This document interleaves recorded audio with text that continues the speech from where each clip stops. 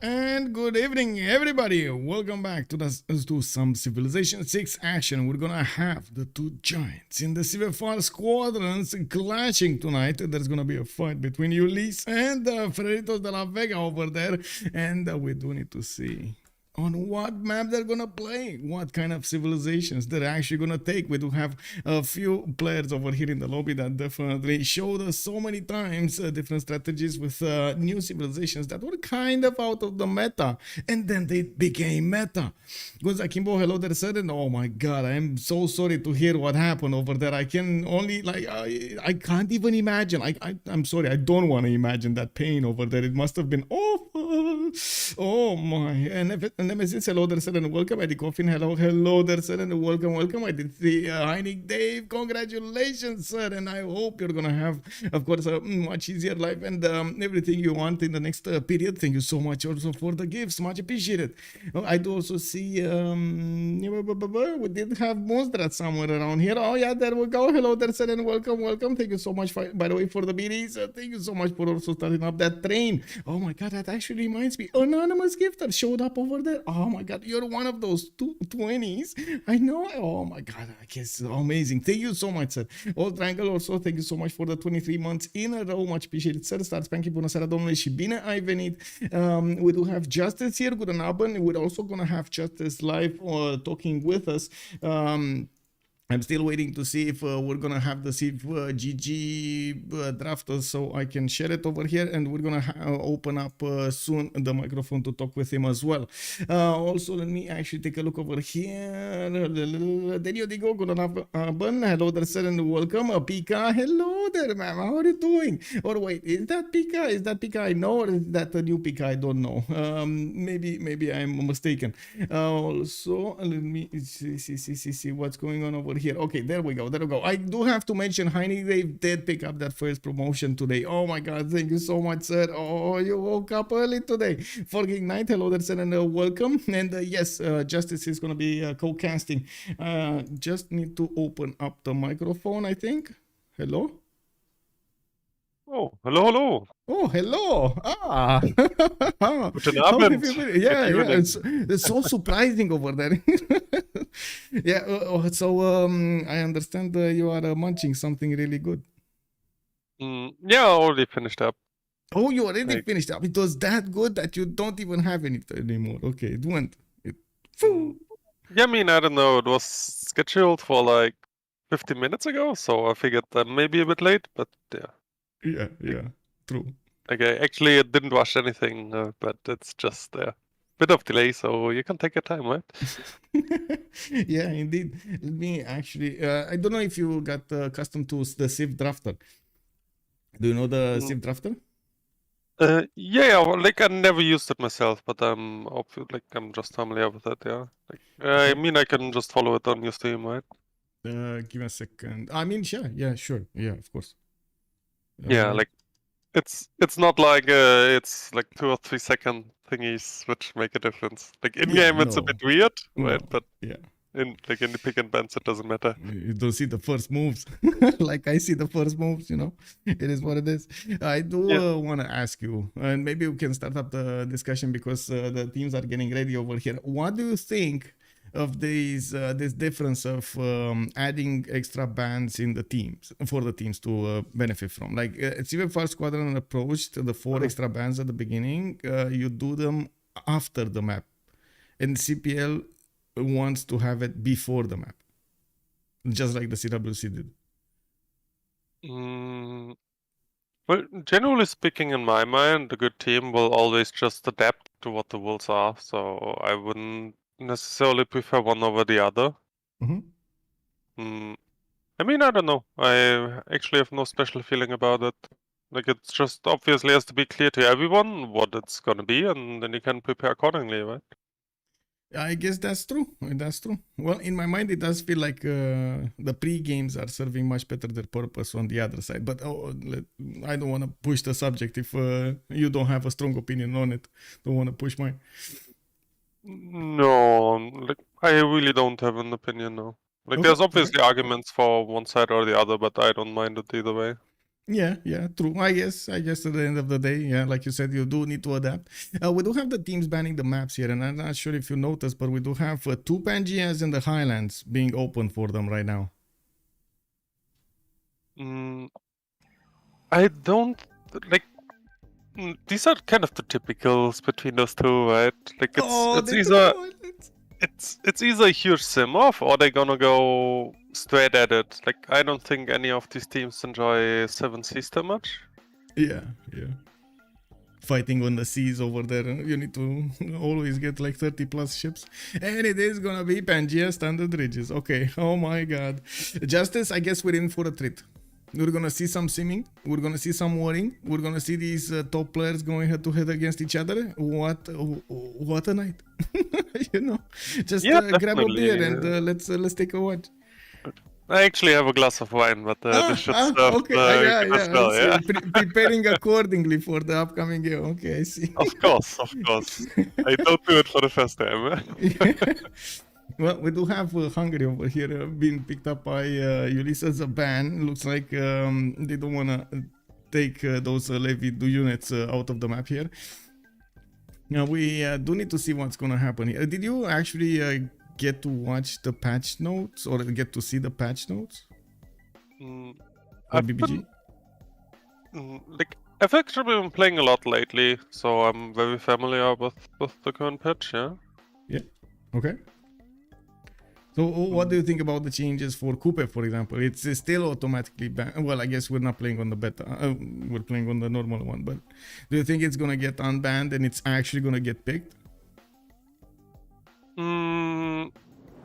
Eventually, yes. Like, the thing with Coupe, like, pretty much, I guess you could compare it to Babylon or something.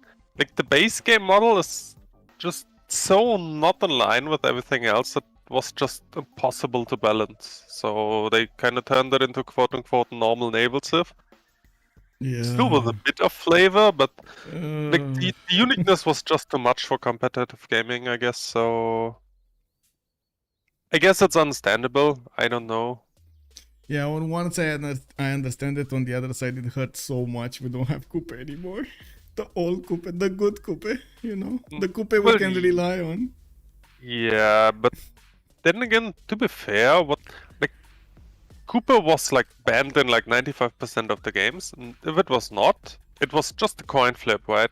Like you may get an amazing spawn, you can kill someone, full kill someone like turn 15 because you settle next to his capital, chop out the galley, and then the guy's dead, right? And this is not really what, like, it's really literally just a coin flip. Like in the draft, you just flip a coin and see who wins. Like there's not much skill expression in it. There's not much. I don't know. It's just not very healthy to have so much randomness in competitive gaming, I guess. Well, this guy over here is having the same opinion. He's saying that it's a perfect Civ to donkey into somebody. And yeah, but definitely that's why we like it. I mean, isn't that why you would like to get Coupe? Justice to just full stomp somebody with like some tours and stuff like that. Yeah, but he may also just have a turn 8 settle and then not find any land which is good to settle and be completely useless. This can also happen as well. Like the thing with randomness, like especially as a viewer, it's great if it works out, right? Like it looks so good and you can be, oh, this guy's a genius, etc., etc. But in the end, you don't really have much influence on it. So, generally, when it comes to competition, I feel like it should be about consistent skill expression, and this is just the opposite. I do remember those settles 6 tiles away from capitals, casually Coupe coming in. Yeah, exactly. Boys. I guess, yeah. It's fun as a viewer, but it's horrible as a player. Yeah, of course, I know. It's good to play Coupes when you do get those amazing things. But anyway, coming back to what is happening here in the draft, we do have on the left side the Hungary with India and Rome being taken down by Ulyss. Yeah, on the right side, it looks like Freritos will have Khmer, Gran Colombia, and Teddy Rough Rider taken down. Okay. They do have 4 more to go for, and of course, well, it looks like Cyrus is getting the axe. Maybe they will take Nader Shah or ban Nader Shah. Is this the current beta? Or No, are they no, no, still no, playing no, on no, live? no. We're still playing on live. Tomorrow, I believe it's gonna be the update from live, from beta into live, if I remember Okay, I correctly. see. Yeah. Because on beta, no one cares about Simon anymore. Yeah. For obvious reasons, yeah. Migmac, hello there, Migman. Hello there, sir, and welcome. Objectus. Good evening, sir, and welcome. I'm fine. Thank you so much for asking. And it looks like Objectus is also saying hello to you, Justice. He's saying that we haven't co-casted in some time. That is true. Yeah. Look, I mean, I'm obviously just doing this for enjoyment and not like as a full-time expression like you do. So Yeah, of course. He was sometimes just on a good missing matchup, you, man. He I was like to missing find, you. yeah? There was nothing there bad. He was missing you, man. Yeah, of course. I also feel a love. Yeah. Hello. Yeah, there we go. Well, we do have Cleopatra also being taken down. This is Ptolemy, and 2 more bands to go, and we're gonna start seeing the picks over here. Looks like Sejong taken down by Ulyss, and who's gonna be the right one? Who's gonna be the one on the right?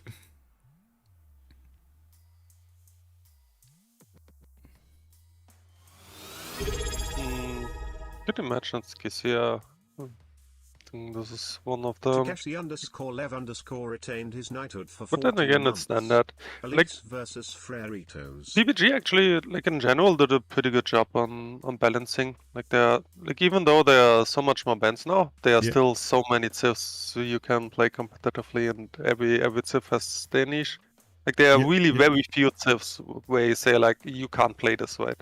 Yeah, that is so true. And I gotta say, I have this problem also. I did try for quite a few times to predict who's gonna pick what and so on and so forth. But to be honest, there are so many combinations and preferences to take into account. At some point, I just feel like it's just much better to wait for what the players are gonna give us. You know, they pick. Yeah, and also like I do know a lot of people disagree, but I still feel like Civ is a very unfigured game, so there's still so much room to explore, especially with the BBG changes coming in regularly, right? Yeah, which obviously shifts the meta as well. So I don't think anyway that we have reached like that we have figured out the game. It's an ongoing process, I would say. It's definitely getting better. I do have to also say I am excited to hear whatever I can hear about Civ7. We don't know anything yet. We just had that little teaser, like of an announcement or whatever it was, a hint, like a few months ago, and then silence. Nobody's saying anything. Oh my. Uh-oh, Scotland. Make way, boys. We got Scotland. Yeah, and this is the Scotland who still has like movement on scouts and settlers, so very understandable first pick. And I gotta say, Scotland has been showing up doing very well in most of the games, actually. I don't think it was only because of that extra movement. The fact that he just gets so many bonuses from his happiness, it's amazing. Well, yeah, but this is unchanged actually, and like at least from the games I've seen, like it's still picked, but it's not first pick or ban anymore, and I think that's a good place because well, like generally, but it's first pick now. Yeah, but this is on the old patch, so like what it really on the new patch, you see, they're gonna fix it. Okay, it's gonna drop down. Let's see. I'm actually quite curious. Looks like Freritos here is gonna go for Lincoln, and they do have another pick to counter somehow Scotland or try to make their own Civ makeup here. Thank you so much, by the way, Takeshi Lev, much appreciated. Big Man is asking if there are any Gorgo first pickers over here, and it looks like they're kind of not. They're not doing it. We don't have Titiits in the game. You would have definitely picked it. Forking Nat is also asking if Gorgo is a must pick over here. Well, I guess it's definitely a good civilization. I'm actually a bit surprised that they banned Rome over Gorgo, but sure. And looks like Theodora over here has been consistently showing up in the games, and looks like also Gorgo on the other side. And yes, Alex 2005. Good evening, sir. Fabius, good anaben. Hello there, sir. Welcome. Yeah, it's really just pretty nice all around. Like both of these civs, they have their slow stacking war bonuses. Like Gorgo's obviously more known for fascism timing than like, I don't know, like a Rough Rider or like Black Queen or something who pushes all game long. So she has to scale. Theodora pretty much on the same boat, right? Like, Yeah. have your teammates finding religion for you, get up the taxes, and then you really want to push late. Actually all of these 4 picks really want to scale rather than fighting from turn 1. Well, they did pick Pangea Standard Ridges, which in my mind definitely means a few later timings, but I think they're actually taking a bit of a risk. Some of them are going to need to fight. It's not always you're going to have mount and separating, you know? Yeah, it depends. It's definitely a gamble, and also like between good teams, which they definitely are, there's usually kind of a handshake, right? Like, okay, you pick a simmer, we pick a simmer. So like they kind of handshake into it. Will be it will be a slower game. The unspoken handshake? Wait a second. Okay. Really? Is that happening? Because I've seen, I guess in between these two teams, we haven't seen it that much. But I've seen players, this weekend? Last week? COC going against somebody that actually went full, they wanted to be more aggressive. I mean, I obviously cannot see into their heads, but generally in game theory, it's just like this, right? Like if you demonstrate, okay, I pick a simmer here, you pretty much have the option, like as in-game is the same as in draft. Like, do I try to punish the guy or do I just sim along? And looks like they decided to. Why do you say punish the guy, man? Wow, okay. I mean, okay, you pick the option that is gonna go along or not go along with him. Yeah, I mean... Okay, create your own plan or don't create your, you'll go along with his plan, basically. Yes, exactly. Yeah. Like in game theory, this is always going on between opponents, right? So. Yeah. True. That's why we always take a look at these drafts and we're wondering, okay, how are they gonna respond to this? They have those options indeed. We're going need to see the next also bans. It looks like 3 more have been taken down. I think the Medici, the Black Queen, Aztec Montezuma, then Philip II, and the last one that needs to be picked here. It's gonna be Cleopatra Egyptian. Both Cleopatras have been banned. Whoa, they don't like gold, or they don't like the other team having gold, I guess.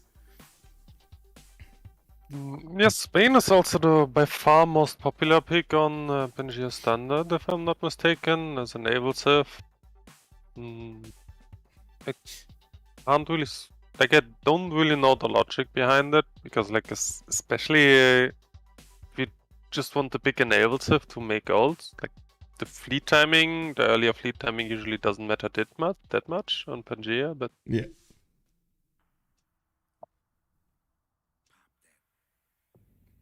Well, now it looks like Nader Shah has been picked up, even though they banned Cyrus at the beginning. Nader Shah seems like a good replacement over here for Persia. Those internal trade routes are still amazing. Yes, you do get science instead of culture, but you can work around it. I do see we do have Pakachuti being picked up. Whoa, wait, what? Really? On Pangea? Standard Ridges? Pakachuti? I was definitely expecting something like this on Highlands, but on Pangea? yeah, it's actually a pretty standard pick on Pangea Standard, no? Like on Pangea Standard generally just gives you long mountain chokes, and this is exactly what Inca wants. So it's actually, I would actually make an argument on Pangea Standards. Inca usually has better mountains than on Highlands. It might have. I guess my surprise is I would feel like other civilizations would be better here. Vietnam, for example, feels better. overall results. Even Shaka, I think he would have felt better here. The main purpose of Inca is actually just gold making. You just put on a tunnel and get the full bonus on it. So this enables you to not having to set up naval trade routes at all. So yeah, this is why they also lost pick Genghis. So they don't want to pick a naval civ. And Cleo was banned out. Then the next best option pretty much is just Inca tunnels. Yeah. Because you have to get the gold somehow, right? True. Okay, so I see Ulyss is gonna go for Genghis Khan, Mongolia, and on the right side we do have one more selection to go for, and then we're gonna see the final civilization draft, the final one. Well, we do have, I guess, 3 Simmers here on Freritos, and then we do have Genghis on Ulyss. Following your logic, are they actually gonna go for something like Genghis? A Lotaro? Maybe. Yeah, I don't know. Like, Maybe some. I don't feel like you need to have a dedicated griefer. Like, Maybe wait, some Shaka. who's actually on the lineup today on them? It's Pompi, Titiits, UTG, and who's the fourth? Spriggan. Oh, they picked Tamar. They picked Tamar. Ooh, okay. Like Sprig is actually very heavy on the griefing side, right? So yeah. True. Guess, like if I knew it was Sprig, I would have predicted something like my Pooch as well, but but that you know, yeah. But it is what it is. Now we're gonna need to see exactly who's gonna play what. And I'm surprised, by the way, that Astikos is actually gonna pick Genghis Khan, which is quite an aggressive civilization. And I don't know, I just like whenever I hear Astikos, I think Monastikos. You know, like I associate him like with like a more seeming rather than warring. I guess you haven't seen the monasticism Genghis yet, huh? The truth? There we go. Never mind. He actually played with our minds. He picked up a Pakachuti. Okay. He said, okay. No. I won't be that aggressive. Or maybe it was somebody else that was screaming, no, let me, Genghis. You know? Yeah. Oh, Phyrsos. There we go. to be completely fair, I think Genghis is very misunderstood as well. Like, the guy has a very good timing on like straight horse rushing, the guy has a very good timing on cash 6, and also just by simming to tanks. Like if you can somehow avoid to get spotted and stack up the diplomatic visibility, this can be a win condition on its own. So I don't think necessarily that Genghis has to go like full grief mode and derail himself. He doesn't have a simming bonus, but if he gets there and he gets boosted by his team, he can have a very solid sim as well, and it's amazing on late game pushes. Well, let's see what they're gonna have to benefit from this game. I'm pretty sure the map will have a lot of say in this. If we're gonna see Genghis somewhere in a corner of the map, it's gonna be a sad day. Maybe on a peninsula settle or island. It is what it is. But anyway, we do now know the civilizations. It looks like Lege is going to be the highest up with Robert the Bruce being picked up by him. We do have Pompi on Nader Shah. UnderTheGun is going to go for Abraham Lincoln. And there's another Lege here. Oh my god, this is Hazaggi, I think. This is Hazaggi because he's the host. He's going to go for Gorgo. He definitely likes Gorgo. And we did see him perform very well with him. Titiits is going to go for Tamar. Phyrsos is going to get Genghis Khan. And then Astikos is going to go for Pakachuti with another Sprig over here. Wait. Oh, yeah. With Sprig on Theodora. Just picking up on the chat discussion. Like for anyone who's interested, mountain tunnels give you actually the full bonus as it was a full naval trade route. So like the way it is, I don't know if this is too deep, but like the way it is calculated is like, I mean, I could get into more detail, but I think that's too much right now. All you have to know is pretty much every trade route to go through a mountain tunnel is pretty much 200%. So that's at least as good as a naval trade route. That seems much more efficient than a naval trade route in the idea, but when it comes to practice and you actually need to set that up with an ally, sometimes it is actually very, very challenging to get the trade routes to actually go through that mountain tunnel. Yeah, it's the same with the normal military science mountain tunnels, by the way, too. People don't use it that much for obvious reasons, because at this timing usually trade routes are established already. But like in my book, Inca is definitely picked as a gold maker here. Oh, for sure. Now we got a question over here, and do you know if a trade route goes through a mountain tunnel and then a canal, is it a 400%? No. You just double and double and double and double. Does it take the biggest bonus and runs with it, or the first one that it? No, interacts with? it's pretty much just capped at 200%. So depending on what where it is, like I don't know. I don't want to go too deep into this because I think it's boring for most of the viewers. But there's a pretty complicated mechanic behind it. Yeah. They learn new information, and at the same time, we wait for the game to load. I'm gonna put up in the meantime also the vote for them to actually go for this. It's fine, it's fine. Let me actually take a quick pick over here to put up the prediction for how many remaps, this being Pangea Standard Ridges. Let's actually go for the start prediction. How many remaps? 0, 1, 2, and 10 minutes to go. We're loading into the first map with Ulyss going against Freritos de la Vega. And yeah, he did try to rename over there, but it looks like at least in the lobby the airport didn't show. It showed that all code over there. Alex 2005 is also saying that you can go deep into it, nothing else to talk about while game loads. Yeah, basically. On the trade route mechanics. Yeah. Okay, with leaving out some details, generally speaking, you can just see it over the full length of the trader. It's just count the tile by tile, and regarding this, like any land tile just counts as 1, and every coastal or ocean tile counts as 2. So this is why you like when a land route is partial land and partial naval. I'm sorry.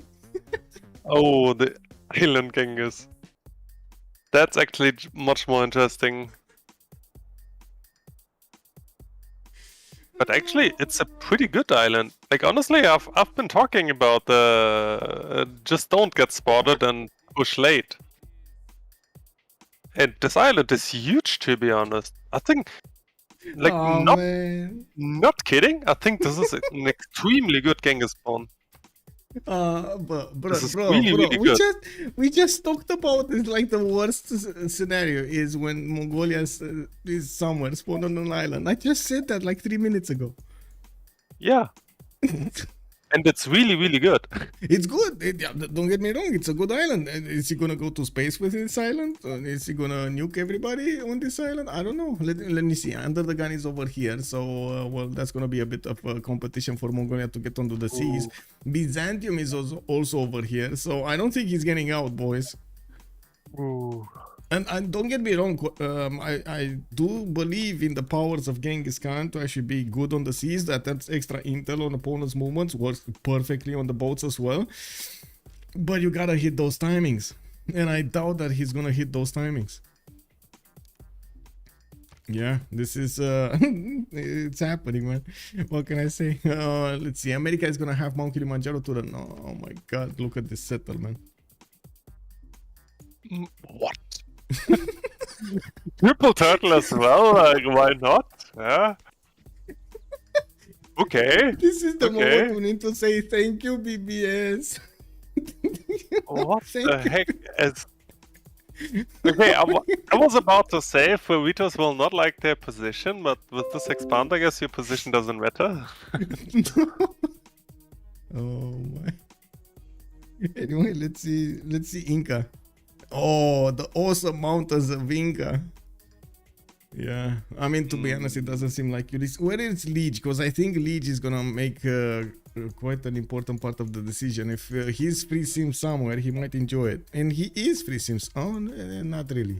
Actually, no, not really. He has Tamar in the north to fight with. Well, at least he's gonna have a Krakatoa over here to the southeast. Yeah. Yes. What is Gorgo doing here? Gorgo? Like, Comes up. Inca spawn is actually really bad. I know. Yes. Just not a single plain seal next to these mountains. And yes, he's going to get a lot of food from putting the terrace farms next to the mountains, but not really. You know, when you're talking about trading to somebody, if he's going to want to trade with whom? Because he has Byzantium next to him, and I guess Nader to the south. No, that's an opponent as well. He doesn't have anybody to trade. Maybe Gorgo? Yeah, I guess they can set up some trade. Oh, this is actually perfect for them. The mountain in between. They can just get a Capagnan over there in the northern one, and that's it. Very far though. Like, Yeah, I don't think this mountain is good actually for trade setups. Yeah, you Because make Gorgo put a city here on the silk. Yeah, but it's just too thick. Oh, but I mean, You sure, just- you get it here. You get this like tip, only the tip. Yeah, You know? maybe like it's doable, but Yeah. not what you really want. Sure, that's how Inca rolls. It is what it is. You always need to adapt to the land, unfortunately. Mashad over here does also have an awesome spawn with two of these 131 seal tiles. He has the food from the sheep to the north. Pretty good campus over here of +5. I do see he has a continent split. He does have a continent split with other amenities over here to the west side. It's going to be relatively close to Gorgo, which he might trade some shots with. We're going to see if they're going to want to pull out their guns from an early stage. And to be honest, I'm not even sure they're going to keep this map. I mean, I've seen it before when players from different teams, not naming any team, just saying in general, did choose to have somebody on a perfect spawn, and even if one of the members had a very bad spawn, like definitely, like totally out of the range of the civilization spawn. Let me see. Moons don't have too many mountains. I think Ulyss remaps this, but that's a little bit of an issue. Talking about it's a double stick, takes too long. Maybe though the bottom two, perhaps. Migman was also pointing out about the bottom over here that yes, could also be a trade route. I didn't say this one because Pompi is very close to it, and I'm pretty sure he's gonna want to put a city here. This is like main distance from him, Nader Shah. If the pin map, they'll know. Yeah, they'll know because he has coast on his right. Also from what they know, like they will not figure out. From what they see is just like Inca is isolated and this is not what she won on Ulyss. Maybe Genghis doesn't even figure out that he's on an island. Yeah, that's what I was trying to figure out, if he will figure it out. We got 7 more turns and it does look like this warrior expanded his movement, because he could get to the coast to the right, but I don't think he actually can get to the north to see if it's a peninsula, if it's connected or not. Yeah, I don't think that's gonna happen. This is not gonna be good for him, to be honest. Like, I like the island, like you said, this is a good island. In terms of islands, this is actually a very good one.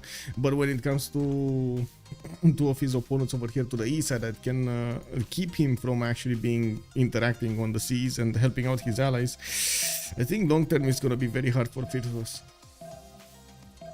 Honestly, it really depends. Like if he's not going straight for harbors, like I don't think that they have any way of knowing that there's a Genghis sitting next to them. So he might actually be able to surprise with a cavalry rush or something, Well, just by not going for harbors. They will figure it out at some point, I would assume. They will see that they do not have anything anywhere, right? Like there's no like trace of a Mongolian scout anywhere. Yeah, definitely. But the thing is, no Theodora nor Lincoln really wants to go for like harbors. They want to, like, Lincoln wants to do campus and industrial. Theodora wants to do the holy sets and theaters, and they will just hang in there and try to zim it out, I think. So Yeah. Hello there, JuJBZA. Third 10 is the remap. For King Knight is also telling us if you do not find a player the first 30-ish turns, you have to get the idea the guy is on an island. Yeah, I guess. yes, this is very true, though. Yeah, We'll see. like We'll see. you- I would assume. Just saying. I would assume since both of the capitals are on the water, UnderTheGun and Constantinople at some point are gonna get harbors. I do not know when. That's definitely a question mark. If they're gonna go for them much quicker. For example, I'm pretty sure holy sites of Byzantium are gonna be first. Maybe he's gonna follow up with a Gavron Plaza. Maybe he's following up into something else other than harbors. Maybe theater squares. I don't know. We'll see. Maybe he's even gonna go in encampment because he has Inca so close to him. At this point, we're going to need to see how the players will evolve to this. And I do see the war declaration is being sent. I did also notice Georgia was fighting off Scottish Scout. And it looks like Sterling over here does have a settler coming up in 3 turns. I'm pretty sure he's going to want to get the Krakatoa volcano to the southeast. That settle over there is amazing. Look at that settle. The 2-2-3-1 settle next to on Krakatoa. to be honest, I don't think he wants it. You don't think he wants it? What does he want more? It's non-fresh, and Does he want? it's non-fresh. You mean he wants this one, the 1-3? Yeah, he probably will settle fresh. Also, there's actually, I guess you could like. There's just a better aqueduct industrial setup with the Cav just on the floodplains there, settles above. Also, things people keep forgetting about is like, yes, the base is amazing, but early on the science actually doesn't give you that much, and also if you settle first wing to a volcano, like Liang won't save your pop. It will only save your tiles and improvements and districts and so on. Yeah, and if Krakatoa starts to be excited over here, you don't know what happens, man. Yeah. Yeah. Oh, I do notice Sterling does have Temple of Artemis possible over here, and this is gonna be nice. We do have 1, 2, 3, 4, 5, 6 amenities that he could gather from around these improved resources, and so I'm pretty sure he's gonna be happy if he could manage to get that. Oh my god. Okay, if the science is not that good at the beginning, it looks like Krakatoa got excited while we were talking over here, and he was like, "Oh, I will show you justice. I will show you. I will make myself pleasant." Even better, yeah. You can even still see the excitement for the full turn over here from Krakatoa. I think it's definitely worth now. Well, the thing is, there are generally two schools of thought, right? Like a lot of people just settle on the volcano and then complain all game that the volcano is exploding. Is on 2 pop turn 80. Right, and because they see deals, and then there are more tempered guys, like which I think Lege is. Like, honestly, I think they're gonna remap this anyway. But, I think we got another important question to find out. Does he even know about Krakatoa? No. Okay, this discussion ended. Yeah. The round table. Discussion ended. We will, and I also think they will remap. So I don't think we will find out where he would settle. Yeah. Thank you for the follow, J-Rob86. Much appreciated, sir. Abu Siakaka also, hello there, sir. Hunde Prater, good evening, sir. And well, I guess they have quite a challenge in front of them. It looks like Freritos are thinking a lot more than Ulyss. Ulyss made up their mind, and to be honest, I don't think Lege is gonna want this. Yeah, Lege doesn't, and of course Mongolia being thrown to the wolves and everything. He just didn't want this. Which is, to be honest, another chance for us to see Genghis Khan in full-blown action, you know? I really don't think this was about Genghis. They have Inca isolated, which is bad. They have Scotland next to Georgia, which is very known for the Kevshire push. They really don't have any, like, positionally, this is actually the lowest wall Ulyss could get, pretty much. Do you see this Greek scout?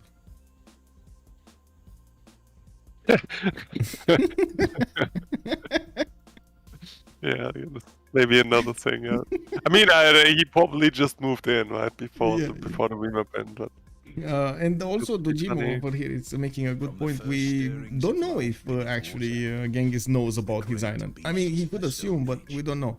Also, one more coffee. Hello there, sir. Lege saved himself from a how long base situation. Exactly. Oh my god. Can you imagine if he settled like 2 cities and then found out about the city in the southeast? And Krakatoa was just getting excited and more excited and just covered it. Oh my god, Yeah. is this like a bulldog kind of map or what? What is this? By the way, Doubtful has joined the round could you try to table. rehost the stream? We opened for like 3 or 4 times now, but it Yeah. like keeps bugging out for me. Oh, what does that mean? It I just have weird colors. Oh, weird colors. Oh, interesting. Gray or green or whatever. Like I see. Discord is trying to talk to you. yeah, I guess so. maybe it's also the drugs I taken, but you never know. It's from that thing you ate earlier, you know? Yeah. Yeah, probably. Shouldn't have eaten that fish. Well, I do see Mongolia this time around is going to be to the top left of the map over here. He's going to have America next to him. So, well, that's a prime target. And we do need to see what he's going to fare to the south against Tamar. But I don't think they're actually going to clash here. And this time around, he does have a decent amount of land. And it's all going to be on the same continent as everybody else. Or I should say the same landmass. We do need to wait for everybody to join. We have everybody. Oh, we're going to need to relobby. I'm so sorry. It is what it is. It's that bug again. Dujimo, that happened to me one game. I had to restart the game to fix it. Oh, the weird colors. You mean? Yeah, sometimes it's weird. Yeah, we're probably gonna have a relobby.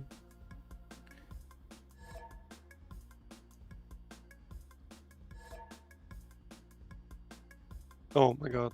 Yeah, it still does funny stuff. I don't know. Discord stream just doesn't want to work today, I guess.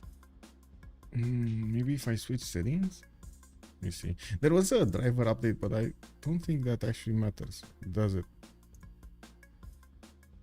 Let me see if 1080p works better. Like I'm watching my own stream and it looks good. I don't know. Weird. Wait, Chocolate Hills. Oh, it was. I don't think. He wasn't that far. Actually, he wasn't that far from getting the Chocolate Hills. Like what? Third city maybe. Yeah, if his scouts they can have it. Yeah. Yeah. Definitely. Yeah, I didn't actually see how far away from his cities was America. Or how far away from Chocolate Hills actually was America. Urek, hello there, sir, and welcome. Also, by the way, hello there, everybody on YouTube. Did you know, Justice, that Twitch unleashed us all? Unleashed in what sense? We are now allowed to multicast. As in, cast at the same time on Twitch and YouTube. I didn't even know that there was any restrictions on it. So. There was for years. Oh my god, there was like a massive discussion around this. Yeah, I don't know. Like this is not really my world, I guess. So, but yeah, I can see that this is actually a big thing. Yeah. Yeah. It is. Let's interact with YouTube a little bit more. Yeah. Also, Bartolome is saying America approximately equidistant from the Chocolate Hills as Mongolia. So there's gonna be a possible fight for the Chocolate Hills. I mean that that seems good. They're both about the same distance. Yeah. Good evening, Monster. Have a good evening. Have a good evening, man. Also, Toxic Brain. He was about 7 tiles away. Okay, so he was actually quite close. I think I have 0 MS. Oh, I didn't restart the stream. Oh, is it working fine now? Yeah, like right now it is. Like I don't know. It's just weirdly sometimes it just turns in any kind of colors or like, I don't know. Okay. Maybe it's actually me, but I can't imagine what would cause this kind of stuff. Oh, wait, Migban is saying that Dystoria is joining Ulyss as a last minute sub. And wait, if he does that, we're probably not gonna play on this map, right? No, this was the other caster. He's just in the wrong slot. He's kidding.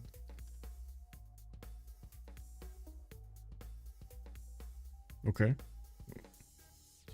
Well, I guess there we go. There we go. Okay. He's going there. I was surprised that he did see the map and he was getting in. I guess it is what it is. I got bamboozled. There we go. Big man is saying, real, kidding. Okay, there we go, man. It is what it is. He got you good there. Yeah, he got me. He got me. It is what it is.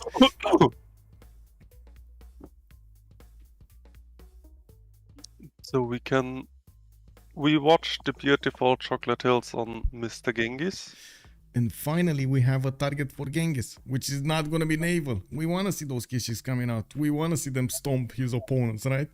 I'm very curious where Scotland is, because to be honest, that's in my mind one of the most important things. Position of Genghis and position of Scotland. The others can definitely fight on their own if they want to. Now begins your greatest quest. Yeah, like, you kind of want Lincoln have scaling as well, like on the other side. Actually, thinking about this, do you notice that on Team Ulyss you do have like 3 civilizations that do matter so much where they are on the map? Like their position on the map might impact the game so much, while on the other side, you don't really have that. Yeah, there are definitely civs you kind of quote-unquote need to remap for, and others that can adjust, yeah. Yeah. Georgia over here looks like he put down his city, and he's gonna get the benefits of some of this marble when he's gonna get to improve them. We do have him with a continent split to the south, and I do see the mountain ranges are gonna give him pretty good holy sites or campuses depending on what he wants. We do have him at a distance, the good distance away from Mongolia, so I'm pretty sure this is probably gonna be some sim heaven happening here, and this is good that Georgia is gonna be alone for some time. Greece is to his east, and that's gonna be an opponent. I am quite curious if there's gonna be some sparks flying over here to the south of Kabul. Now we do have Greece past these mountains. Oh, this is the capital city. He's gonna get another city here. I find it doubtful that he's gonna go past these mountains with another city. Whoa! Yeah, He's moving. What? He's actually moving. I'm wondering if he wants to settle here, I guess? Oh, he didn't have an Acropolis in place. This is why he's moving, yeah. Where was he?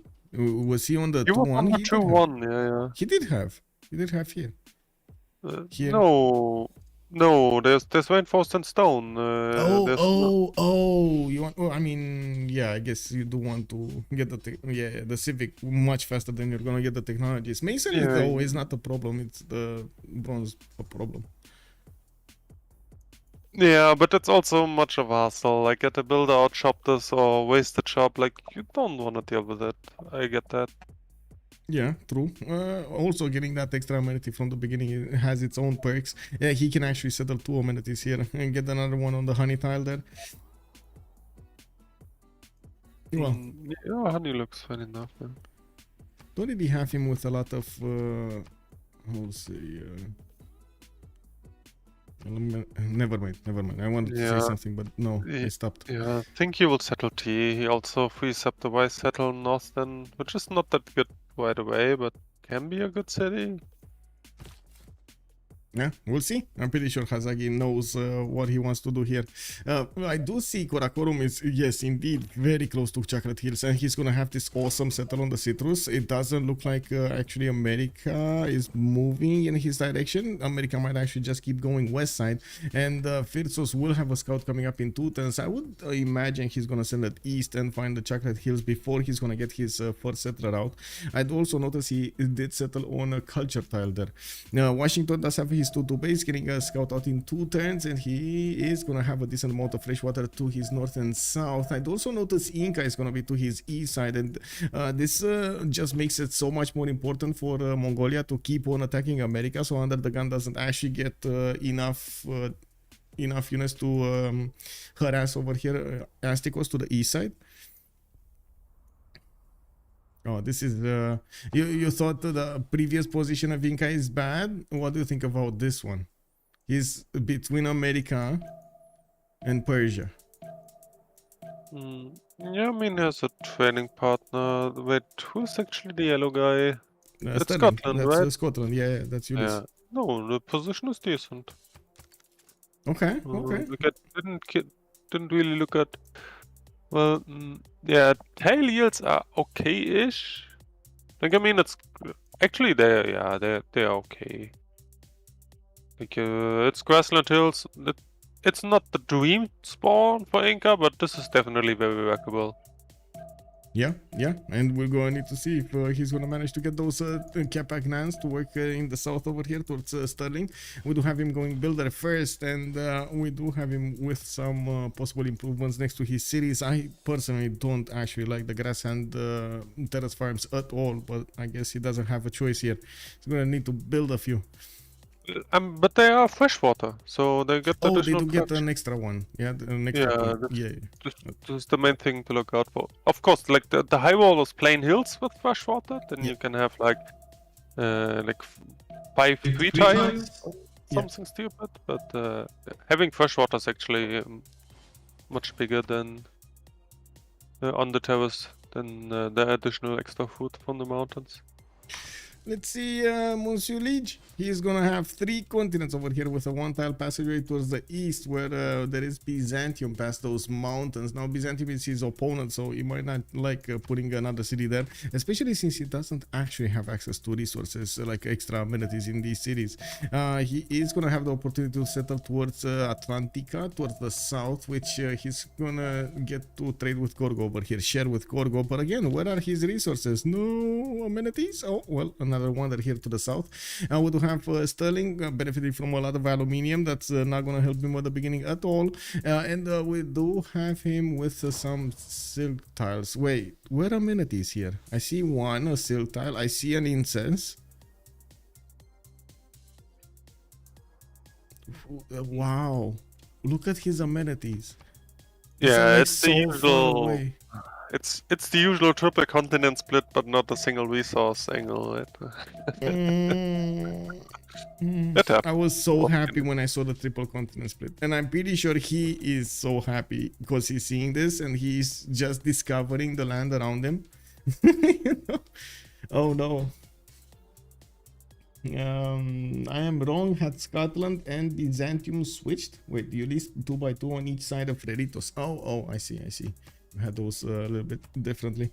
Looks like Nader Shah is going to be with Mashhad on the coast. He's also going to be on the east side of Inca, and he does have Byzantium to the south, which is going to be his ally. Oh no. Actually, look at this. Nader Shah doesn't have anybody to go against other than Cusco, Inca. Well, I guess we're going to need to see what kind of economy he's going to have with Byzantium to his south, and at the same time, where is he going to settle? I do see him easily with a settle to the west side here, and I do see him going towards the west, towards the city of Cusco with a scout, so he's going to figure it out sooner or later, sooner rather than later. Now, also in the capture, he does have some fish that he's going to need to gather fresh water from the lake, and I do see a decent amount of tutus for his early production. And we do have also one more turn until we're going to have a remap possible. Ulyss doesn't have a remap token anymore. Freritos has one. We gotta see if they're gonna want to remap this. I don't think they're gonna want to remap this. Like, who's the one under the gun? Under the gun is here. Tamar is here. Tamar doesn't care. Under the gun, I don't think he cares. Nader Shah is over here, and Byzantium is free sim. I don't think they remap this. What do you think? As a spectator, I would say they should remap. I mean, why? What do you mean? Look at this. Look at this Mongolia versus America thing over here on the Checkered Hills. Yeah, from what Dave know, like especially as it's under the gun frontline, and like under the gun is one of the most confident guys ever. Like he is always like, I can play this. What's the problem? I can do this. Yeah, let me at him. Let me at him. Yeah, he is really confident. But I don't know. Like they must assume that like yes, they don't really mind their own positioning. but they can also assume that like this map positioning is not good for them. And also, other than Theodora, the tile yields are also not very good. So I don't know. I guess it's kind of 50-50. Like the tile yields are pretty much like neutral. Like you can play it, but you like don't there's have anything pretty much amazing. nothing speaking for it. Yeah. So when you're unhappy with your position, then you may remap. But I don't know. Like obviously I know more than them because I see a whole map. So this is always hard to say. They may play it. There we go. Maybe they remap. They said play it. Okay. Yeah. they will play it. And UnderTheGun is the one counting down. Man, he might have just led the charge on this. Ah, come on, man, you can do this, you know? Just play it honestly, out. I think he will find the chocolate hills with a Mongolian specialty on it. He's gonna have the Mongolian flavor on the chocolate hills. I don't know. It is what it is. UnderTheGun is going north, and by the looks of it, he did figure it out. Look at this. He knows one tile, man. He knows one tile, but he was just too late. Too late on the settler. And also, I do like how sorry. I do like how Phyrsos is using this warrior in the middle to try to stop anything from moving there. Thanks, we were gifted. No, March Condi, hello there, ma'am. You do have a sub, yes. I think, I don't know who it was. I think it was an anonymous gifter, right? Tamar is happy and Byzantium is God spawn. And I gotta say, we're gonna quickly go through the strategic resources just to know about it. But yes, while we were talking, by the way, in my mind, it was like, oh my God. Justice, look at this, man. We got bananas, we got truffles, we got him with like so much space to develop. Lake red bot to the right side. I mean, you know, pretty good. Not too shabby. Possible pyramids slash Petra slash whatever you want over here.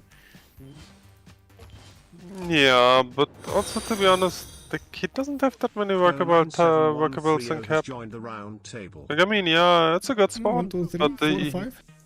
Yes, little workables, yes, little shops. Yeah. Thank you so much, KRKO9713 for the follow. Much appreciate, sir. Also, how's the Caguana killing going? I mean, it's killing. Byzantium over here might get another city. I'm pretty sure it's not going to be Persia, so far away from his city. And we do need to see it. Wait a second. I think it still dies, actually. Ooh, if Caguana's warrior takes this one down, yes, and then attacks this one, I think Caguana lives. Because it won't be under siege anymore, and this scout is not going to have enough health, and them combined are not going to do enough damage. Oh, why? It is what it is. Looks like the Persian warrior did survive, and that city is gone, probably. Yeah, with the sacrifice of the warrior, his last breath, he gave the opportunity to Byzantium to get the city. Anyway, going really quickly on this, we do have Mongolia with the second city on the Chocolate Hills. I do see him also getting it on the settler in 2 turns. He does have horse tile in the second ring to the east side. He does also have iron in the third ring, quite expensive, and quite a few settlers over here next to his cities. Now we do also have America settling towards the Chocolate Hills, but not there yet. We do have him with Washington putting down the campus in 3 turns. He does have his iron tile 3 tiles out to the south, very expensive. Horses 3 tiles out to the east, again very expensive. He might actually consider settling towards that anyway. Oh no, can he show the gold on Phyrsos? I think when he sees UnderTheGun moving, so he's probably telling his team right now to buy all the tiles before UnderTheGun settler arrives there. Yes. I do have to mention, I've seen quite a few times cities put like this that actually have fallen. So I'm just saying that everything is possible in this game. You know, it all depends how you're playing it out. We do have Tamar in the south with his Civ6 coming out. I do see him improving his quarries, and I would imagine he's actually going to go stone circles here if he actually improved 3 quarries so quickly. We do have also Georgia benefiting from a horse right next to Kutaisi, and his iron is going to be 3 tiles out from that city center and from the camp. Actually 2 tiles out from Kutaisi, 3 tiles out from capital city. Looks like Greece is going to have his Stonehenge. Oh my god, we see it again, that strategy with the holy site, the Stonehenge, Greece over here into monumentality. Okay, I mean, maybe it's just me not trusting this strategy, but anyway, we do have him settling on that detail, benefiting from an extra science point. He does have the what was it, honey settle, yeah, honey settle underneath Eritrea. Now he's gonna get the monuments for the extra culture. Horse style next to Sparta with iron. Where is his iron? There is no iron. Oh, It's he above moved the away. volcano. Yeah, he away. moved away. Well, at least he's sending a settler there, and I would imagine he's gonna go on the rice or something somewhere around here. Anyway, I could have gotten a 3rd city, by the way, on the sugar tile to the east of Sparta, which was another one of these amenity settles. Nice, but required a lot of this gold. is a horrible city. Yeah, don't get me. Yes, you need a lot of gold. A lot of gold. Anyway, we do have to the north, still struggling. Oh, looks like UnderTheGun is actually gonna step away from getting Chocolate Hills. He knows that there's no contest over there for Mongolia.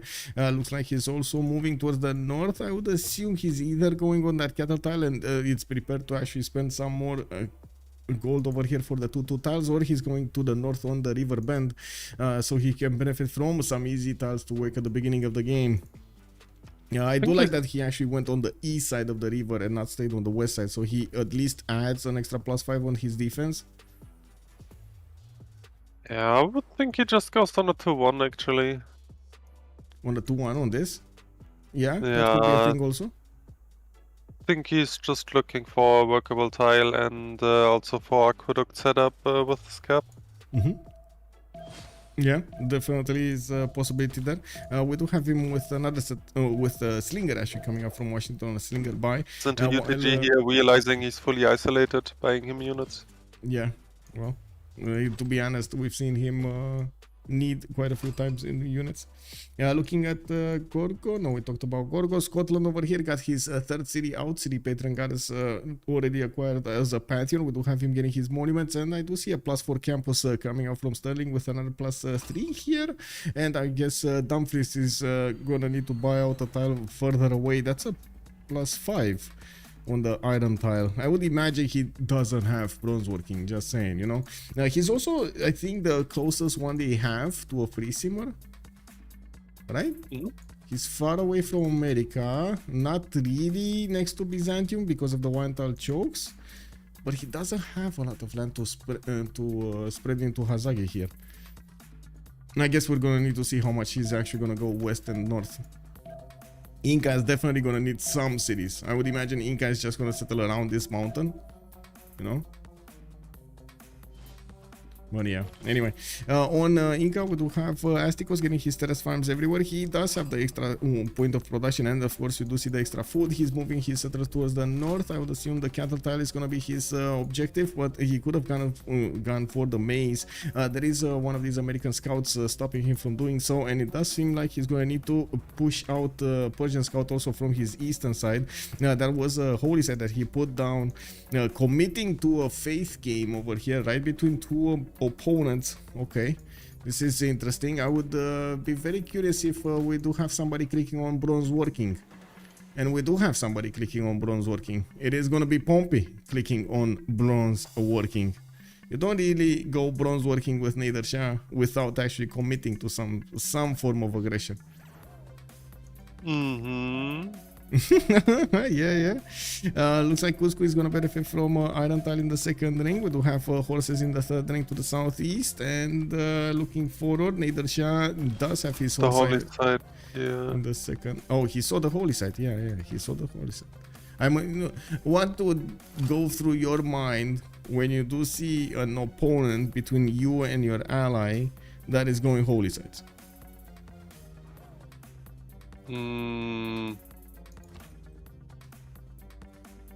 I mean, what should go through my mind? I like it.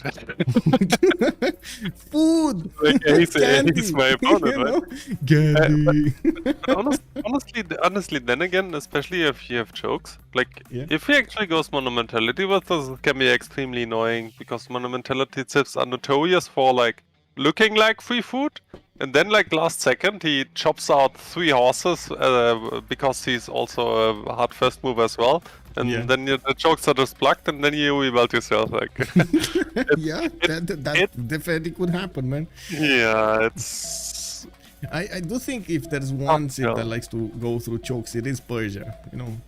So I would assume those immortals are gonna arrive over here and try to do something. Anyway, we'll see how this develops. It's definitely gonna be a point of interest in the game.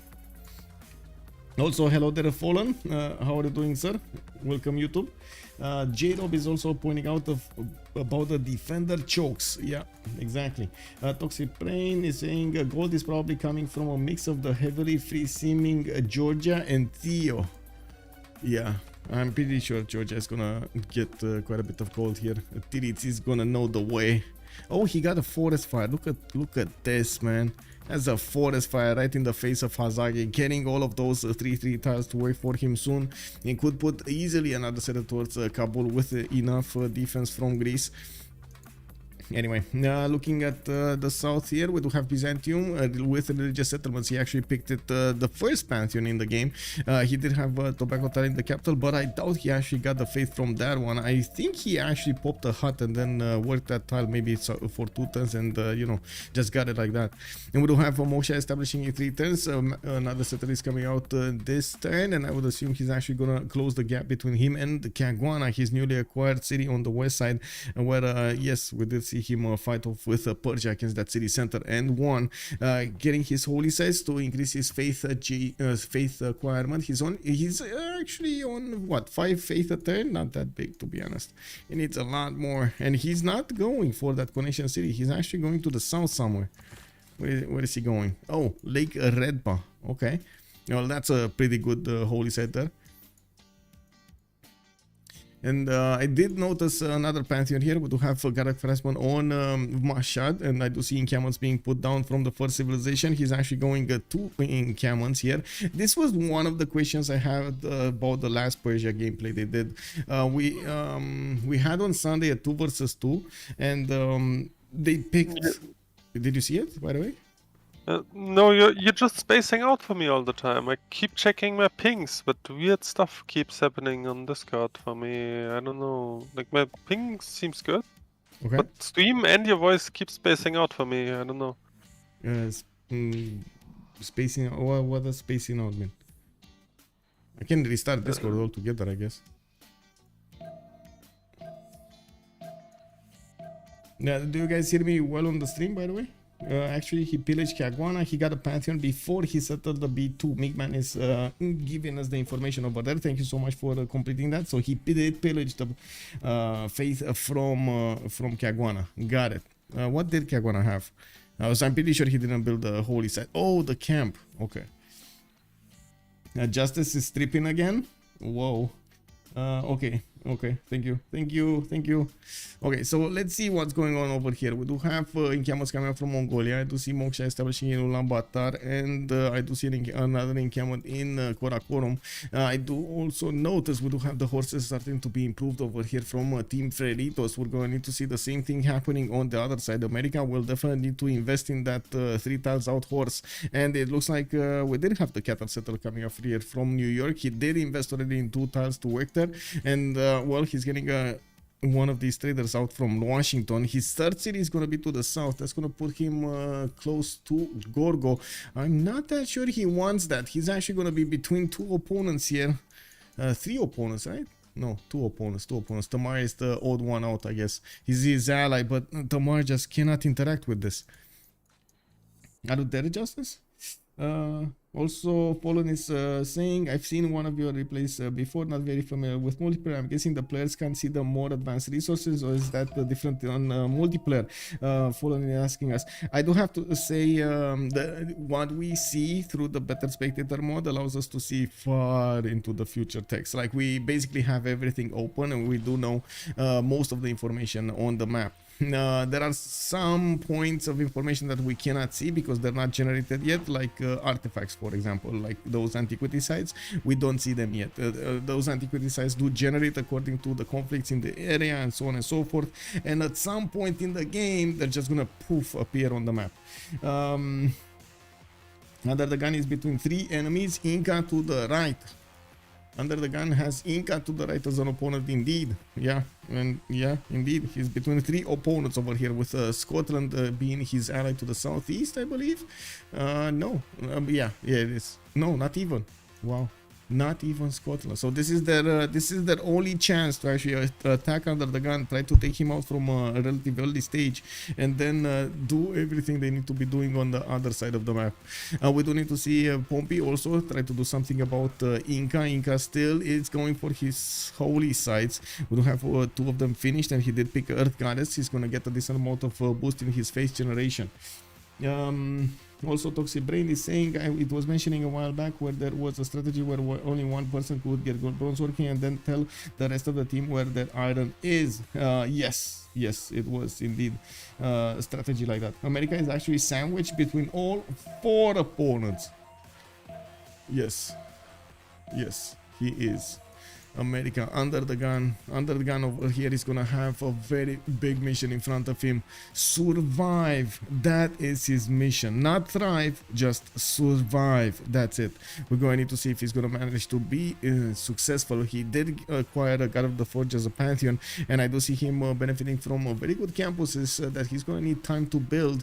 Is that actually gonna give him an edge against Phyrsos, which is already getting his 11 science and 7 culture to work? He's getting his trade route out from Al Malik. I would imagine he's actually going to connect Ulaanbaatar to Al Malik to get the road going. And I'm actually quite curious what happened to Justice. I'm back. Okay. We started everything, but looks like doesn't help much. I don't know. Maybe it's the zone thing of the channel. Give me a second. Can I switch it? Maybe I can switch. Give me a second. Although it should be fine because it's Rotterdam, so I don't know. It is what it is. Let me see. Is it better now? I could switch though. Right now it's actually fine for me, yeah. Yeah, it's fine. Right now, I don't know. It just keeps doing funny stuff. Like right now it's fine. I will let you know. Okay. Let me know. Maybe it is the region. It did happen. Like sometimes the servers get overloaded in a region and it doesn't tell you they get overloaded. Anyway, now we do have to see also how Scotland is gonna react to this, if he's gonna flex any kind of muscles. But I would imagine they do want somebody's just simming, trying to get those points on them, trying to get also the gold. And Scotland did open up with campuses. He does already have 2 built and the 3rd one on the way. He did not invest in that +5, by the way. And now he's directly going to discount some commercials. Easy peasy. 2-turn commercial over here in the city of Air with Governor Li Yang beginning. This is, of course, giving us the idea that he's going to go city parks over here. Now, also prediction reminder. Oh, thank you, sir. Choose prediction. It was 1 remap, right? 1 remap. We had 1 remap. Okay, and then let's actually put up the prediction for who will win. Yes, Justice? I was just about to point out that, like, most of the time Liang is actually overload on Scotland because you have such an easy time getting to amenities, but on his spawn, even though it's triple continent split, he actually he's suffering on amenities, so I kind of like the Liang here, Yeah. I mean, he needs to get those amenities from somewhere, and one of the possibilities easiest is to get it from his allies, and the second possibility would be to improve them himself, but he doesn't have access. Maybe these, well, of course, the 3rd one would be governors and the buildings. We do need to see if he is, well, wait, 1 second to finish my idea. He doesn't have a camp anywhere.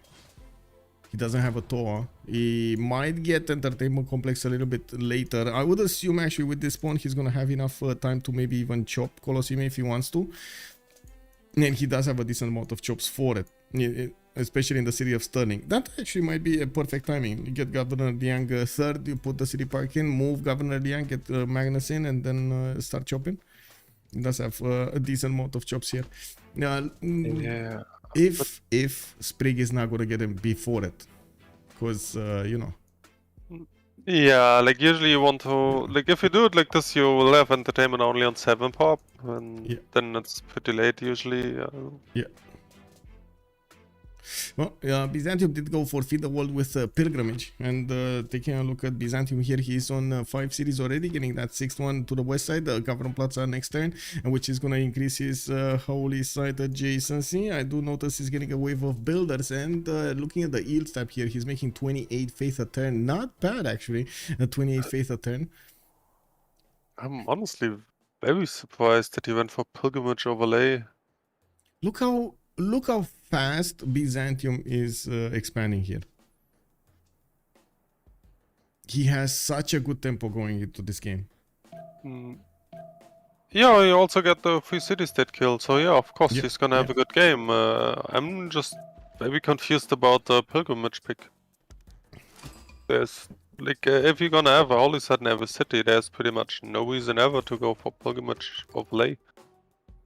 Overlay, yeah. I guess there was a discussion at some point, and I'm also surprised we do see more Pilgrimage being picked up over lay ministry. So many times in the past, players told me that lay ministry is just so much better than Pilgrimage or Tithe or any of the +2 gold, +2 something ones.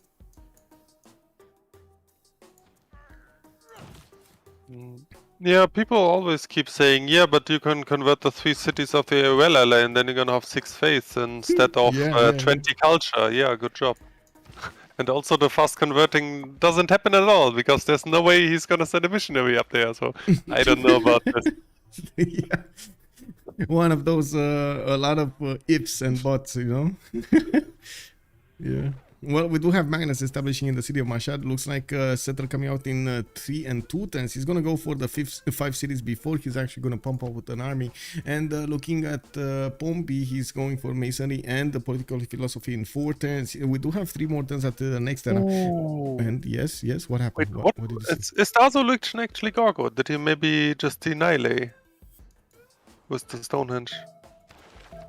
No, he got Crusade. He got Divine Inspiration and Crusade. Oh, okay. This is starting to become worse and worse for UnderTheGun, to be honest. I don't know, man.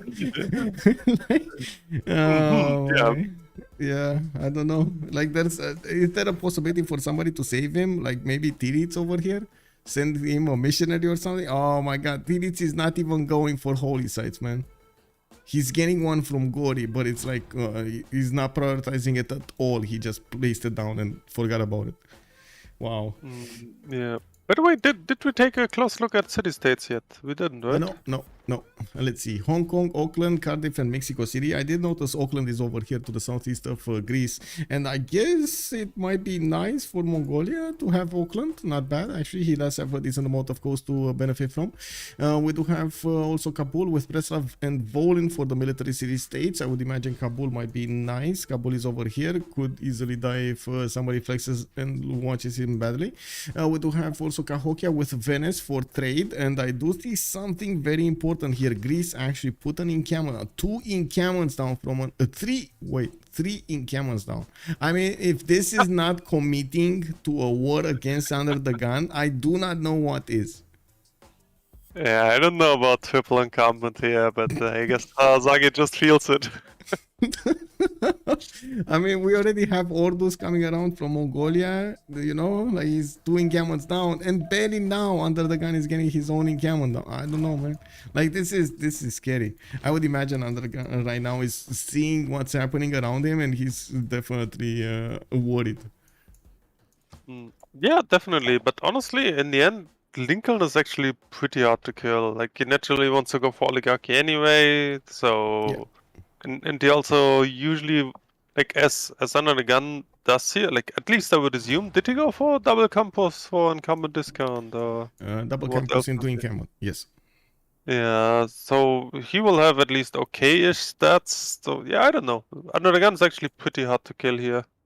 Yeah. Well, Gorgo is getting some help.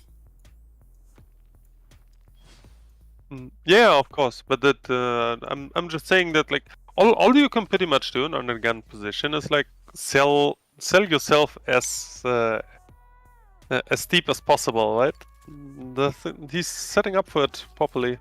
Yeah. Irel war will begin soon.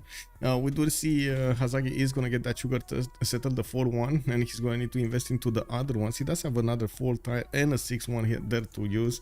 I do see his 5th city is going also to the south, and he gets his builders going. I do notice he did actually discover bronze working before he put his first acropolis down, by the way, because we had all of that discussion. Why did he move? Because of the acropolis. Yeah, I forgot for a second it's Hazaggi, I guess. Yeah. Like the different. I mean, I totally get the points, and yeah, I tend to agree. I do think also a lot of the some of the players like Melody settles over a lot of other stuff. What is this forest fire, by the way? I don't know, man. It just keeps on going. It's insane. Yeah, it just keeps on going. Did I put a prediction? Yeah, I did put up the prediction for who will win, and I do have to say, by the way, if you didn't follow the channel, please follow the channel. 6 more follows and we're getting to the 6,800 magical number. Thank you so much, everybody. Alex 2005 is saying that so is Scotland and America can't get out. That hurts Diplo a lot. Well, if America is gonna die over here, it's definitely gonna be a problem, and Diplo will be on I would say Byzantium responsibility. Bartolome, thank you so much. Has joined the round table. 5 more. We got 5 more. Let's go. Persia will go into him. Sorry, what? I was also about to say that on the right side of the map there's actually a lot of low value city-states, so I can totally see UnderTheGun getting out by doing a levy play. Oh, look at the armies of bowling against Cardiff. Yeah, exactly, something like this. Like good teams out will almost always find a way to get someone out. Yeah. Vala Willow, thank you so much for the follow, sir. Much appreciated. And 4 more. We're getting there. We do have Audience Chamber coming up from Constantinople. Heimerdinger, I think it's the first one to actually specialize his Government Plaza. And we do have Hanging Gardens also coming up from Trebizond, where he is plugging in Magnus. What do you think? Colosseum chop over here in Trebizond? He needs 7 pop. That many chops, to be honest. But yeah, like that's probably what Magnus is for. Yeah? He's also preparing accordingly, so yeah. Yeah, I guess so. He will. I mean, the good thing about Magnus is like you can also just chop the weeds and be instantly on 7 pop. People keep forgetting about it for some reason. That food chops are a thing. yeah, true. So yeah, could be a pretty good setup here, yeah. I do have to mention when we're talking about preparing for this, we're actually mentioning these builders going for the chops. They're already there. Whenever he needs to chop, he's gonna chop immediately. He's not gonna need to wait to make another builder or buy one and move on. And we did go into the next era, and let's actually take a look. Theodora with a monumentality golden age. She's on 13 science with 26 culture, 60 production, 44 faith a turn, and getting more holy sites with theater squares. He's gonna be so big, man. I would imagine he's gonna have like what 60, 100 stats, turn 50 or something. This is gonna be big for Sprig. I do also notice we do need to take a look at Tamar. He's gonna go for a monumentality golden age with 34 faith a turn, only 17 science with 21 culture. We do have him ancestral hall in the city of Tbilisi, and I do see him getting his settlers out, one to the north, one to the south, and another one coming out from Kutaisi soon.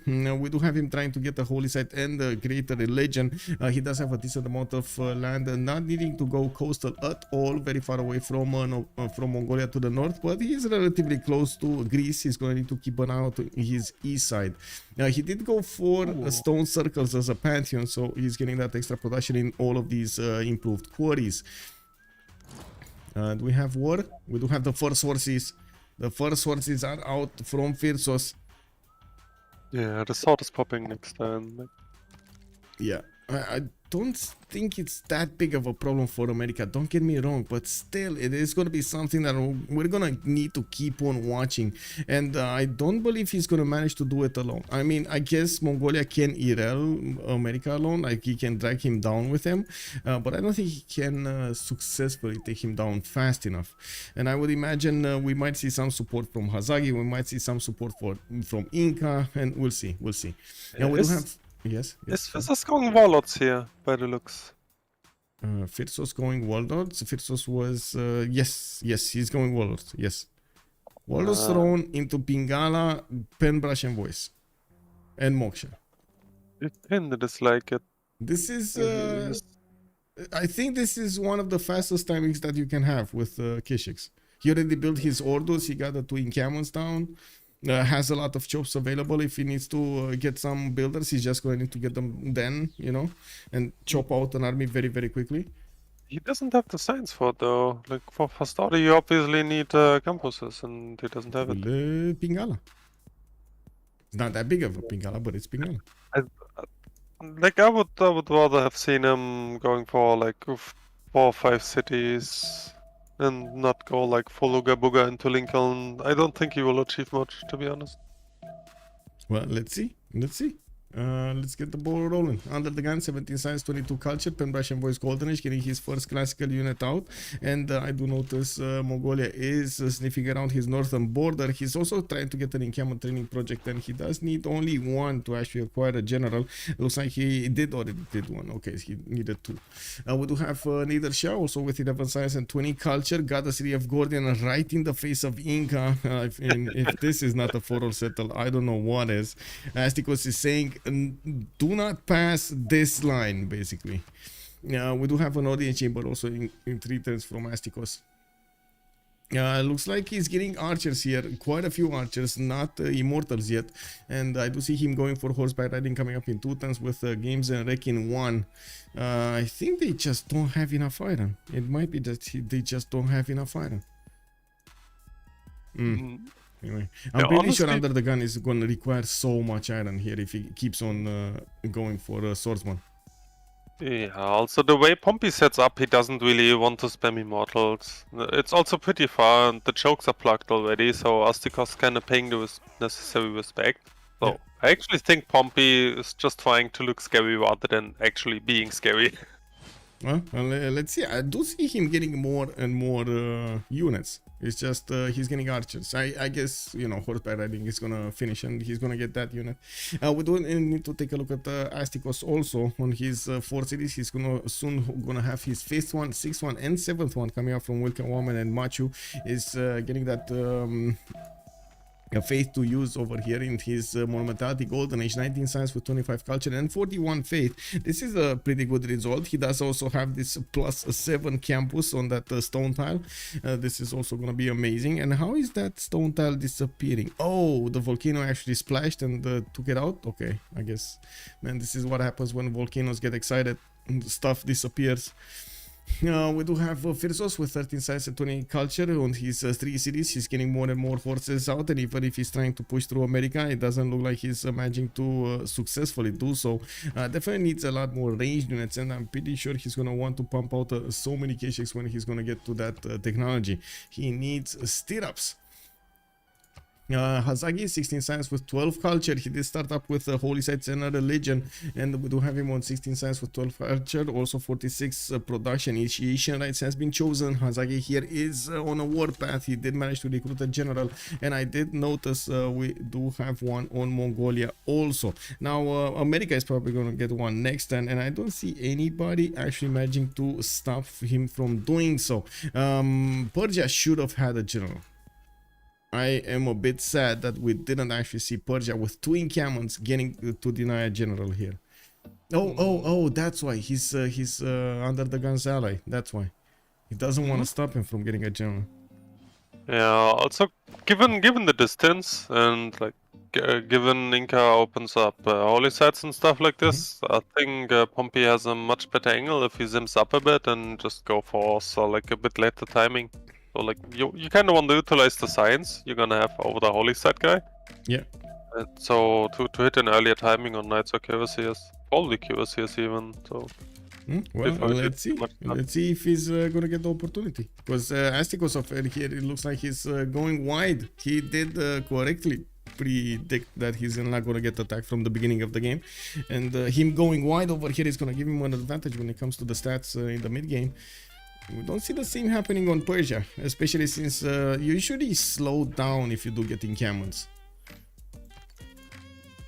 So I guess I'm a bit worried about this. Anyway, we need to take a look at Lege. He stayed on 3 cities and now he's getting his ancestor hall finished in the city of Sterling and 2 of these settlers with Liang moving around his cities. He does have Magnus establishing in Dumfries, and yes, I do have to point out he did not actually start up the plan we were talking about, or maybe this is the plan.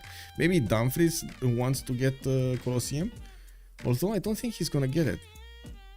Temple Yeah. of Artemis here on Byzantium. Oh no, he might get it. Look, there's no chop here.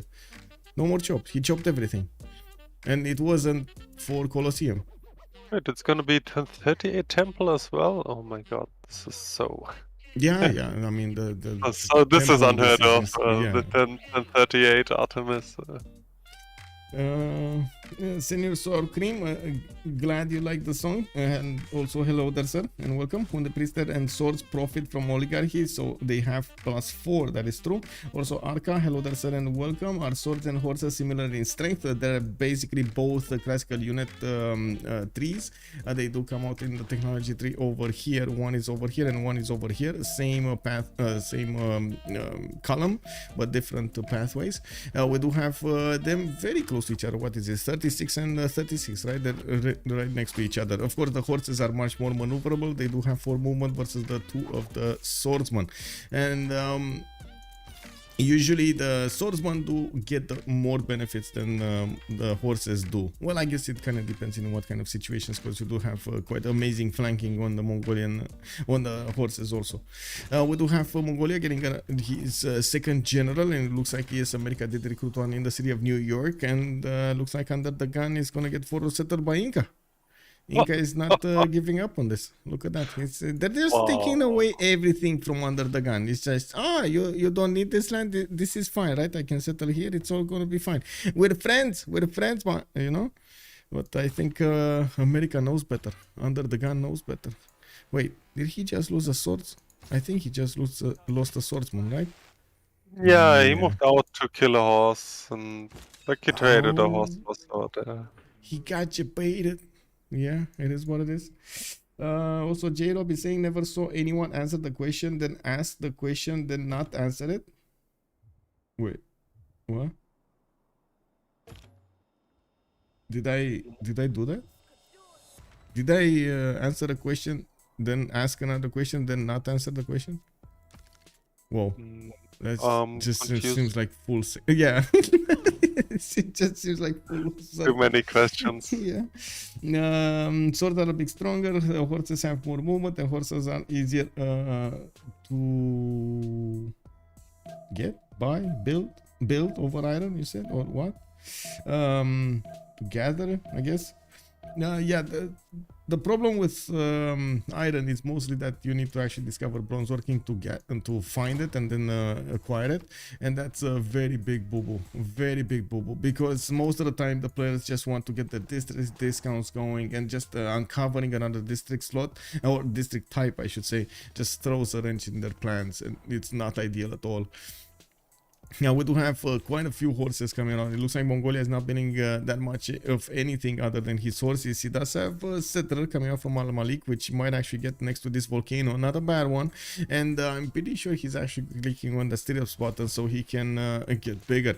I would imagine he's gonna also try to push Washington through the one-tile chokes. There is a lone archer over here on that see-through style that I'm pretty sure he should die. Anyway, Wollowstone coming around also from UnderTheGun. He's improving his amenities. We do need to see in what kind of state the Empire of Scotland is. He's in a +3 happiness level now, not bad. Liang establishing in Dumfries in 3 turns, and looks like he's switching back Magnus. Yeah, he's just rotating Liang around for the city parks. Well, I get that, but Anyway, it is what it is. Whatever. Now he's going also externals here, so I would imagine the gold is going to be much better, but the production is not going to be on par. We'll have him on 34 production, for example, from going his external trade routes. He does have 45 gold, which is amazing. I do see the setup for the Capac Nan. It's over here, and as you can see, this actually gives him so much. Lege is already on 42 science and 34 culture. Now he's also on 45 gold a turn. He does need to get more cities out, and we do need to see if he's going to manage to also get the Colosseum. I would imagine at least 6 to 7 cities are going to need to be settled here. Now we do have Byzantium next to him. That is going to be a monster of an empire. Spriggan is just going to get to settle cities. Oh my god, even putting the Halong Bay settlement, getting it away from Persia. We do have him already on 2, 4, 6, 7 cities, 8 cities soon, and I'm pretty sure he does have space for some more. Yeah, there we go. Another one here, another one here. So 2 with another 2 over here. Oh, look at the 9th one. He's 9 cities. He's gonna be 9 cities turn 40. Ooh, whoa. Yeah, that hurts a little bit. 9 cities is It's gonna be horrible though. What? Oh, this city? Yeah. Yeah, it's horrible, but guess he just wants to plug the joke. Yeah, I'm actually quite curious because of the timings between the two. Of course, we do see a classic wide play versus a tall play. Scotland is playing the tall play, and Byzantium is playing the wide play. He got quite lucky with the takeover of the city of Caguana, but just used that to increase his tempo further and further. Oh no, Scotland just went ancestral. Like, that's not tall, it's just delayed. Well, yeah, but sure, okay. I'm talking about the beginning. I'm not talking about post 50. Yeah. Post 50, Okay, sure. okay. By the way, what is Hazaggi doing with his Topal encampment? I'm so curious. Well, he got a general. He's getting a swordsman out. I don't see him getting another campus. He put his acropolises down and more swordsman, I guess. Not much. If you ask me, not much yet, I would say. Okay, Wallostrom finishing up for America. He's getting some more horses out. Phyrsos is deploying another one of these generals with 3 horses towards Washington. He might actually get to pillage the campus. And he might even get to this. There's nothing over there to stop him. I guess there is this scout, but does he want to leave his post? I don't know. It sounds dangerous. Yeah, also, Heini Dave, can you put up the team names? Yes, sir, I can. Give me a second. I need to click buttons to figure out where I need to click buttons. There we go. Freritos on the left side. And we do have Ulyss on the right side. Oh, Ulyss was already written here. And to be honest, I think it's a bit too hot in here, so I'm gonna need to take off my sweater. Because I'm gonna start sweating. No problem. Also, encampment into simming. Toxic Brain is asking about America. I'm gonna sorry, about Gorgo over here. What do you think of encampment into simming strategy? I mean, honestly, I don't mind it too much. Like, I think the triple encampment is just a bit too much. But like, generally speaking, when you realize, okay, the guy is actually paying the respect and getting a general for himself, he's building all the units, then you kind of have to sum up and utilize other advantages, like just having more science or whatever, to then actually overcome the guy, rather than just keep spamming classical units into each other, because this way you don't win anything. So yeah, while it may not seem like the most thought of plan, this is just the way it goes when you got a decent neighbor next to you. Like you kind of have to find a reason why to attack him, right? Yeah, true. No, I do see Phyrsos was not fast enough, and UnderTheGun is getting to save his campus over here. He did lose a horse for it, and it was for nothing because, well, Mongolia did not lose a single unit here. I'm pretty sure we're going to see stirrups quite quickly. Phyrsos is 10 turns away from actually getting stirrups, while UnderTheGun is working on his apprenticeship. No, he just got apprenticeship, actually. He's going to need to be working on something else. Civil service also coming up in soon actually in the Freritos team, and we do have Tamar exploding 2, 4, 6, 8 soon to be 9 cities with the city of Kabul, and I do see Greece is gonna have a bit of a problem with Tamar here. He can get pushed, and these are all hills to the northwest of Eritrea. Yes, one tile chokes, but again hills. That +7 will activate for Georgia. We do have him Georgia also getting some commercials down because he's worried about the gold generation of his teammates. They just don't have anybody making that much amount of gold here, and we do have Titiits with only 4. UnderTheGun is on 10, Pompi is on 16, and then Heimerdinger is on 25. And look at that, 1041. He's already on 34 science and 64 culture. How soon do you think it's gonna happen? Like in 3 turns that he's gonna pass Liege and then just keep on going? What do you mean with pass? As in, he's gonna get more than 48 science and more than, well, he already has more than 40 culture. No. Like he simply doesn't have good compasses. And also, like naturally, he wants to build hippodromes and holy sites and maybe theaters. So, like, his science will not be the best for the longest time. Okay, well, I do see him getting theater squares, and of course he's getting his hippodromes down. Also, an arena is coming up from Kagwana. I would imagine he's not actually going to try to build a Colosseum in that city, although we do have Magnus here, so I don't know.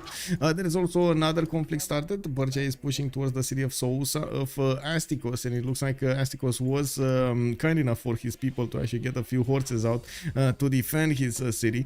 Now, we do have a religion also here from Inca, I would imagine. Choral music with stewardship. He's getting the shrines and temple to provide him the culture, and then stewardship for the extra science on the campuses and extra gold on the commercials.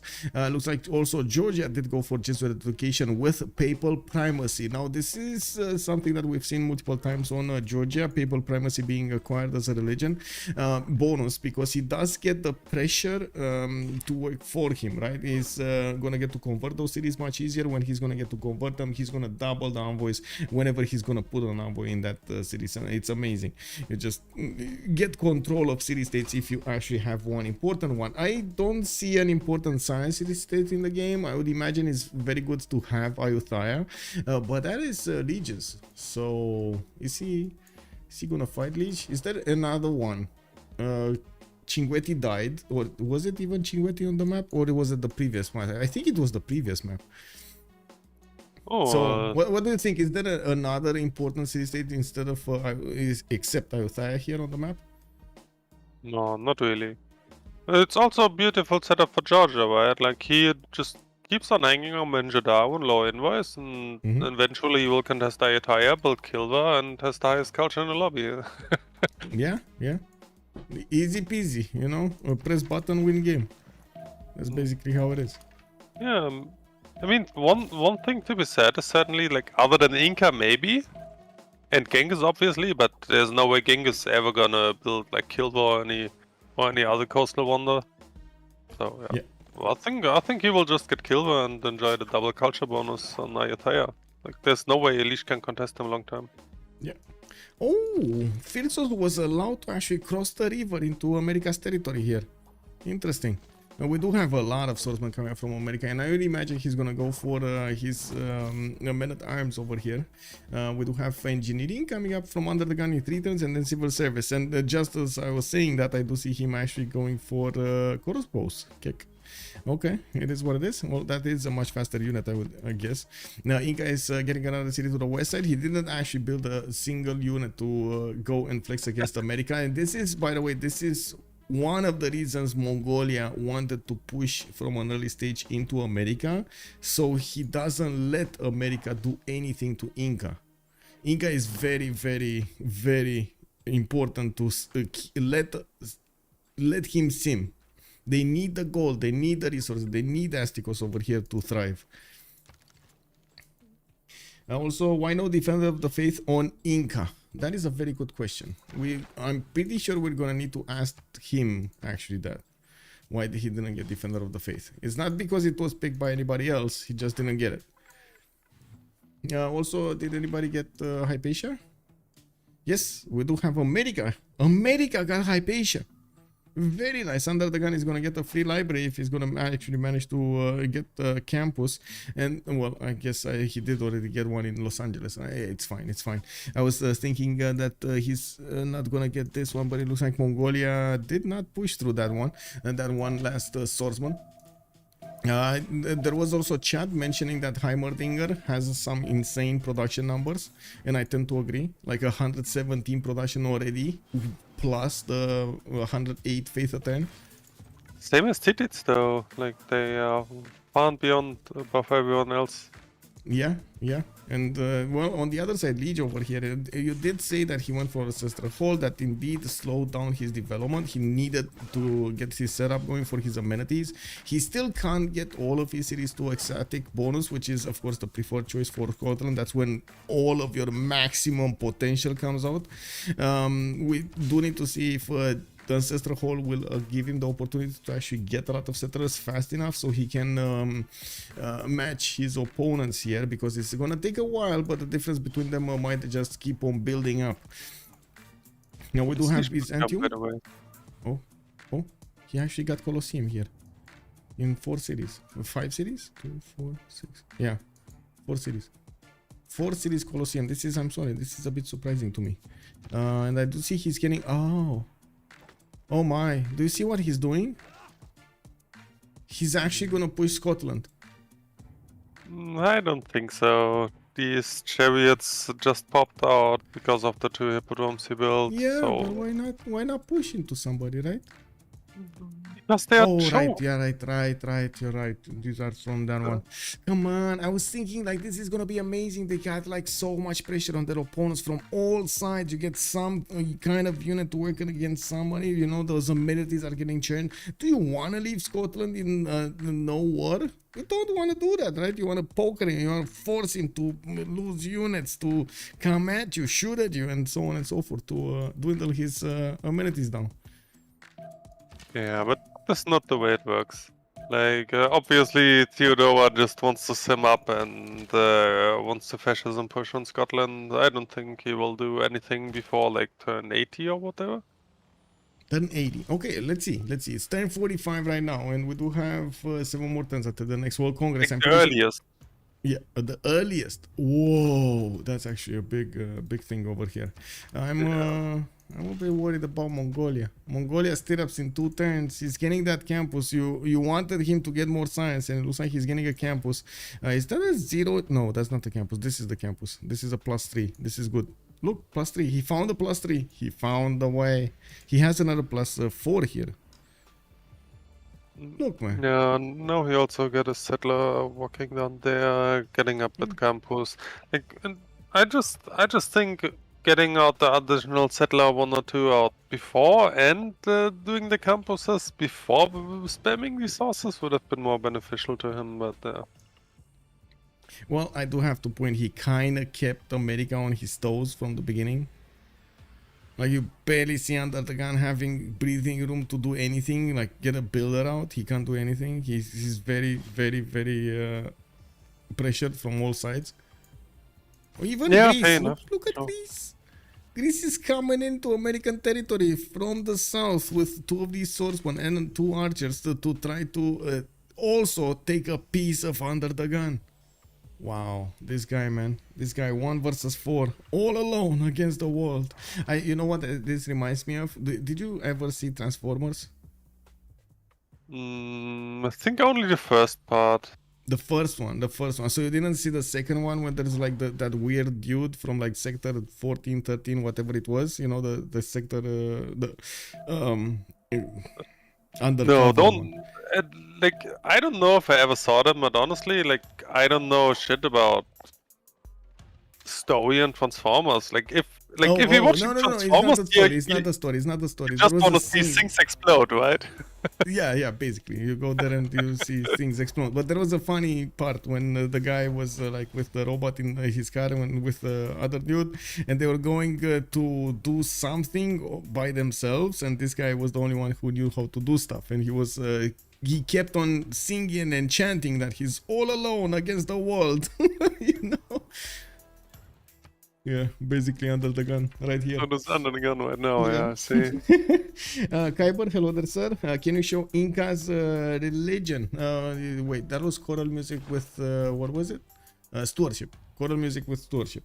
Bartolomeo, Freritos plus 6 cities over Ulyss. So Freritos have more than 6 cities over Ulyss. Hunter Priester also spears don't benefit from Jah, so have low strength and movement. Also, they cannot be upgraded to better units as you want to go bottom science tree.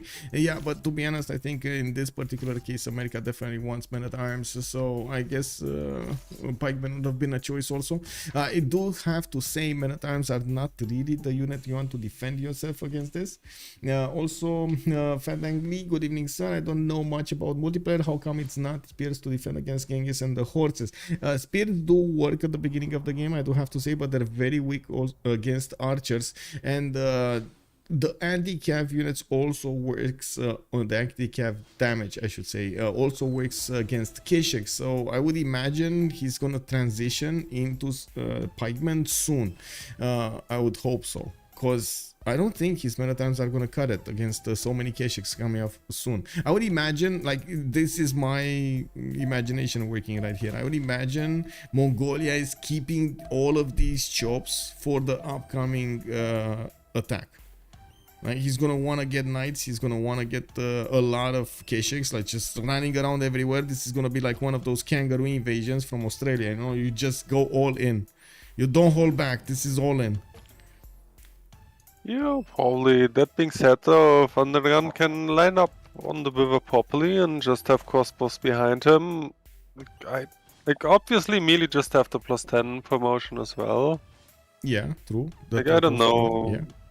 Looking at the terrain, I kind of like the crossbows here. Like, there are not a lot of angles where Keshiks can just surround the city and like shoot any units and stuff like this. Mhm. I think UnderTheGun is establishing a pretty good front line here actually, so I like the melees.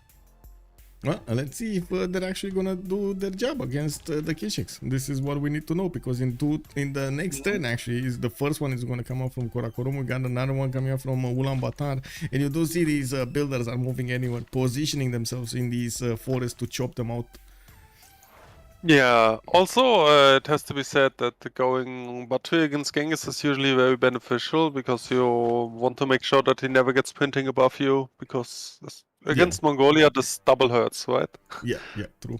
And well, that's one thing that I do have to say. UnderTheGun did keep a certain advantage when it comes to the science over Phyrsos, and to be honest, well, looking at the total numbers, it does look like only maybe one tick is the difference between them. Because it's 545 versus 494 of Phyrsos. There's just not that much between them. Yeah, this is why I was unhappy that Phyrsos did so much horses. I think he could have had a better timing if he went for the campuses first, but whatever. I guess decided we'll otherwise. need to see. Yeah. By the way, what is religion number 4? Like, does Pompi get a religion for Theodora to convert, or...? This Jesuit education with papal primacy, or are you? Oh no, this is Georgia. Yeah, this is Georgia. I don't think there was anybody. So there's Georgia, Inca, Theodora, Gorgo, and Gorgo. Yeah, Gorgo is the Yeah, so old one here, I would say. Yeah, so there's only one left, which will probably be Pompi, just to feed taxes. Oh, look at Mongolia actually attack Georgia. Interesting. Now, Phyrsos doesn't actually have a general on his side, so his units are going to be much easier to punch through. But I do have to say his walls are going to be much harder to take down. And as Georgia, you do want to build the walls in every one of your cities. The Titiits are just way too good to pass. And I would imagine Mongolia is here just for the pressure and maybe some chops. We do see that also Greece is starting to get in with a few swordsmen, but doesn't actually have the strength to do anything. He did force America to get more units in Los Angeles, relieving a little bit from the pressure to build the units to the north, still keeping UnderTheGun from actual simming. Chat was also screaming over here. We do have UnderTheGun trying to get into the Incan territory, and Astikos is managing to get a few horses out right on time, so he keeps these American units on their toes. Now we do need to take a look at the era score here, because Golden Age in 4. Oh. Okay, another city over here. We got another city from Lege also. Where is this? Is he going east or is he going rice? Honestly, this must be wise. I cannot imagine that Lege wants to step out here. Like, the city would be so exposed. Yeah, I know, but like, I don't know. You know, like, oh, there we go. Actually, we got an answer. He's moving there. Rice there. Okay. Rice for the +7 campus. Yeah. Also, I like Georgia's great scientist leading the charge against the Greek invaders. Yeah, I mean, he's a very courageous man. Yeah, this is one of the most stupid mechanics in Civ anyway. Like, these invincible great people are always used to scout.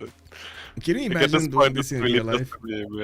Just going as a scientist on the front line to see what's up, and then getting sent back home by the opponent unit, and then you come back to the front line to see what's up, and you get sent back home again. Yeah, exactly. So unheard of, yeah. Yeah. Andrew M, hello there, sir. Guten Abend, actually. Wait, Andrew M is German, right? But Georgia has walls, so nothing will happen. That is true. Well, a lot of pillaging might happen, and one of the other things that is happening, Titiits is getting pressured, so he's going to need to react somehow to this. Stack Batumi. Oh, okay. Well, we'll see. It looks like Phyrsos is just trying to do as much damage as he can with his units. I do have to say his Keshiks are getting out from his cities, and they're starting to move immediately towards the east. Now we can actually see the damage counters. 53 against the swordsman, 54 after it did get the 2 levels of fortified defense. Now I would imagine that's probably not enough from just a single unit, but when these Keshiks are gonna get out, and you can see he's getting the chops out, they're gonna start triple shotting, quadruple shotting these swordsmen very, very quickly, and I guess UnderTheGun's stress will go up with every shot. Whoa, Antavila, that city's gone, or is it not gone? That city's not gone. Never mind. Ancient Walls next turn. It's not gone. How pressured are Ulyss to make anything happen right now, to not get run over by Georgia and Theo while they erel themselves into the wall of swords of America? Yeah, I guess they are. I would say they are I would say on the clock right now. This is very dangerous for them, for Team Ulyss. I would imagine Scotland is gonna need to take care of. Oh, you said he's not gonna push. I mean, there's one single night. I don't know. At least just got caught napping. That's not a push. What do you mean? Was that a delegation? Is this, guys? Is this how you're sending your delegations to your opponents or your allies, right? Yeah, this is exactly what happens. Like exactly this night right now is like, I'm coming in peace. I just want to take your audience chamber away. Yes, your ancestral hall in this case. let me copy the design a little bit. Yeah, exactly. We need to we need to examine to learn from the big Scottish people. Yeah, this is what's happening. Exactly. It's illegal to get pillaged like this. Like, Lege's just completely napping here. Like, you literally just put one unit there and forget about it. But I would say he got distracted. You know, sometimes you get distracted, man. The stuff happens around you, you get distracted. It is what it is. Objectives. Also, like you always say, chokes are useless if you don't plug them. Yes. Oh my god. Yeah, very true, yeah. That's the best example, actually. Yes. Yes. Like, I mean, look, count. It's 1, 2, 3, 4, 5, 1 tile chokes in a row, and it never got plugged. So what more do you want? Yes. I mean, we did have like a big discussion yesterday about this, and I've seen it, and I have so many examples in my brain, man, about this, like one tile chokes just failing, you know, because they never got plugged. Anyway, UnderTheGun is 2 turns away from getting his no, 1 turn away from getting military tradition, 1 turn away mercenaries, and it looks like he's gonna keep alive quite a few swordsmen here. We do have spearmen also getting out, and yes, there we go. He's actually switching towards men at arm, sorry, pikemen, because it's just gonna be a much better unit to withstand the Keshek damage. You do see these swordsmen are taking quite a bit of a beating. The men at arms are gonna be stronger, they're gonna be better, but I don't think they're gonna cut it also either. Looking at the era score, we do have Heimerdinger with Theodora managing to get his golden age, 88 out of 71, 2, 4, 6, 8, 10 cities already, and I do see he built the pyramids with Colosseum and Temple of Artemis. This is a pretty good start for him. Now we do have Titiits with 71 and 66, 9 cities with 53 population getting pushed by Mongolia, but I think he taught Mongolia a lesson that he's never gonna forget. He pushed him out so quickly from his territory. Now we do have also Freritos de la Vega UnderTheGun, 48-48. He needs 59, so he doesn't manage to get into a Dark Age nor a Golden Age, and this is a bit worrying. But I guess he's gonna get his stirrups also. I do see him getting some heavy chariot pre-builds in Los Angeles. Now we do have also Pompi, 50 out of 50. He needs 50, so he's gonna have a Golden Age with Nader. Shah, he did try to push, didn't actually get anywhere, but did force Inca to build an army on the east. Now we do have him getting a new wave of settlers, so yeah, there we go. And I do see Holy Site is coming up from Susa, so I'm pretty sure he's gonna want to give Byzantium here an extra +2 taxes trade. Now we do have Astikos, 56-60. He needs 4 more points.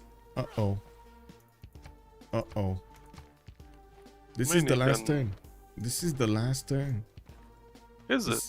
Yeah, this is the last turn. And Phyrsos is gonna get his golden age, Hazaggi is gonna get his golden age, Lege is gonna get his golden age. It's just Astikos that missed it. Ooh, well, at least he does have 76 science with 46 culture, or 44 right now, so it's not that bad. It's not critical, but anyway, another monumentality would have been, or a pen brush and voice would have been quite nice here. I do have to make a quick disclaimer, by the way. Not sure if you know, Justice, but of course we're gonna have a pause in 2 minutes during the World Congress. You wanna stay and talk, or do you wanna stretch your legs also? No, I think I will go to the bathroom. Okay. We do have Mongolia pushing and tightening the noose on New York, and that city is getting ancient walls. We do have the Kesheks with no extra damage from Intel yet, and we do see them 53 versus the 63 of the men at arms, but you do see they're chipping away chunks of health from the men at arms. Imagine having like 6 of these attacking a single unit, and of course the Kesheks just acquiring more experience. That's also something quite necessary to keep them alive long enough so they can actually gather those extra points of experience. We do have Georgia with also a possibility to maybe flex his muscles against Hazaggi, while I do believe Scotland is gonna need to do something about all of this. Remember what I was saying, by the way, Hammer, about Sprig? He's gonna be like over 50 and 100, turn 50. You were talking about science. Yeah, 50. I mean, over 50 science. But he's, of course, his population number is giving him some points. He got that Pingala and so on. Yeah. Oh yeah, but regarding this, I would say Scotland is extremely low rather than Theodora being high. Yeah, I mean, look at the production difference. This is insane. 211 production and 153 faith.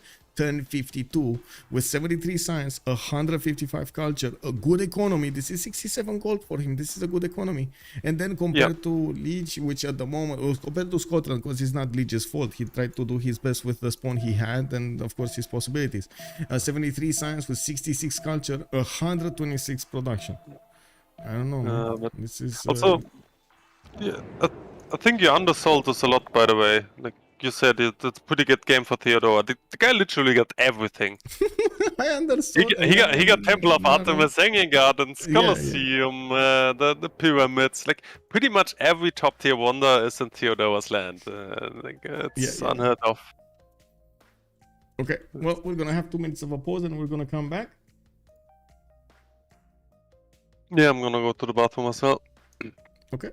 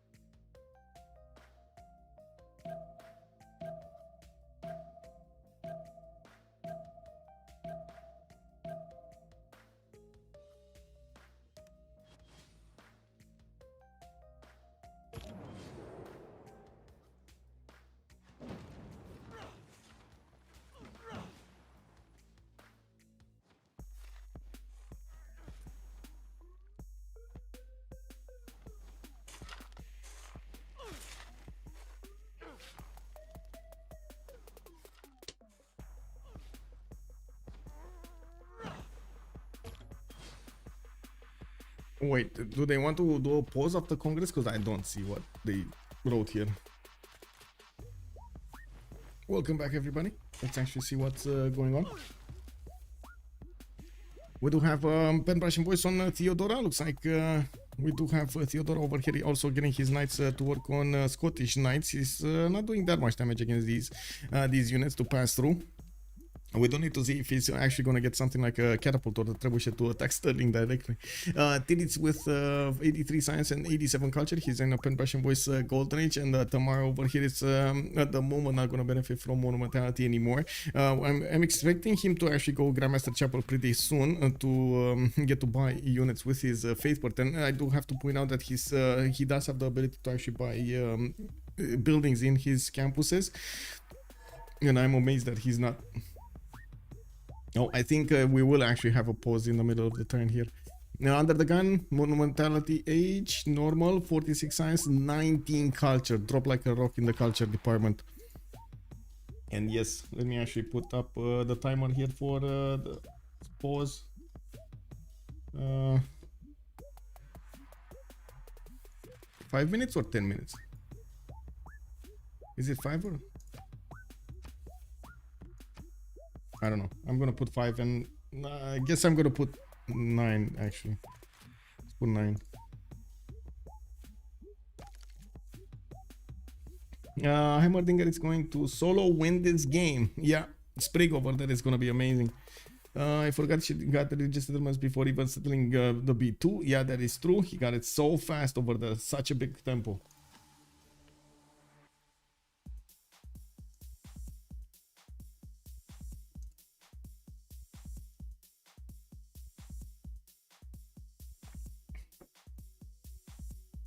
Oh, Pablo, hello there on YouTube, by the way. Hello, hello. Players can only see resources they revealed, so a common tactic is to have one person research an animal husbandry and check your land to tell you where horses are. In this case, that is a good point, Pablo. Plus. Also, Theodora is a beast in multiplayer. Wouldn't be surprised if it was a ban. If yeah, I mean, yeah, I was actually surprised they let her in. I would imagine Rome would have been a little better in this situation for the opponents. Theodora is just getting to run away with this. It's on the game. Yes, it's in the game. He is actually in the game. They doing full 10-minute break? That's a very good question. I don't know if it's 10 minutes or if it's gonna be 5 minutes or what it is. I have no idea. Anyway, we were marveling at Theodora, by the way. He looks at the moment unstoppable. Yeah, as being said, like he literally gets everything. Yeah. And like, the most scary thing for Ulyss is actually like the second biggest guy in the lobby is actually Georgia, and he's also on Freritos. So. Yeah, I'm actually very surprised Scotland went Ancestral Hall here. I'm pretty sure he knew he's not gonna have a lot of cities, so I would imagine taller gameplay like Audience Chamber would have been a much better choice. Why do you think he went Ancestral Hall? I mean, honestly, he's got between a rock and a hard place. Like when you, like generally speaking, on city parks.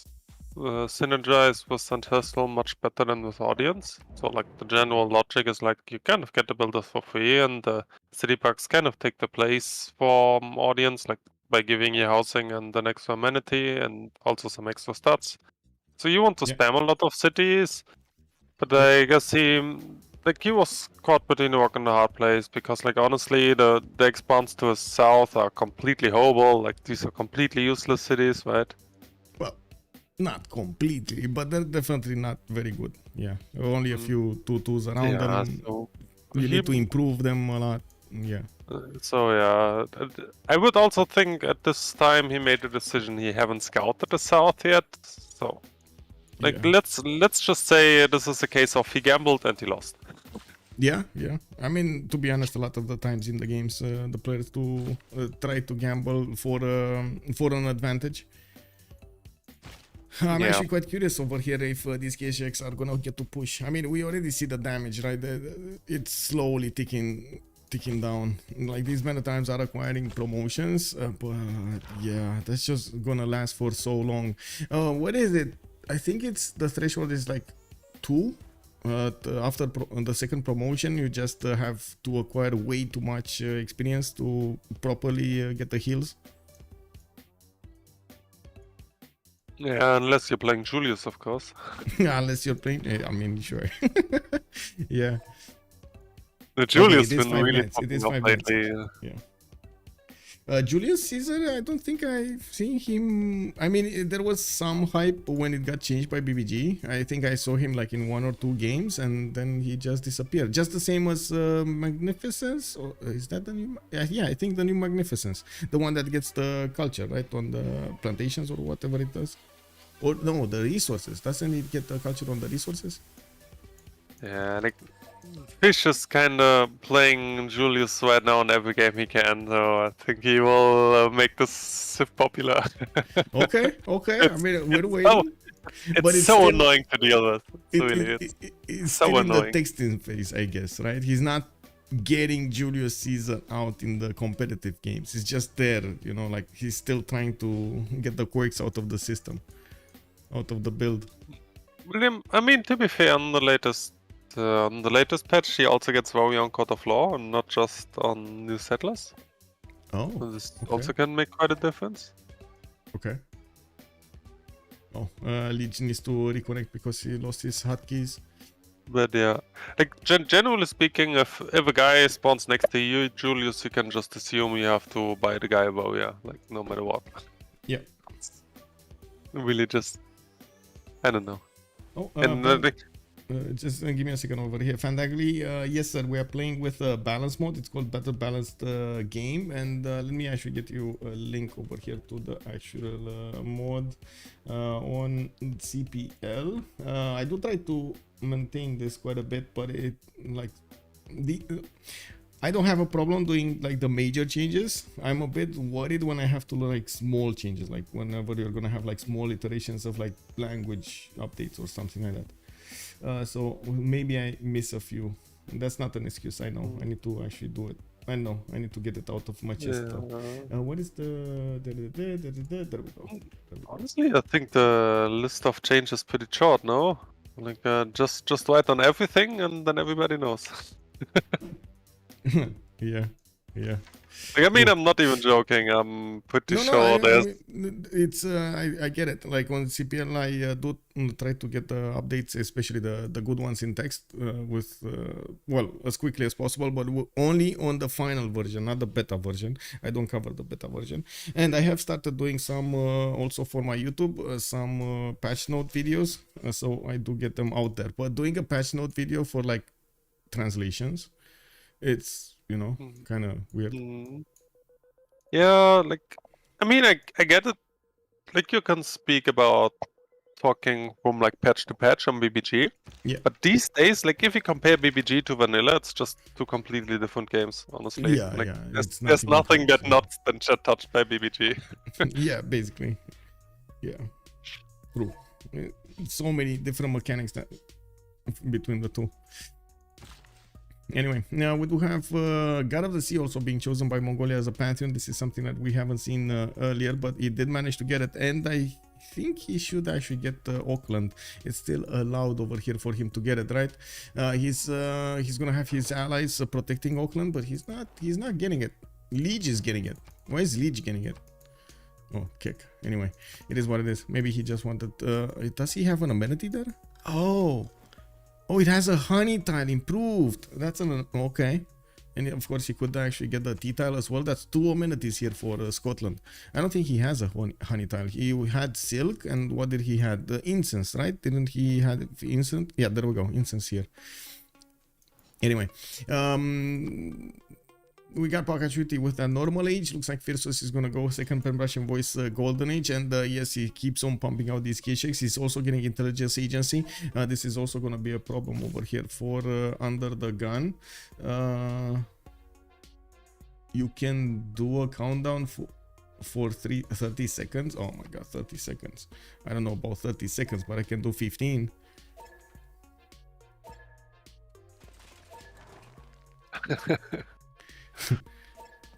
Michael exposed. He cannot count to 30. Yes.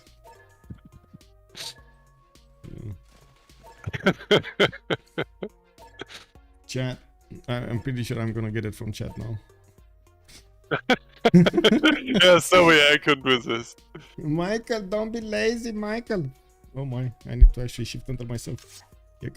Anyway, Daniel Dingo, RBG Pro 24, thank you so much for the follow. 24 has joined the round table.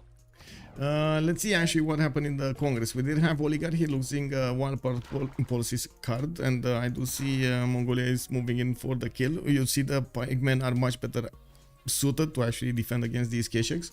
Also, no points for scientists, so I'm pretty sure Newton is going to be hard to come by. And then Theodora did manage to get the 2 Diplo points. This is very important because Theodora not only has a religion and has the ability to build Mahabodhi temple, but he has coast, and nobody can actually come against him from the other side, or maybe Phyrsos, but I mean, who's actually going to build caravels here, right, on Phyrsos? I'm pretty sure that's not going to happen. So Spriggan is just going to be happy, happy, joy, joy. This is also something that can happen, by the way. Byzantium can get a fleet out, and he's actually starting to put cities on the coast. He's getting some galleys out in the water. This might happen. Like we're talking about 3 cities that are gonna be coastally here for Mongolia, his main 3 cities. If he loses these, the rest will follow.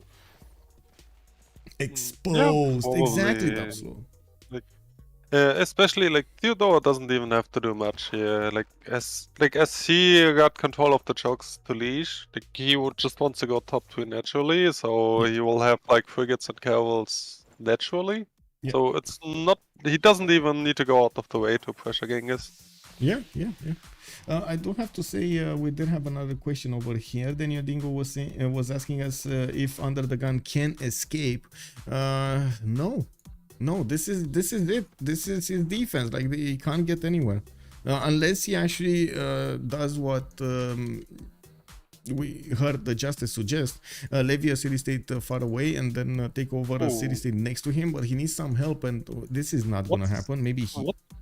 What's the money in Cardiff? Like who would put the money into Cardiff? if not UnderTheGun first game.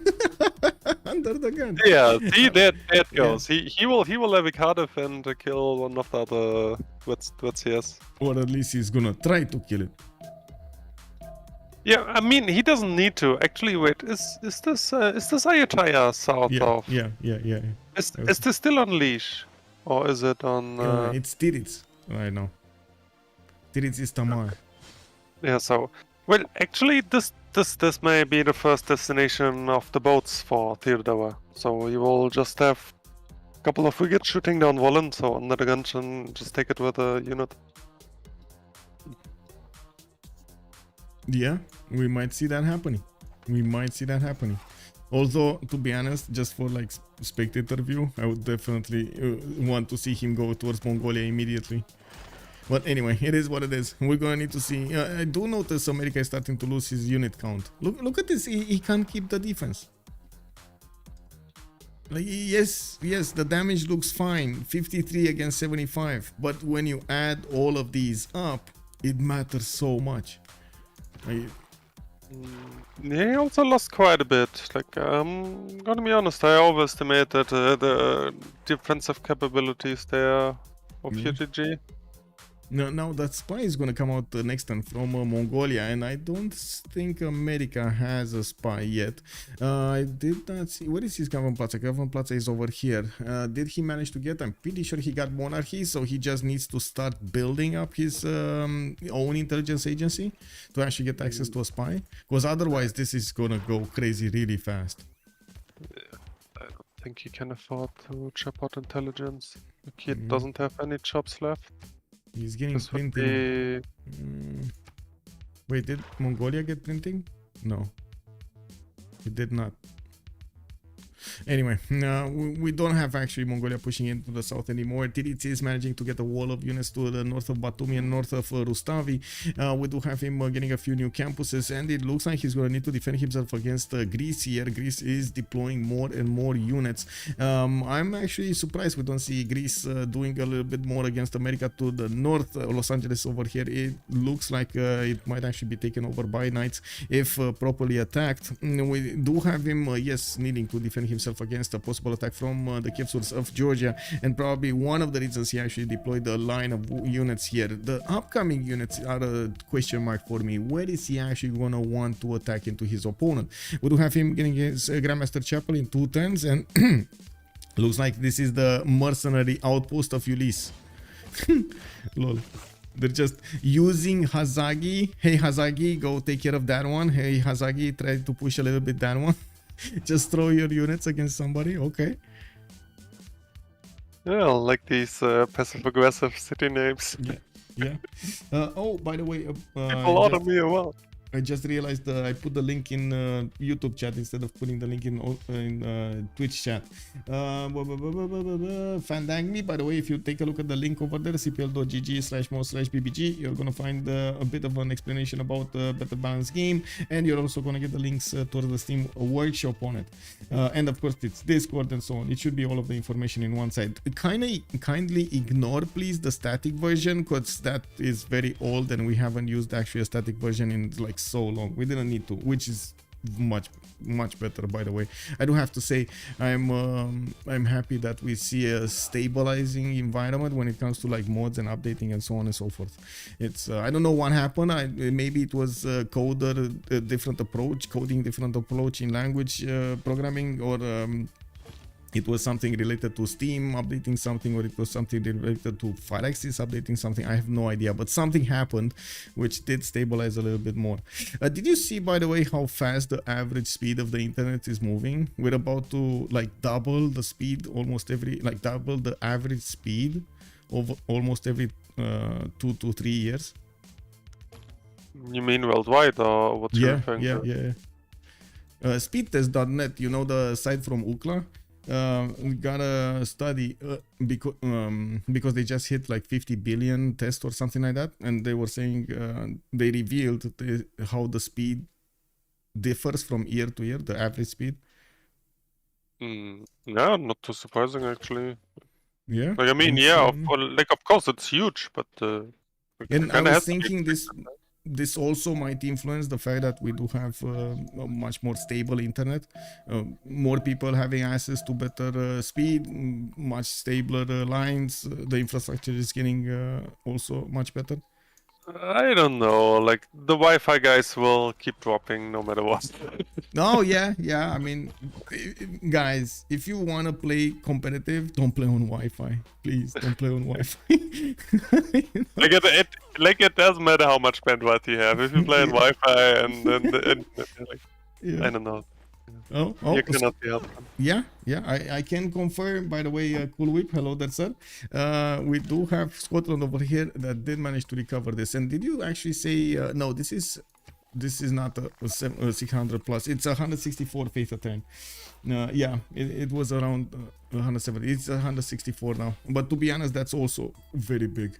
And talking about his fascism timing over here, this is gonna be so not cool for Lege, because I mean, you can imagine Byzantium with fascism and a +4, I believe, from the taxi street. I don't think he can get more, or it's not easy. He needs to go all the way around the world to actually convert to Georgia. No, there's only a maximum of 5 religion on 8-player map, so there's he can't get another one.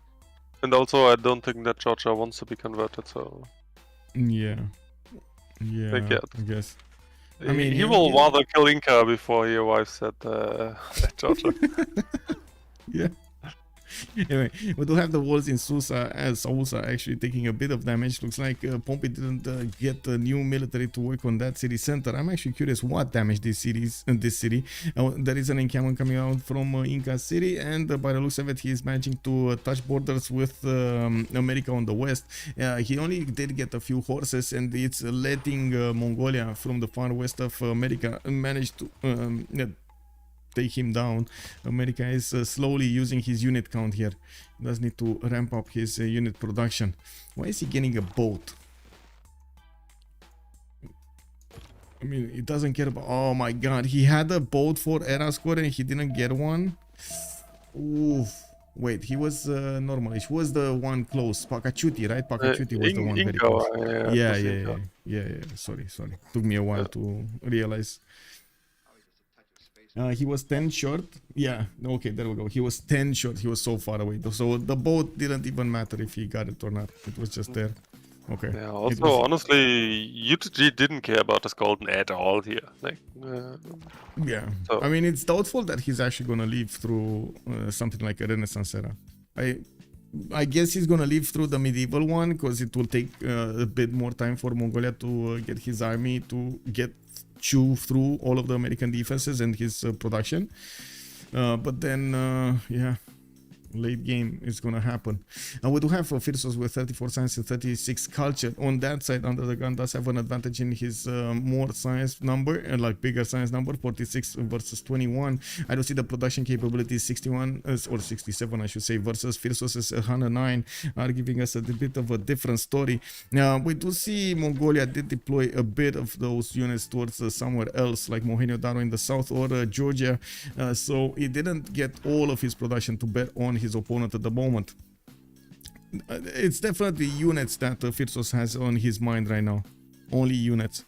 And I do want to see this. Oh yeah, this is a takeover fleet. This is not a hello bye. This is a takeover fleet. It doesn't have another target. Oh.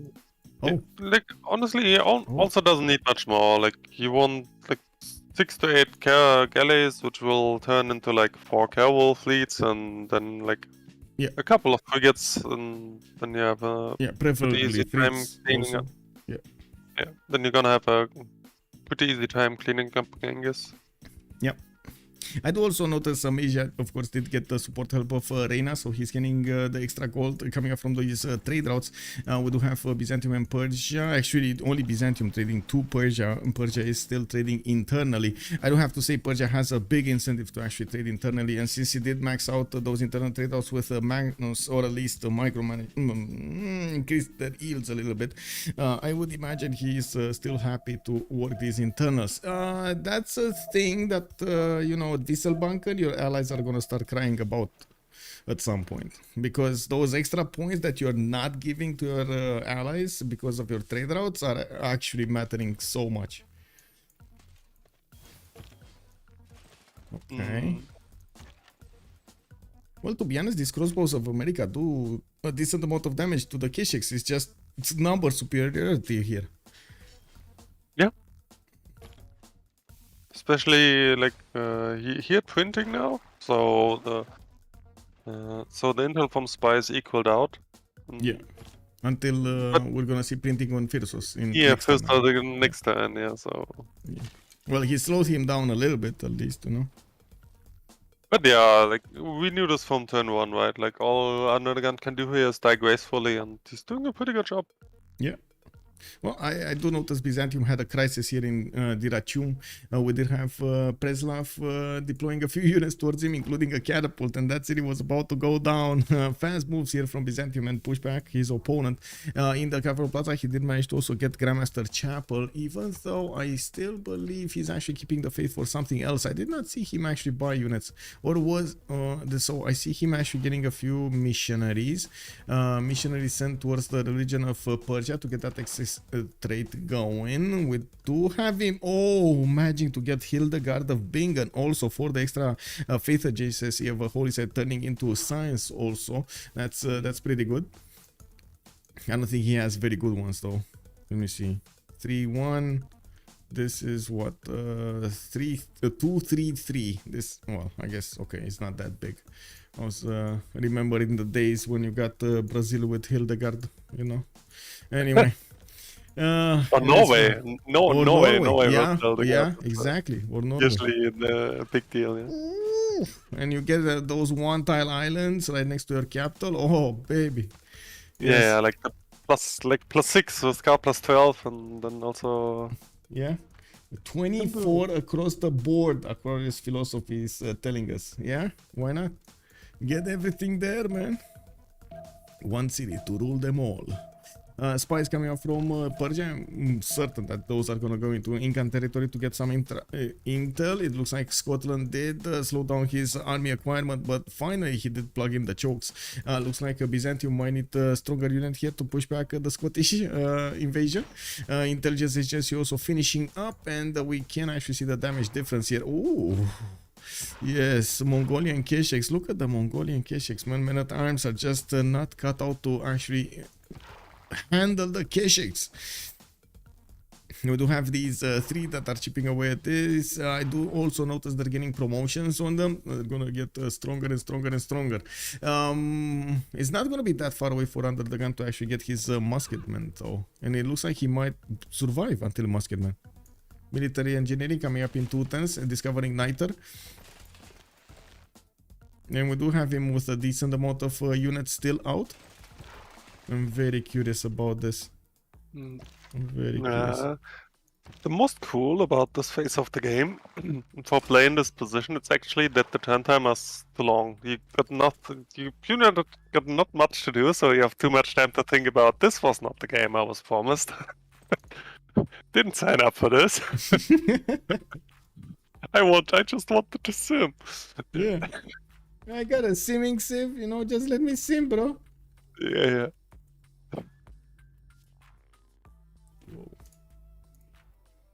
That's actually interesting ways. Will Genghis take America's cities first, or will Genghis cities fall first?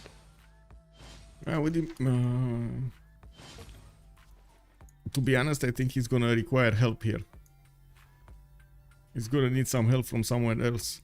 And it looks like Gorgo is now moving. We don't have Inca moving that hard. I guess we do have a few of these courses, but I don't really believe in their chances of taking over cities here. Maybe it's just me being a bit pessimistic. I would imagine a stronger army from Inca needs to appear. It's gonna be very hard for America if he needs to defend east and west at the same time. I'm pretty sure these units are gonna get squished in between, and it's just America just doesn't have the production capabilities to do so. We do have also more science on Lege, more culture. 139, 101. He's doing his best to actually catch up. But the same can be said about Astikos, by the way. 135 science and 73 culture is allowing him to get to calves relatively quickly. His siege tactics in 3 turns and medieval fairs in 1. Where's the shipbuilding on ETG, by the way? Did he levy Cardiff and the swimming somewhere? Levy Cardiff. He is levying Cardiff. And I don't know if he's swimming somewhere, but Volen is in his proximity. Maybe he just swims over to Preslov, because I see the traps up there. No, Volin is Pompi's. Okay, that's his ally. Yeah, I guess. It doesn't matter, I guess. Yeah. No, I guess he will just swim over to Preslov, because Theodora currently pressing. Like he's pushing on Preslov. Yeah. Oh, with the trebuchets. Okay. So yeah, so he will swim over the units, I guess. Yeah. Yep. By the way, did you see my cup? Let me see if I can put it up on the screen properly. Check my cup. Showing off a cup? Yes. With the cat. Is this your cat? No. I got it. Just a random cat? Look what it is. Yes. Yes, it's just meow meow. You see, it's the big mew mew. I guess and so. Check this out. Check this out. This is... I don't know if... I mean, I'm pretty sure you can't read it, but sure. Perfect.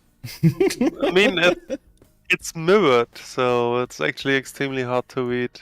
Yeah, I'm sorry. But anyway, Lincoln 3 series challenge. Exactly, 3 series challenge. Well, I mean, to be honest, I think he should consider himself lucky that he still has 3 series.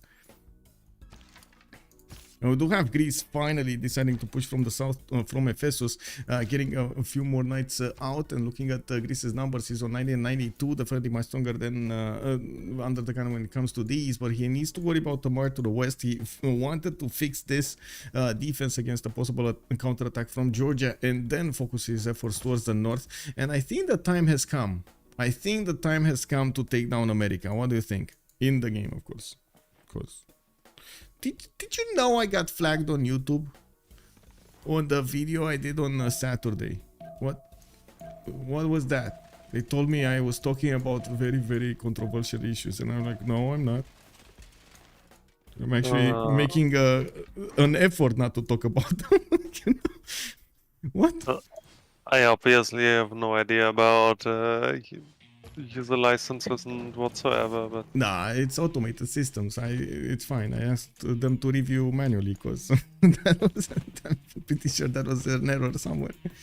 Anyway, he's doing amazing job. He slowed down 3 people, and yes, he did.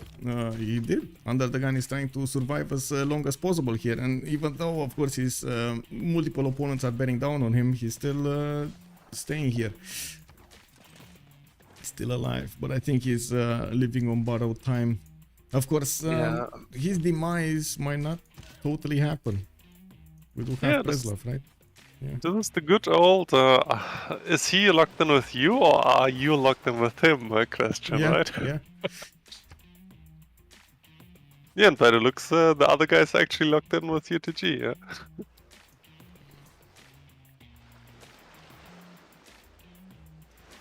I gotta say that even if UnderTheGun is gonna die here, I'm pretty sure Mongolia is gonna follow. It would be just much better for Mongolia to give the series to Inca, and maybe this is why Inca is getting a few courses to get next to. Inca needs to be recovering in the game, and of course prepare for the next part, because Mongolia, I'm pretty sure this is about it. This is it, right? He kind of forced everything into this particular time to push as hard as possible America at this point in time with like 1100 military. And he's not going to get to recover after this effort. I don't think so. I don't think he's going to be allowed to. Don't get me wrong. I don't think he's going to be allowed to recover. Yeah, I mean, little does he know that Theodora fleet is preparing. And I mean, also, to be fair, even if he knew, he can't do nothing about it, so... Yeah. This is just a case of, okay, job done, whatever happens with me happens, right? UnderTheGun is 12 here. I'm wondering if there is a possibility for his opponents to maybe take this. I don't think so, right? Like 13 envoys would be very... Like, even 12 envoys would be very, very costly. I don't think they have these many. Yeah, I think UnderTheGun actually saved the ball game long, also established Armani and stuff like this. Because, honestly, on like higher skilled lobbies, it is so common to do the levy city-state play these days, so I think people will smell it if you choose low value CS with a lot of envoys. Yeah. We do have an information here. Bartolome was saying that he followed the military size of both teams, and the Freritos military size has dramatically increased in size over the past 10 turns, around like 800 more. Oh, this is the timing that they're going for somebody. Well, first we do have the fleet coming out from Byzantium, which, to be honest, it does look like he's okay, there we go. Next turn he's gonna get cartography and nationalism, so he can flex those fleets against his opponents. He does have his also missionaries with him, and I'm actually very curious what is he gonna do here, because, well, Mongolia just doesn't have a religion. Kick. We do need to also take a look if he's gonna get some frigates. Doesn't look like he's actually getting quadrim pre-builds over here, and of course he's trying to take over Preslav for this to do the damage, so America gets in. It's gonna take some time for the American units to get to Preslav, though. It's like what, 1, 2, 3, and then 4 and 5 to move and attack. 5 turns. I'm pretty sure he can survive 5 turns. Like New York is definitely going down, yeah. but the other ones are gonna stay alive. Yeah, he definitely lives for 5 turns. He's 99.9% safe. Well, you say that, but, you know, never underestimate Mongolia, man. Never underestimate Mongolia. You never know what he's gonna pull out of his hat over here. Maybe he has an ace up his sleeve we don't know. Or, Yeah, I mean, of course. Like I guess the west of the 0.1% is like he gets a nuke from a hut or something. So, yeah. Also, who like I mean, knows? in Red Death this happens, right? You just get a nuke from a hut. Okay. Yeah, yeah. Oh, perfect, perfect. And the ability to shoot it with a scout. Exactly what we need. Yeah, exactly. Like more chaos. Exactly. Plus 350 on Byzantium, plus 450 on Tamar. Oh, you're talking about the army size. Yeah, we do see it. It's definitely increasing. Tamar over here just, I think, upgraded a few units, and he needed to defend himself against the north invasion from Mongolia. But I do think still in his long-term strategy, we're talking more about the simming than anything else. And I do have to point out, we do see the difference between the teams when it comes to also the, I think, the philosophy of how to pick the civilizations. We had quite a different philosophy between the two. What do you think, Justice, about this? The two philosophies clashing over here.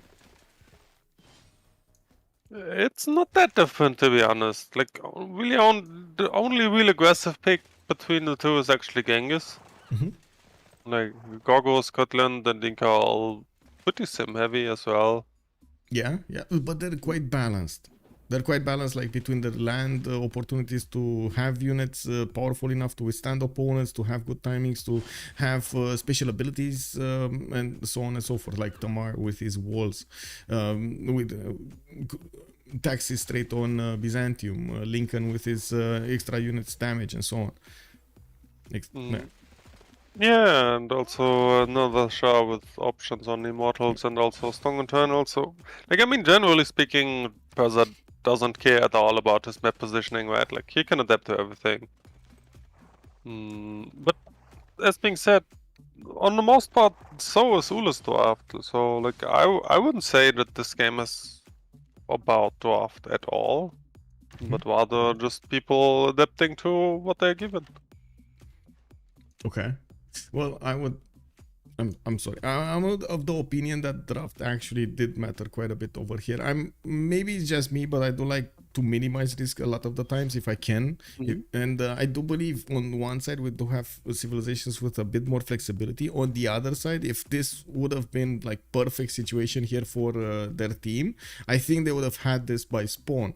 But since it wasn't really perfect situation, like placement for the Inca, placement for Gorgo, placement for Scotland, amenities for Scotland, you know, like all of those, and of course Phyrsos just being here. Phyrsos, I think, is the only one in his own element here. He's the one that he's doing what his civilization needs to be doing.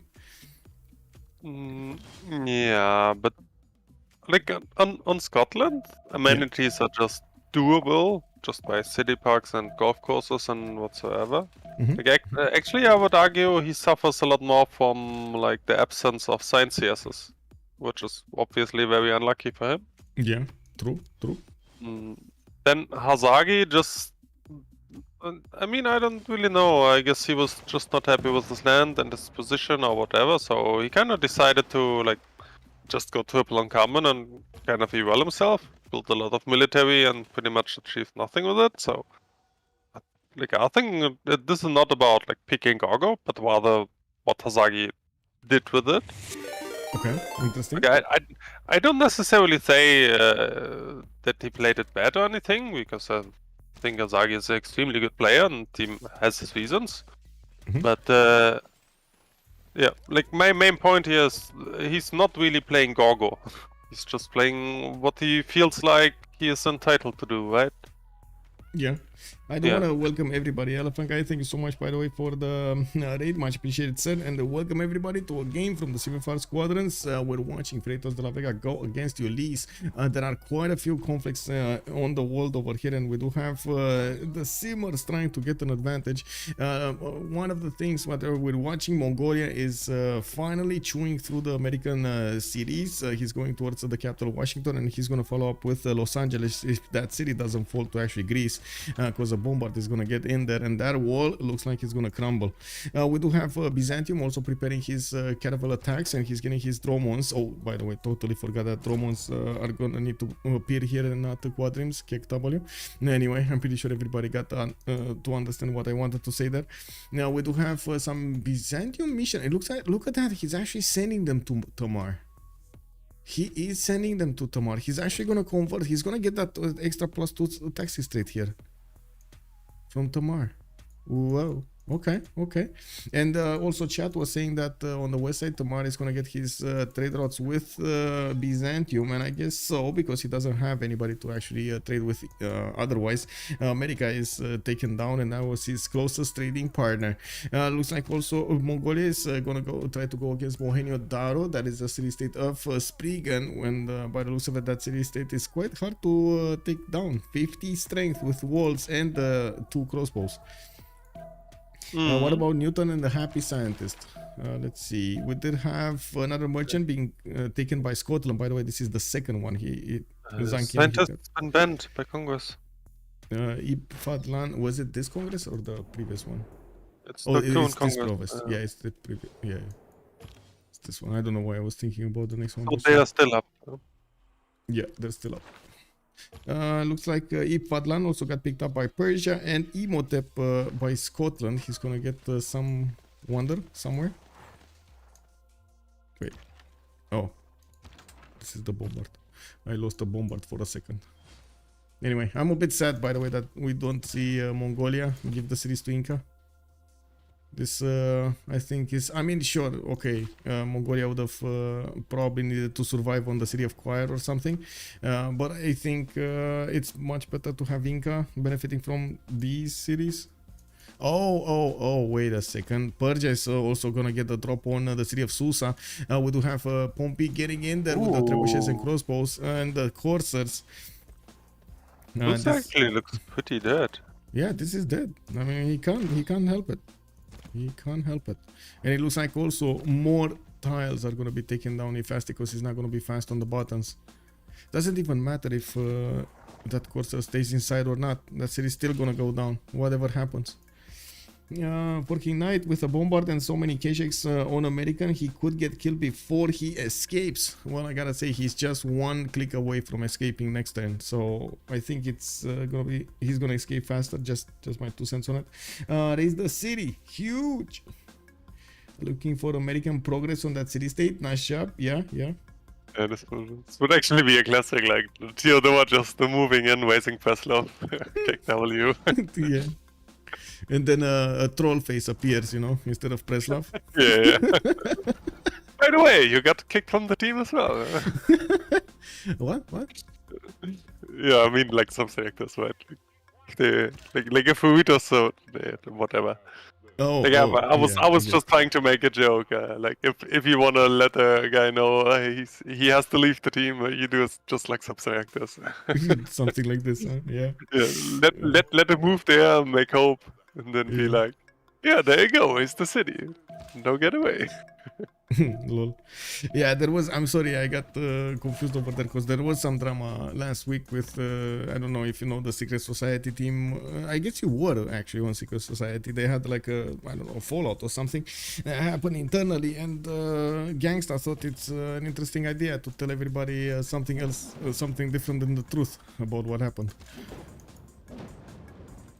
Yeah, I mean, I had my fair bit of gangster as well, so I don't really want to comment on it. Yeah, no. I was just explaining myself why I had that stutter, and no need to comment further. We do have Mongolia here going towards Washington, and finally Greece is breaking through the walls of Los Angeles. I can't wait to actually see the caravels on the water. They're gonna get there relatively quickly. They only have 5 movement, and I don't see him actually benefiting from an admiral here, but I will assume he's gonna get one at some point. Nobody's making admiral points other than him. It's just a matter of time until he's gonna get the fleet, and then he's gonna get to reveal the ones that give bonuses to Renaissance era units. I'd also notice Persia here is gonna break Susa right now. Susa lost its courser. The courser just ran away from that city. Again, you know, it is what it is. I see also Astikos should be on military science. Yeah, he's next turn gonna get to discover calves, which is gonna be a stronger unit than Persia can handle. Uh-oh, where is Persia at? Persia is ballistics in 3 turns. Ah, he's gonna be fine. He's gonna be fine. Like field cannons with cuirassiers are gonna make quick work of the calves. Also, Alex 2005, Susa was way too greedy of a city from the start. We even made sure you died early so that you can leave the game faster. Wow. I knew your chat would like my idea. Yeah. I didn't to that point, yeah. Wait, Goober Dragon, hello there, sir. What happened to the game Elephant was casting? Elephant guy is answering WSS01. Yeah, spoiler alert, kick W. Yeah, but I mean, there are so many details other than the team that won, you know. It's like, you know, you're watching a movie, you know the good team is actually going to win in the end, but you don't know how. What's going to happen in between? What is the drama? What is the action? You know what route are they going to take? Elizabeth Caravel's too much for them. Oh, I see that they keep talking about the other game over there, which I have no knowledge about. Okay, it is what it is. Susa has been taken down. Persia is gonna move in towards the other units, and I gotta say, Inca over here, unfortunately, is not gonna have his field cannons to bear. He does have level 2 crossbows, which are gonna be extremely important to keep alive in the next part of the war. Astikos with the city of Susa. Well, like chat was saying, Susa was kind of an optimistic settle over here, right in the face of his opponent, Persia especially. But it's still mean distance from the capital, so I can understand where Astikos is coming from settling a city there. Now I gotta say, next turn Persia is gonna give in 2 turns Persia is gonna give his opponent a surprise here, and I do believe he's actually gonna survive with his units, no problems, in the next 2 turns. He just needs to get to ballistics and get his cuirassiers going. I do like that Astikos is super charging his military here with a lot of calves, which might maybe get the opportunity to like go behind enemy lines, try to go to Bakhtri, maybe get some pillages popping off.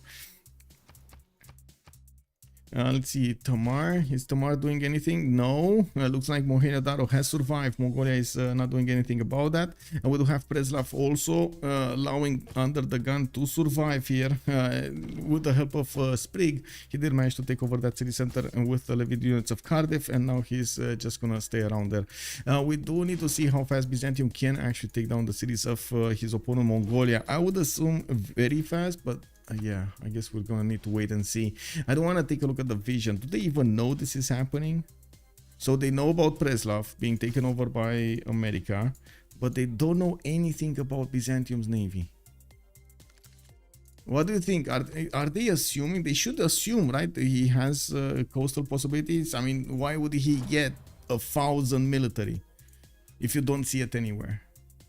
I mean, they might assume that he wants to do like a tunnel play against Scotland or something. And also, as being said, like even if they think it's gonna happen, like there's not much Genghis can do about it other than maybe building walls. So might as well just let it happen. Because Genghis kind of did his, Genghis kind of did his job here. Yeah, don't get me wrong. Yeah, so it doesn't really matter if he as long as he doesn't full die. No one on the team really cares about the fate of Genghis cities, including Genghis. Migman98 is also pointing out that they can see the admiral points. That is true. Yes, he does have harbors, and that's one of the things that I think they should assume. Also, could be against Scotland. Mongolia has target fixation on America. I mean, you know. Yeah, what it's target acquired, you know. It's like a how to say, like a bulldog, right? That got something to chew on, and he's never gonna let go. Or was that another? I think there was a breed of dogs that does that, like their mouth clenches in such a way you can't do anything about it. Was that a pit bull or was this? Anyway, yeah, I don't exactly know. You should build more Keshiks. No. Like, Yeah, people. There we go. the least thing you want against boats is archers. And like Keshiks are a ranged unit, so they get what, I think like -17 against Yeah, minus boats? 17. They have such a major Well. penalty on that. Yeah, it's pretty useless. Yeah. Yeah. You need siege units, a lot of them, but you do see the production numbers of Mongolia are just not good enough. 4 turns, I think this was 6 turns to build a trebuchet. It's way too much, way too costly. There are some more Keshiks coming from Mongolia, and to be honest, he did kind of finish the job here on America. He could move on further towards whom? I guess Georgia or Persia, right? That's it. Yeah, Georgia or Persia, but he's never gonna get through the one-tile choke next to the units of Inca towards Persia, and it looks like Persia does need to retreat a little bit to actually get his upgrades going, his knight upgrades, just next turn. Did he get nationalism or he's getting nationalism? I hate it when this happens. I'm pretty sure he got nationalism because Sprig got it earlier and he would have had the boost, right? So yeah, he doesn't have the boost. We do have 4 frigates also on the way. Byzantium is getting his production capabilities up, and I do see industrialization is going to finish next time. Also, Byzantium is going to get his Isodor of Miletus to increase his production towards the Forbidden City. If he does manage to finish that, he's going to get an extra wildcard policy slot to use. I did also notice somebody on the map that put down Potala Palace, or was that Alhambra? Sorry, Alhambra. Was that here? Taj Mahal. Where is it? Where is it? Where is it? Oh, Alhambra actually needs to be built on a hill, right? So this needs to be Alhambra. Yes, there we go. Alhambra. the double encampment Alhambra Yeah. tile choke luck. Yeah. Okay. And there we go. Level 2 field cannons will stop these calves. And I think actually Inca has a single way to use these calves. Just go against Bakhtri. Otherwise it's just gonna be defense. Play defense. Anyway. Ooh, that was a hard shot. Field cannon, pretty big. Good night, Guzakimbo. Or wait. Oh, Hunte Priester is leaving. Good night, sir. I'll be watching tomorrow. Have a good stream. Yeah, thank you, sir, and have a good night's sleep. Oh, by the way, we got 3 more. Need 3 more followers to get to 6,800. 3 more. Freritos up on culture, faith, production. Ulyss up on science and gold. They did actually. Look at that. Look at Ulyss go with that one single Capagnan. By the way, this is all because of that one single tunnel. So much of an economy. 430 points. 32 points. Yeah, but this also means when Inca. Like, when Inca gets into trouble, the game is pretty much over. Like, then Lege has no one can't trade anymore. Well, Inca is soon gonna get into trouble. I guess. We'll see. It doesn't look like he's doing amazingly well when it comes to his stats. Like, he's 100... wait. He's 161 and 73. Oh, wait, there's suddenly some gold on Titiits as well. Did he start to send traders navally? He did?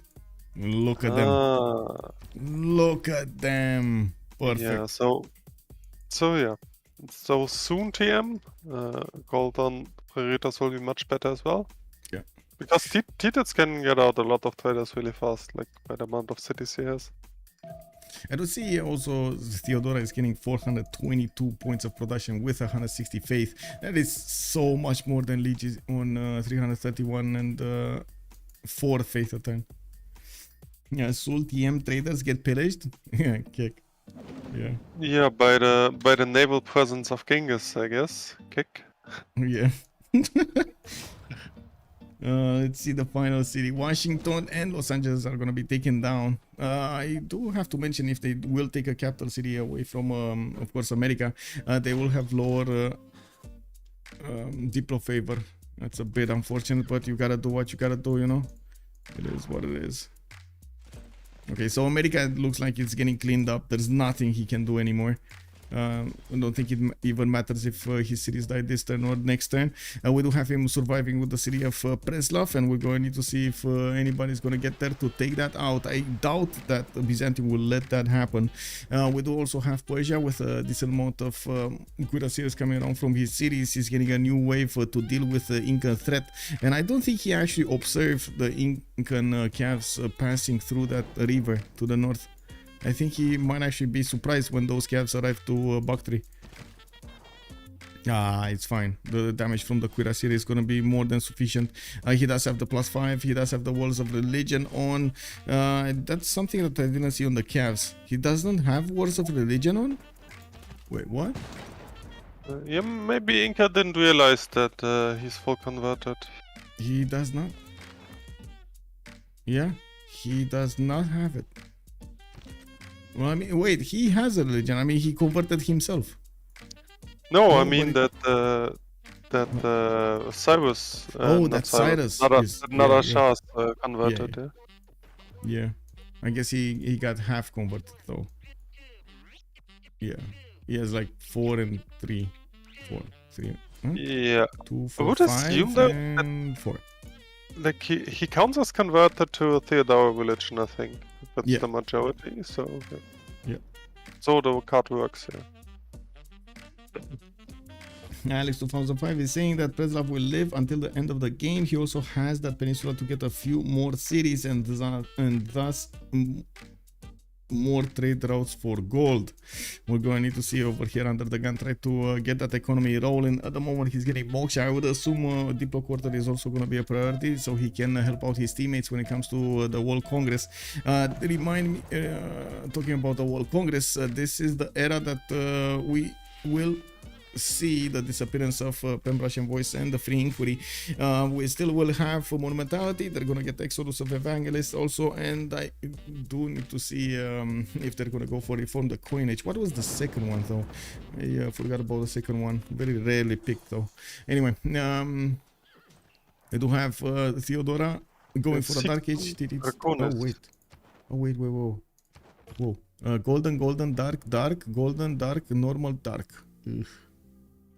Well, I guess it's fine. A lot of the teams, a lot of the players actually don't believe it's that important to actually have the third era as the golden age. It's good to chain them on civilizations like Tamar though. Let's actually see. The other one is Hixun Draconis, by the way. Hixun Draconis. Yes, there we go. Yeah, you get extra pop and extra movement on naval. Yeah. There we go. Terracotta Army coming up in 4 turns, more Kesheks, and I guess Mongolia will get a level 2 spy somewhere. I don't know where though.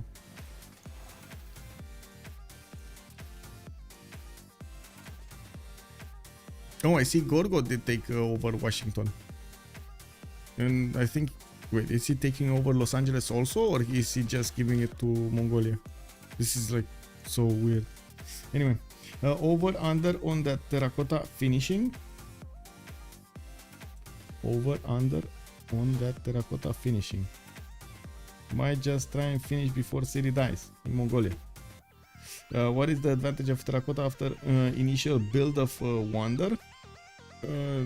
Well, nothing actually. Just I guess adjacency towards theater squares. You don't really get anything else. It's something like, I don't know, 1 general point or something, and also like if you're playing single player, your archaeologists can always enter. Like your archaeologists will always have open borders or something like this. Yeah. Yeah, there you go. Yeah, and 1 great general point. Yeah, there you go. Wow. Super.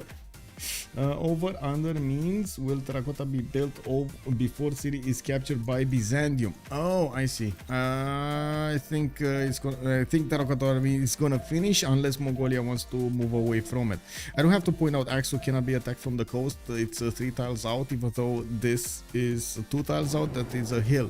We're also gonna have a pause of 2 minutes, and we're gonna come back after this.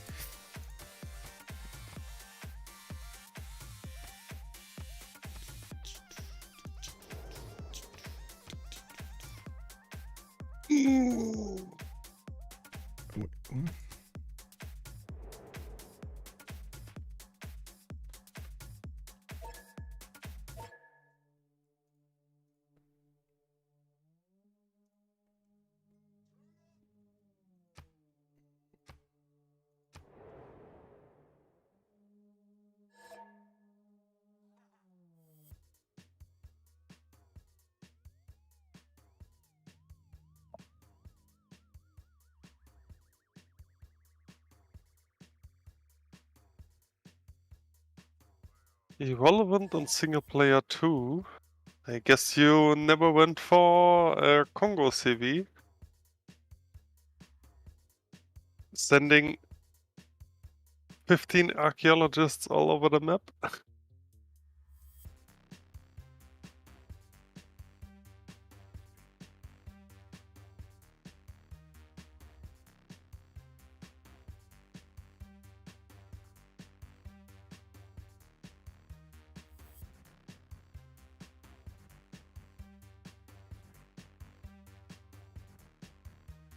AI always gives you open borders. I don't know about that. Like, I mean, I don't know how you play single player, but I never like actually AI always denounces me because I captured a city state or something, so they will never give me anything.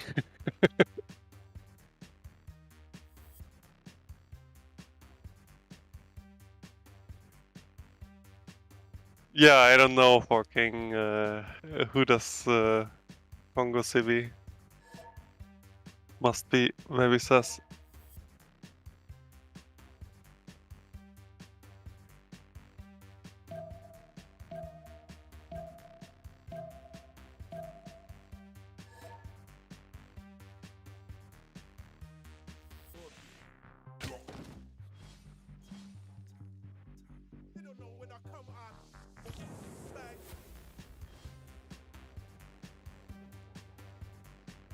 Wait, there's another pause? Oh, Yeah, they call it papaya break. okay. It's fair enough. So It's, it will probably quick be pause. like just another 2, maximum 5 minutes. We got a question here. Forking Knight is wait. Alex 2005 is saying the AI always gives you open borders, so no need to get the wonder. Also, culture victory Congo. Don't know who would try doing this. I mean, to be honest, I was remembering Jessica a lot of the times, like the culture victory with Congo. When they denounce it's annoying, but why are you getting city states in single player? It's not worth it. All that gold you can scam out of the AI with good relationship is worth more than a city. I guess if you do play for scamming the AI. There are so many rules in CPL that prevent us from doing anything with the AI because we do know how susceptible he is to pranks. I also think we play very different games. Like, Yeah. Imagine having good relationships to AI when you can just take the cities. Like, Yeah. It's like such a different approach. like I don't know, even considering having them live, you know. Yeah, I mean, How nice of you! You got me 5 cities and another 4 settlers. This and is some what I want AI wonders, and for. look, you built me some districts. Perfect, man. It's all good. Thank you. With the escape team. Yes, Milset. Yes, sir. We do have Preslav being taken over by the units of Cardiff. Also trade with AI for the raw gold and then declare to get all your stuff back. Aquarius philosophy is sharing us some intimate information over there. Keep their gold, pillage and take everything. Exactly. Like, look, he knows the way. He knows the How way. to maximize scamming, yeah. Someone wakes up in the corner. How's the gold income? 261, 226 on Ulyss, and then we do have 249 on Sprig with 68, 7, and 85. But the gold on Titiits is just gonna keep building up. He's now switching his trade routes to be externally on the coast, so we're expecting the gold to just keep on going up. Also, I gotta say, Byzantium here just kept on simming. Like, unless you take into account those few galleys, because I mean, you know, it is not that big of an effort. He just kept on simming. God Forbidden City, he's getting the first musician out, he's getting heavy chariot arm. Oh my god. Oh my god. He's actually making Liege Pikachu faced. Oh no. This is gonna be painful. This is one of those moments when everybody needs to actually take a look on Liege's stream and be ready with that clip button to see the reaction, you know, the face. What are you referring to right now? Just What? I'm referring to the soon-to-be tank armies of Byzantium, tank fascism armies of Byzantium. Oh yeah, sure. But like, actually, Lee's probably gonna have things for himself. So Yeah, just tanks. This is 92 culture too. That's what. That's the problem, I would say. Well, I would imagine we will see a general over here on Byzantium when he's gonna want to start moving, and I would also imagine these tank armies with fascism and the taxes rate of +6 he's gonna have. It's gonna be a bit too much for Scotland. yeah, a bit too but much. that will still be a while. Like that's being said, my call is like 80 the earliest, probably a bit later. Is when he gets active. Yeah. Well, he did get a little bit active beforehand. You gotta admit that with the caravels, you know. Oh yeah, sure. Yeah. But he needed to do this. Like this, I gotta say, Mongolia needed to be punished for being on the coast here. It is what it is, you know. You gotta do it. Why don't I have the whatever? The game ended, and they still didn't take Los Angeles. Why do you think this is not happening? Are they choosing to pillage everything? Is this the reason why? They have a few more Probably. pillages, I guess. Yeah, probably they just want to maximize pillage. Yeah. Yeah. They're doing the Aquarius philosophy strategy. Yeah, maximize. Yeah, maximizing. They need to also send a deal to UnderTheGun, you know, asking for all the gold he has. Yeah, yeah. Tank fascism +6 tactics, +8 when Inca dies. If Inca's gonna die, yeah. That's, I think, a good question. If Inca's gonna die. Ooh, Persia's getting pillaged. Looks like Pompi definitely needs a few more cuirassiers. He's gonna get them though. Mashhad, Hagmatana, Susa, and Tarsus are all building them. No, the negative diplo favor is always tied to the original cap, and Yeah. not the. Yeah, that's why I was questioning this, because Washington is the original cap, not Los Angeles. But I'm guessing the only reason is the pillage. There's no other reason. There's like no units or anything else. Yep. Anyway, looks like Mongolia might actually be taking over Mohenjo-daro this time around. That city still has a bit of health on it, and he's going to be surprised by Byzantium when his cities are going to be attacked. I'm actually quite curious how Spriggan is going to want to approach this, the direct way or the passive way, try to get around and attack both cities at the same time, like Karakorum and Al-Malik. You can go further up in the north and just stay in the fog of war. Like I don't know if they actually scouted it. I would. Yeah, Didn't know that about might it. be. Yeah. Let me see. Like, Let me see. Do they know? Do like they know? one might assume they only know about the Chocolate Hill city. They know. Maybe? They know. No, they know everything. They know everything. Okay. Yeah, they know. They even Byzantium also has a spy in Karakorum. He knows what's up. Oh. Okay. Give me a second. Let me Yeah, shift like- enter. Al-Malik is probably killable in one turn with 44 city strength and 3 cavalry slams. No. 4 turns. Oh, these are only cavalry, turns, not 4 cavalry fleets. I'm Yes. actually surprised. I expected fleets. Like I think 3 fleets could take it in one turn. But I'm well, actually pretty we'll see. sure about this, but yeah, we will see. Yeah. Karakorum finishing up that terracotta in 3. Do we have somebody else trying to build terracotta? I didn't see one, even though I'm pretty sure Byzantium could have built it. He does have multiple encampments to use. I do also notice he was getting a few more of these art museums to pad his culture numbers. He's getting his where is it? Natural history. Oh my god, he's so far up the tree, man. He's getting natural history already. What? This is what it is. Here. It's gonna get through here so fast. Anyway, we do have more industrial zones coming up from Scotland. He did get his great library there. I do notice, of course, he put down the city parks everywhere, so he gets the extra adjacency, the extra amenities. We do have also Scotland managing to take down the encampment of Sinop when where Byzantium did deploy one of his crossbow cores that can upgrade into a field cannon soon, and I'm pretty sure that will be a bit too much damage to handle on this side, on Scotland's side. But at least he did manage to push back Byzantium through that one tile choke, did his job there. Susa not taken back by Inca. I do see Persia does have some cuirassiers and a field cannon to the south there, and it does seem like the Incan calves have been slowly chewed. We don't have that many available for Inca to use, but to be honest, there aren't that many cuirassiers. Where were those cuirassiers? Oh, interesting.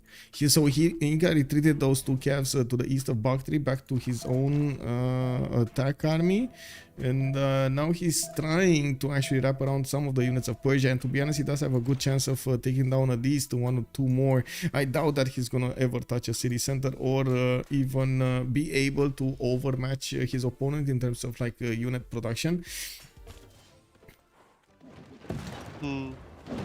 Let's see.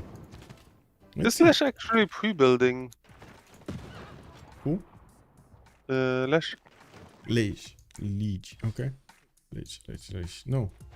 He's doing campus research projects. Oh, they unlocked the scientists.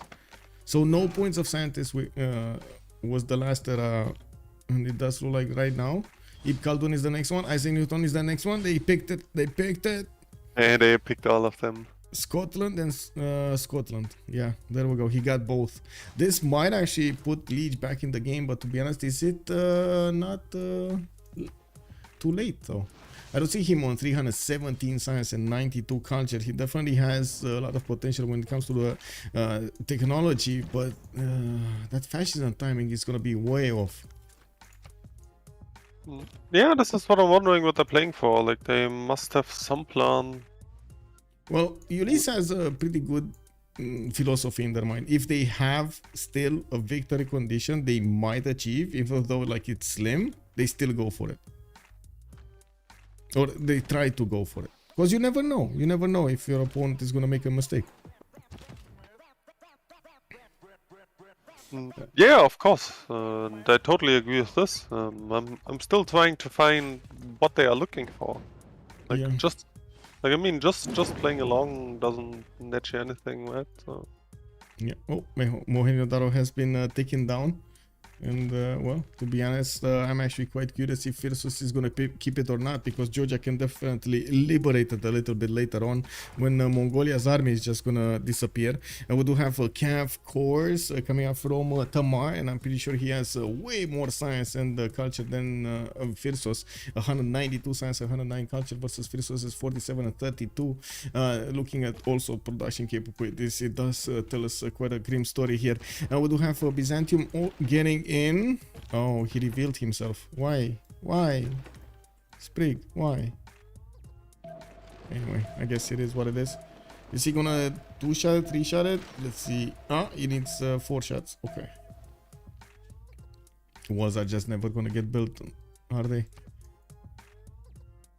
Oh, he didn't have time to put them everywhere, but I guess he does want to film. What would you do if you have Terracotta Army finishing up in 2 turns, your opponent army bearing down on your city, taking the city right next to that city, building the Terracotta Army? What would you do? Get walls or get Terracotta Army or get a unit? In this situation, definitely get Terracotta. You get Terracotta, yeah. Beef up Yeah, definitely, one like, of your units, yeah. Yeah, you won't. Like, honestly, at this point, your sim doesn't matter anyway anymore, so you don't care about your cities. You just want to have a Guifa strong. Yeah.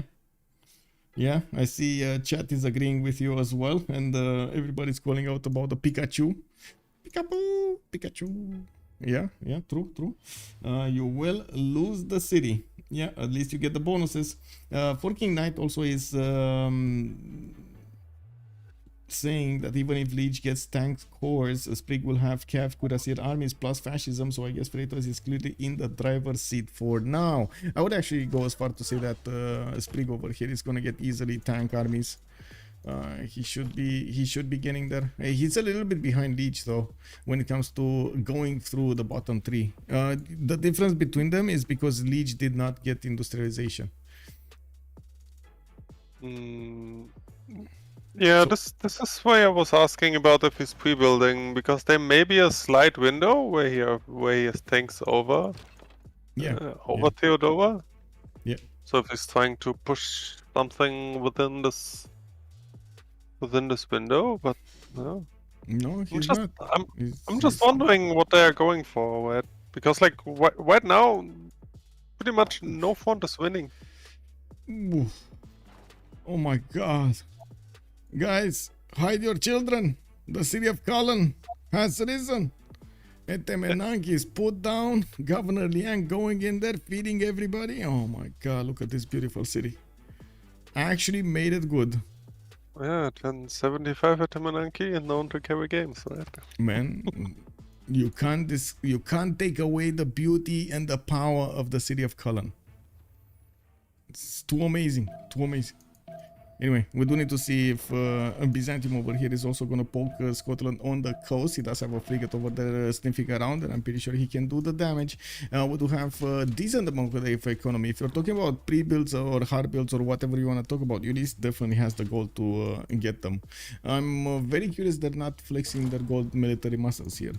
Anyway, now we do have Inca also calling up some of his units, not managing to push through Persia, but he is bringing some more field cannons. Maybe that will help. While Persia in the meantime is getting his own field cannons, getting more science, and by the looks of it, he's struggling actually on the science. 141 science with 54 culture, but Astikos is not that far away from him on 156 science with 72 culture. Gold difference between them is massive, 300 gold per turn on Astikos. Chat is also saying Newton is playing towards the hills. That makes sense. Yes, that also makes sense. Look, he's praying to the hills that he's gonna get a campus, and he's gonna have a very good time over there in the campus, and he's gonna get to discover things and write papers and get to interact with people. You know, he's gonna be very happy. Build libraries, build universities. I mean, you know, that's exactly what Newton wants in his life. Yeah, I mean, he's only searching for the apple tree for like a couple of 100 years, and yeah, well, when he finds it, and, yeah. I gotta say he's gonna have a hard time to find that in Civ. We don't have any apples anywhere. But that's what they told you. Where are they hiding? Behind the bananas? I won't tell you. This is the top secret. This is top secret. This is top secret stuff. Oh no! I can't tell you. Yeah, we got a spy coming up from the city of Air. Military academies from Dumfries. I guess chat doesn't want to tell me either, and I'm gonna just need to stick it to my brain over there, not giving him the information. Oh, walls going up in Karakorum. That doesn't matter. Actually, we do have the frigates getting in range, and they will take down any kind of walls in that city center, unless they're actually steel walls. Steel walls are going to be different. Now, we do need to see also how fast Byzantium is going to get to do anything, even though I don't see Scotland doing much here in terms of actually building a military. And this is troubling because I'm pretty sure he doesn't have the production capabilities, nor a lot of encampments to just get them, hard build them.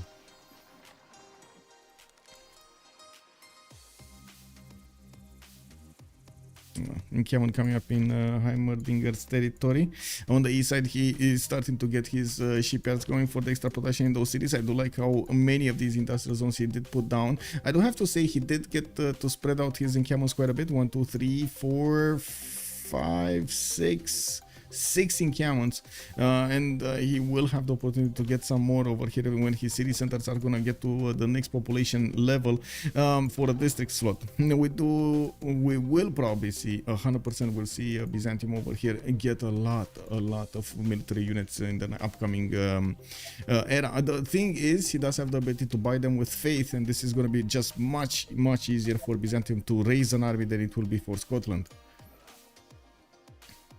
Yeah, definitely. He likes banks. Yes. Also, Zabijak, hello there, sir. Probably hiding in Steam Workshop. I think I've seen a mod with Apple as a resource. Oh, whoa. Oh, so that's what we need to give Newton. Yeah, just a quick relobby. Everyone needs to install the mod, and then it works. Exactly. And when you actually have apples, you get an extra +2 on each of your universities. Okay, let's not go further down on this line.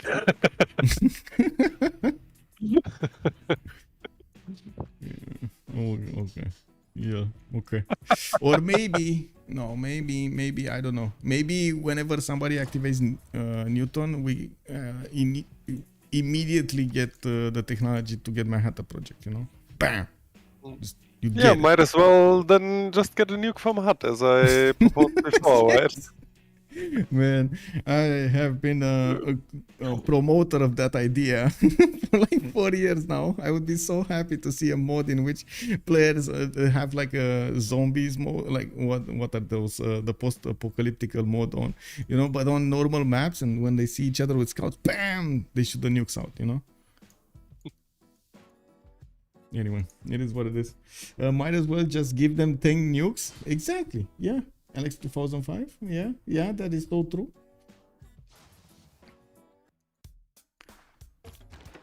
Let me see. Sure, I mean, the enemy has three cities turn 25, so you need 10 nukes for this, right? Yes. Well, it would have put on Lege back on the table, you know. Oh, wait, Lege is not getting tanks. He's going industrialization. Oh. Yeah, he will probably wants to delay for pre-builds now. Yeah, I gotta say Lege over here only has like 1, 2 of these three encampments. And he did get his military academy, so I'm pretty sure he's starting to acquire oil, but he just doesn't have a lot of other oil. Oh, there is a tile here. Oh my god, I really hope he's actually gonna buy this one, because I'm pretty sure Greece is gonna just grow into it. And Greece doesn't need oil. He already has encampments. Oh, when did Cahokia die? And do I see this correctly? This, oh no, the mountains cannot be tunneled through. It's not his to tunnel through. Rip. Oh well. Yeah, here would be an interesting choice to get a mountain tunnel over here and then just get another mountain tunnel over here. Poof. Oh wait, not connected. Oh come on, man, my dreams. Yeah, you can go from a mellow to the core of Greece though, but What? You can go from what to who? Where? mountain chain on the right is Omalo. connected though, yeah, like from Yeah, Omalo to Eritrea you can just teleport there. Yep. Eritrea. From here. From this side to this side. Yes. Yeah, Also, I like Justice's way of thinking. Oh, yeah. Ulyss has a huge military strength advantage, but most is on Mongol and is not able to do anything at the moment. I think Mongol's army just expired, to be honest. Like all of the units that he's going against are much stronger than he is. Like these Keshik 60 against 84 of the Cuirassier, these Cavs is 93 of the Cav cores. It's just way too much for him. And of course he's losing his capitals and he can't do anything about it. Guzakim also, welcome back, and I realized I never said be right back for going to walk the dog. It's all good, man. I hope you had a pleasant walk. Yeah, Genghis is just a classic case of bringing a knife to a gunfight here, right? It's not gonna work out. Yeah. Oh, Alhambra being built in Eritrea.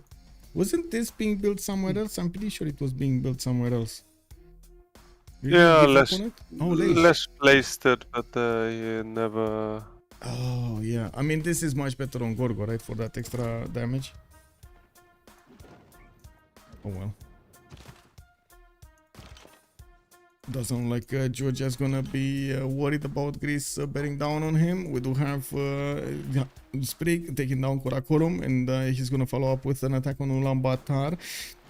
We don't have him with the ability to actually get units here on land to buy them from those cities. Even if he does have Grandmaster Chapel, he can't buy them in the cities that he acquired. He needs to settle a city there if he wants to do that. Duolny. Mary Catherine Duolny. How do we pronounce this? Daulny or is it Dolny? Dolnoy. Dolnoy? Daulnoy? Anyway, we do have encampment in Edessa. Looks like Antioch deploying a few more cuirassiers to the west. He didn't actually upgrade everything, and Inca is sending some form of a scout to see exactly what's going on. I do have to point out Scotland at the moment still did not start building up an army. We do have Theodora discovering refining next turn, and he has ideology in 2 turns. He's very, very close to getting his fascism.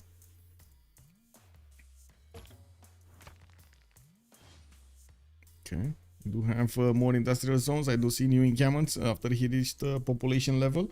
And looking at Inca here, looks like he got pushed back seriously by Persia. He did manage to get the tanks and upgraded, while these cuirassiers, normal cuirassiers, are not going to be that useful. That's one of the reasons that Persia didn't want to core these up. They will have the opportunity to withstand a bit more damage. Gordian did also get the Governor Victor inside, and yeah, Persia shouldn't be that far away from getting his own tanks, but it looks like it's gonna take a while. Pompi still walls just in 4 turns, and I doubt that he actually has refining. Yeah. I guess actually not to be underestimated. This might be quite a window for Inca. He doesn't have that much, does he? No, well, actually, quite a couple, huh? How about the generals, the industrial generals? Let's see.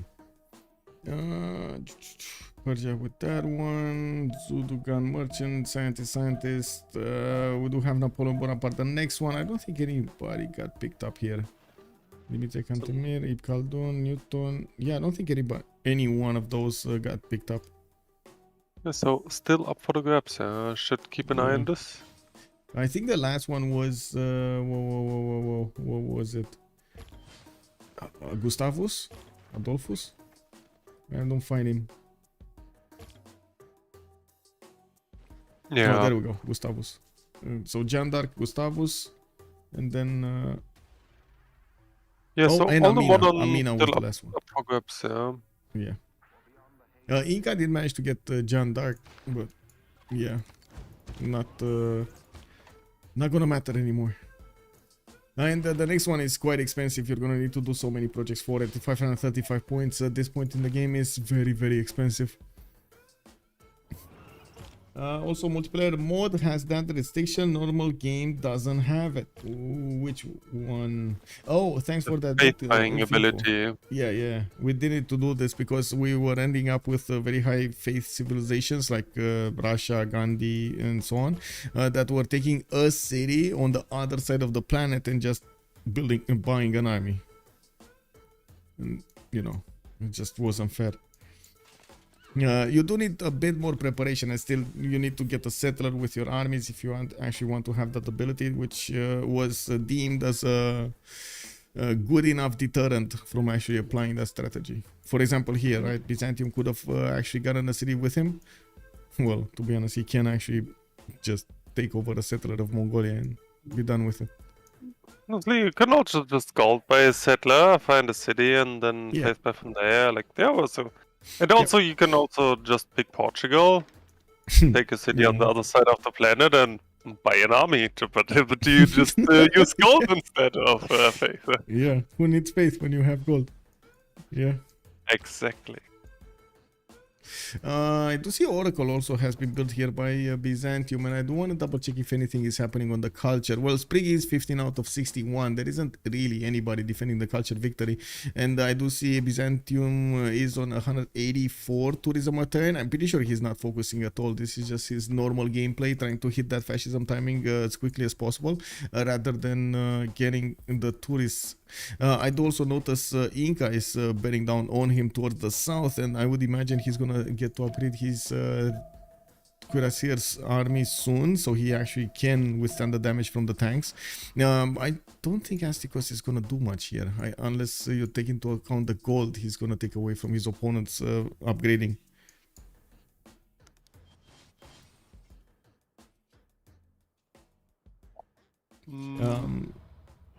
High impact Agnor what?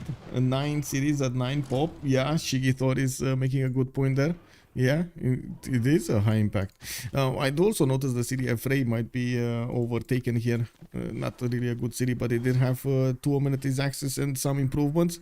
Now we do need to see if Inca is actually gonna redirect his forces towards Ray. That will give enough time to Byzantium not only to get steel walls, but also get very close to getting his own combustion.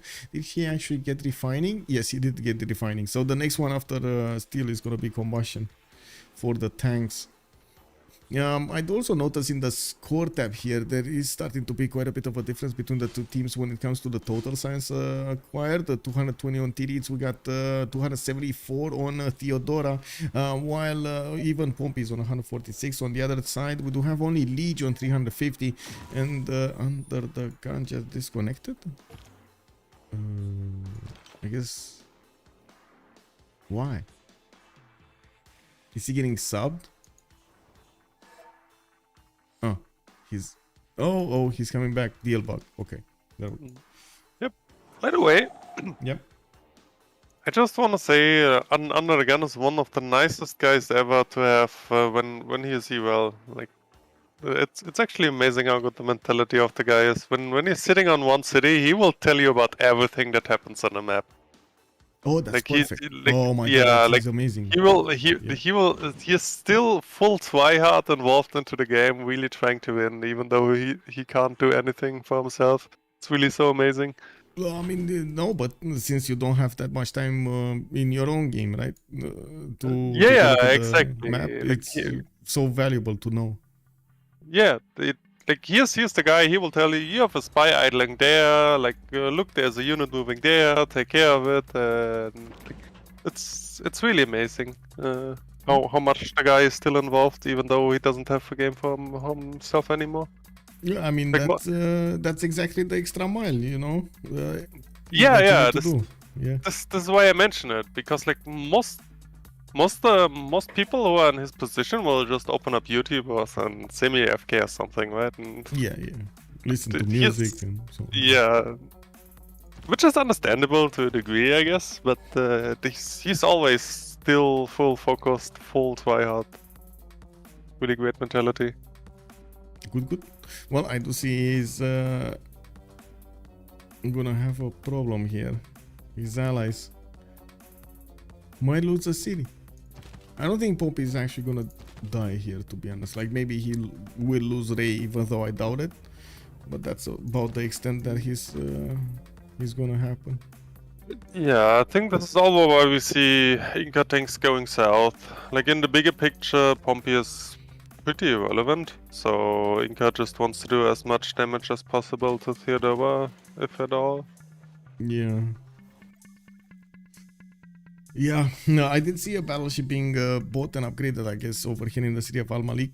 We do have him with the possibility to take out Aksu to the southwest with that battleship. Of course, it's going to be much easier to take down the walls of Ulaanbaatar, but I don't think it matters. The frigates are still going to be there and do it. Oh, battleship fleet, never mind, that's much easier. The city of Aksu does require a unit to be taken down, and it looks like he will get a cav out in 7 turns from the city of Al Malik. Okay, cuirassiers coming around here. Quite a few cuirassiers coming out from Greece. I did notice he started deploying his army to the west of Olympia, and I'm a bit curious what Hazaggi's results are going to be here, because it doesn't look like he has enough damage to go through the Cav Corps units that Georgia put to the northeast of Kabul, and I do have to say that Georgia does have the ability to bite in these units with faith. With 158 faith per turn, he does have a good amount of science to keep up with Greece and outpace him. Actually, we do have Hazaggi on 166 and 118, and this is very surprising to us, mostly because usually when you see Greece in the game, you see like massive culture and like half the science of culture, basically. So this is exactly the opposite. He played it totally different than we would see Greece being played out. Wow, there's a level 4 cache, 2 level 4 cache cores. Oh my. These guys, man, the double shot. Yeah, Are both these- of them. Are these double shutters though? Yeah, both. So they are wheel level 4s, yeah. That's actually nothing to laugh at, yeah. Oh, look how fast the cuirassier is going down. I mean, sure, it's not the core, but yeah. It's happening. That's probably why Georgia is starting to lose his unit count here to the north. Of course, field cannons are going to make quick work of them if they get into range. The problem is the Mongolian Kesheks do damage against those field cannons. A decent amount of damage. And where is this battleship going and why is he not moving? The thing that just killed a random unit somewhere. Yeah, I guess. I mean, Oh, Statue honestly, of Liberty. taking the Genghis city is pretty low priority to Theodora, so Yeah.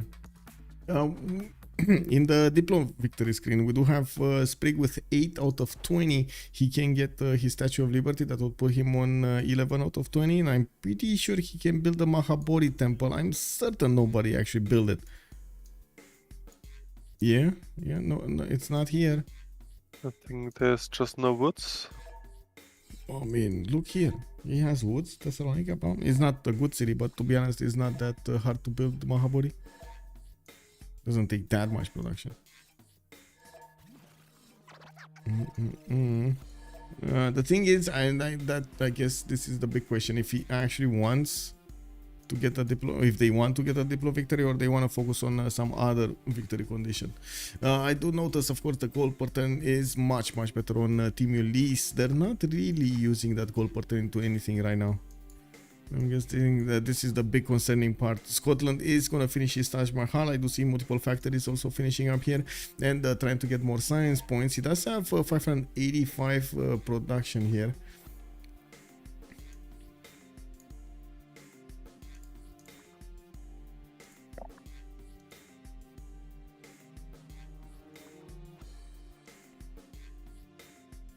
Not bad production numbers on Scotland pre factories. Okay, first tanks going in. They are gonna actually move towards Persia and bypass Byzantium, or is he still making up his mind?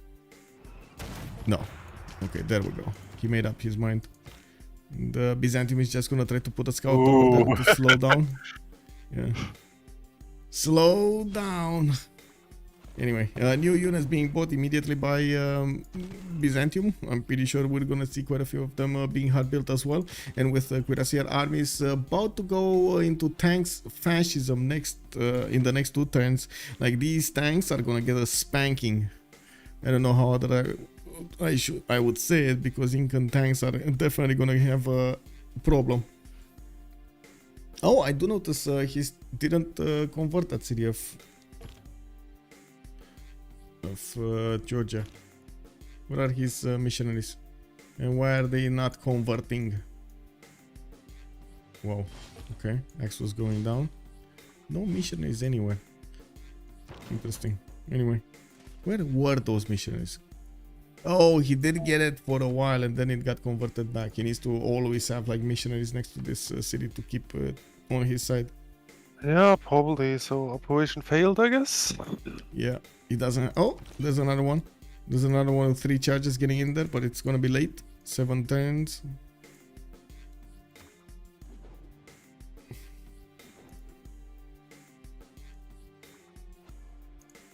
Give me a second. Byzantium battleships. Right now, Tbilisi has no religion. Yeah, true. And what's up with Byzantium battleships? That they're gonna take out Aksu and probably Mohenjo-Daro, but he does need a unit to take them out, and I would assume the Cav is there for that particular reason. Oh, look, the hero galley of Mexico is blocking the joke. Yeah, that's a very courageous galley. Yeah, almost as suicidal as Byzantium scout was, yeah. Yeah.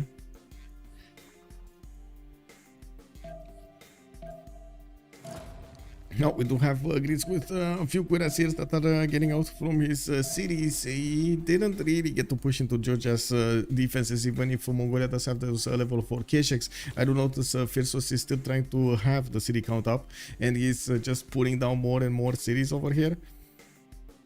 Interesting, but I gotta say, I would like the fact that he's not giving up. Immediate upgrade from Byzantium into a tank, and look at this damage, man. I mean, to be fair, it's army against a single one, but yeah, but okay, look, maybe army look against at core. Hover. Yeah, it's Lol. Oh lol. Oh lol. And he also has promotions. Kick W, man. yeah. Anyway. We will see if actually Ulyss has a interesting plan up his sleeve. Look at because- Astikos go. Yeah, yes, of course. And this is like in a normal game, this is exactly where Inca's like, okay, CC plus guys, right? Yeah, exactly. This is why I was searching so much for something Ulyss is playing for, because this was foreseeable, right?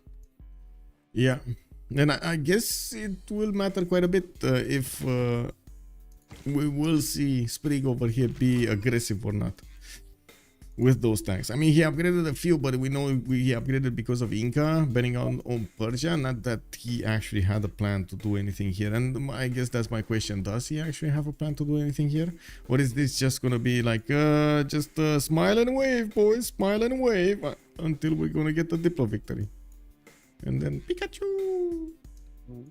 Shiggy Thor might actually have a point. Maybe Ulyss just wants to block the Choxos planes and then hope for nukes. But like his edge is actually not that big on the science. I don't know. Yeah. Oh, we got Fusion walking in. Hello there. Hello there, sir. Who is winning? That's a very good question. We keep asking ourselves that. Alex 2005 is also saying Lege is 2 turns away until flight. Can he get a plane on those chokes in time? Dgath is also saying not us. Okay. Shiggy Thor, Ulyss can just hope to protect Lege until nukes. I mean, kinda Lege needs to protect himself, to be honest here. I mean, then again, look at the mountains. Like Theodora can literally just buy out the mountain tiles and tunnel in. I mean, I guess you can say I can even put more planes there, but I don't know. I think it's a die for Ulyss. Yeah, it is. It is a dire game here, and I gotta say, this is the second game in a row we see Ulyss struggling a little bit. You need to get back on the horse focus. Scottish knee hung for the win, or is that a Highlander? That is a Highlander. This is a Highlander. Yeah.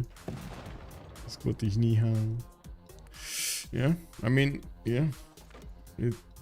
Not a bad unit. Not that bad of a unit. Anyway, Axel, come on, not going down yet. The Mohenjo-Daro are not going down. We do have Georgian tanks also, which are gonna be much stronger than the Kesheks. Now these Kesheks are way out of the league. We do need to see if Georgia is gonna want to do anything about this. There is a tank also from Byzantium coming up from Rustavi. Interesting that he's actually getting this one here. And we do need to see how fast the Tbilisi can be converted back to Byzantium religion, so he can get an extra plus to taxi straight. And we see Mongolia has spy inside of Georgia cities, getting that extra diplo, but I don't think he actually has anything extra. And I'm a bit concerned about the total gold generation here on Freritos de la Vega. There is so much more gold being generated by his opponents. Well, I say so much. Yeah, it is so much more gold. It's like 200 more. Ulaanbaatar has been No, Hazaggi is minus, like they also have minus 100 on the other hand. Yes. 700 minus 100. 600. And then you have 395 for 400, 430, 500. Yeah, so it's 100 more, not 300 more. 200. I said 200. Okay. So Wow, we meet in the playing middle. games like children, man. What is this? I mean, maybe just trying talk to to it. misdirect to It's the 100 wow. gold. Wow. It's 100 gold is not the 200 and also not the 300. Look It's at 100. Wow. Okay. Anyway, we do have a Potala Palace coming up here from Scotland, and I do see military academies from Sinop. Cherson is going to get those extra science points, and Byzantium did move up his tanks towards Inca, but I doubt that he's actually going to get to push with just his tanks in his tank armies all over the place. Military academies coming in, workshops, and he's going to get to the university, and 8 turns for Oxford University in the city of Constantinople. Okay, big question. Where Mahabodhi Temple? And why no Mahabodhi Temple? They don't care about Diplo, because they have pretty much every other Wincon available as well, right? True. I mean, they have culture. They don't have And they science. can- It's Lege that's the most scientific one. But yeah, you know how it is. Big blue number doesn't actually save you from big bag tanks. Anyway. Yeah, we made 16. Gold aggregate, it's Freritos on 580 and Ulyss is on 568. Oh. Did she do the wait, Willico they account now? sorry. They dropped 200 gold. Like more than 200 gold. Because, no, sorry. Yeah, 200 gold, sorry. Because Lege is 204 and the Astikos is 217. They were both over 300 when we counted. But yeah, they just got very, very close to each other. Byzantium bought that tunnel tile. Let's go. This one? Yeah, he did. Yeah. But I still don't see Byzantium getting the units that we're expecting him to get. Like a lot of units in that. Just straight up buying tanks, but yeah, still has 700 faith in the bank. Tamar over here getting also his campus research projects. Do we have anything interesting? Diplomatic victory point, Alfred Noble. Scotland is also going to get the benefits of Eiffel, and I hear a lot of upgrades. It is Greece that it's upgrading his tank corps. We do have Georgian line infantries, and I'm actually curious, is he gonna try to go towards infantries, not line infantries, but just normal infantries, or is he actually gonna put some units to defend these tanks? Because it looks like Greece might push through Titiits here. He might actually Pikachu him. +6 intel. We do have Georgia with only a few scattered units. He was upgrading his tanks to go against Theodora, and yes, that city is going to be taken out, liberated. That will probably secure them the next World Congress. What's happening on the score screen? 100 Diplo favor. If they do manage to get 100, yeah, I mean they're going to be very close to Ulyss in terms of Diplo favor. And they have the ability to get those like Statue of Liberty, Mahabodhi Temple. I keep saying Mahabodhi Temple. Potala Palace is going to be taken away from them. Noble, an extra point. But why is Tamar going for Noble, and why is not a Sprig going for Noble? How many points is he making? Georgia is on 27, and we do have Byzantium on 31. Oh my god, it's 840 points. These are just natural points. No one is projecting. Yeah. Tamar has started. I saw a project over here. I think he just switched the numbers. Give me a second. Tamar is 78. There we go. He got a project. Yeah, but I don't see a new one. Anyway, he needs a lot of tanks, and he's gonna have a rude awakening when Hazaggi is gonna start pushing through his east. At least he does have steel walls, and from what I do see, it's gonna take some time for Hazaggi to actually get his artilleries to bear against the cities of his opponent. They're also just more curious here, so he can upgrade to tanks. So Where's the it's not cache? like Sorry. Yeah. Where's the Keshik? This is the Keshik with the settler. Migman. he sees the writing on the wall as well. Yeah. We're also No coming one's close to gonna the next step. die. Ooh, another golden age for Theodora. 100. You know how much era score he has? 190 era score. Oh, hello Yeah. there, Byzantium getting a Oh. settler. I mean, I don't I don't want to disgrace what Sprig does here, but honestly, if you get literally every top tier one in the game, this is how your game looks. It's, Yeah, yeah. I think everybody been there when like every single player knows this, right? Like you just get everything you want, then your game is amazing, of course. Yes. Yes. Then you get to At cry. least if you at least if you half know what you're doing, right? So. And you get to cry every time you don't actually have this kind of a spawn. You know? Yeah, I guess so. The problem is if people start expecting this kind of a game every game. Oh man, you should have seen the map on what was it? The tilted axis map? Was that the tilted axis map on Friday or Thursday? Almost everybody in the game had 3 reef fish in their first 3 tiles. And tilted. On tilted Like, axis, yes. Tilted is notorious for extremely bad yields, actually. Yes. That's very surprising. Imagine most of like all of the naval civilizations having 3 reef fish tiles. At least some of them had 4 or had turtles. It was Pretty incredible. insane, Yeah. Okay, we got a first plane coming in. Of course, Byzantium is not gonna get to pass through there. Looks like Lege did block the choke over next to Sterling to the east. And well, now we're gonna need to see Byzantium get his own planes out. I do have to say that like these biplanes are not that strong. That if they do get to attack into heavy chariots, sure, that's gonna be nice. But against tanks, they don't really do much. You do need stronger units like fighters to actually do anything. Yeah, but the amazing ability of theirs is to block these tiles, and that's exactly how Lege is gonna use them. Block the tiles.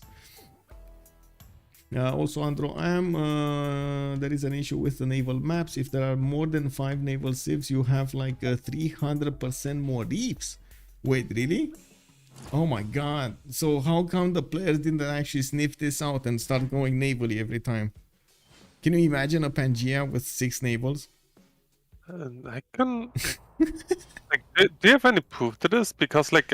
I actually played, like, even today, I played the Tilted Axis game and no one had any reefs. So, like, I don't know what you're referring to. But I would like to see any did you proof have to thing, but...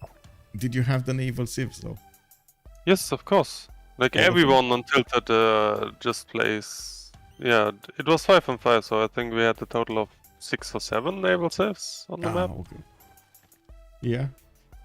300% of 0 is still 0. That is so true. Yeah, you know, it is what it is. If you had 0, the game just didn't know how to multiply. Yeah, I mean, I was playing Indo and they spawned with double crabs, nothing else.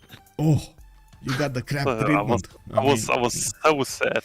But wait, isn't that a delicacy? Delicacy? Yeah. You know, you get to eat proper, you get to feed your people, you know, you get some money, you get those trades going. No, this was just a religious settlement signal because it was completely worthless. Oh, okay. It is what it is. Swimming tanks. Enough of my game. Wait, who's swimming tanks? Oh, we do have swimming tanks. Why is Byzantium sending so many units to the east? Is this to finish the job, or is he worried about Greece or something? Maybe. Anyway, we do have quick upgrades here from Georgia. Got his tanks on the front line to stop the Greek tanks from covering his terrain. I do have to say these are a lot of farms on the east of Kutaisi, and unfortunately, well, these tanks of Greece will get the opportunity to replenish their health if they do get their tracks on those. I do also notice Nicopolis has been settled, and immediately Byzantium is starting to buy out tanks on this side, so he's going to be much more aggressive against the Mongolia, trying to take out his opponent entirely, even though Mongolia is going to try to get out. Can he survive here in between his allies, in between like Inca and Gorgo? Because it doesn't have anywhere else to go. Like there's like no more land for him to settle, unless you take into account these 3 tiles and these. This is dangerous, right? This is right in the face of Persia and Mongolia and Byzantium. You don't want to do that. So this is his only option. Probably. Yeah, there's like no way he can actually get to the south in time. No, is it? soon Inca is gonna get pushed from two sides from the same guy, right? Yeah, true. What can I say? We do have Byzantium pushing from the southeast. And wait, a Capagnan? Are these? No, these are just mountain towns. What is the Capagnan here? Can he actually use this? Or is it needs to be a Capagnan? I don't think he can use it. Not sure. Yes, to he be can. honest. He can. Oh my Okay. god, fail. Fail. Fail. Oh. But does he see the city? I think he can only use it if he sees the other one. Oh, I mean, maybe. Let me see. This is, wait, this. No, he doesn't know about the city. Yeah. So Is he I gonna don't. click here somewhere? Because he just needs to click here, and the game, I think it will automatically put him, right? It will create the pathway there. Not sure about this. Like, this is such a weird interaction, right? So, But this one we can Well, imagine. it was Can you in. imagine getting in to all of these traders? I mean, look, the game is literally trying to pass him through the city. Like, this doesn't make any sense. I don't know, man. What can I say? Game weird. How can he go through volcano? Circa Assassin and asking us. That is a very good question. We don't know. No one knows. But this volcano is very excited, by the way. You do see it spewing lava there. You know, Yes. this is one of these questions. Like, when you upgrade your cavalry, Yeah. why do they start flying? Like, yeah, it doesn't make sense as well. But who cares? It's fun. So Hey, he got the tunnel. I mean, who cares? Oh my god. Where Machu Picchu, bro? Where Machu Picchu? That's the only way to destroy tunnels, by the way, guys. Machu Picchu. You get to destroy it once, and that's it. oh, yeah. There you go. Godzilla movie is actually the best reference for realism. There you go. Wait, did somebody actually use that? Yeah. Or did you just... No, Bartolomea in your chat.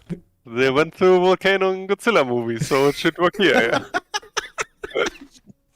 That's the best reference for realism, right? Amazing. Yes. I like. Hey, if it worked for others, it must work for us too, right? Yeah, I've seen it in the film. It must work. I saw a movie once on YouTube. It worked. It definitely worked. Wait, didn't you say planes actually block tanks? It must work in reality too. Yeah, I mean, to be honest, it's fun to take a look at this.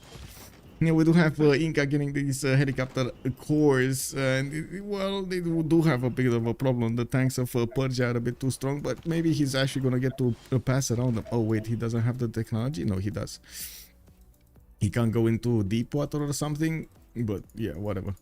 I don't know why the pathing, by the way, doesn't let me go here. You see?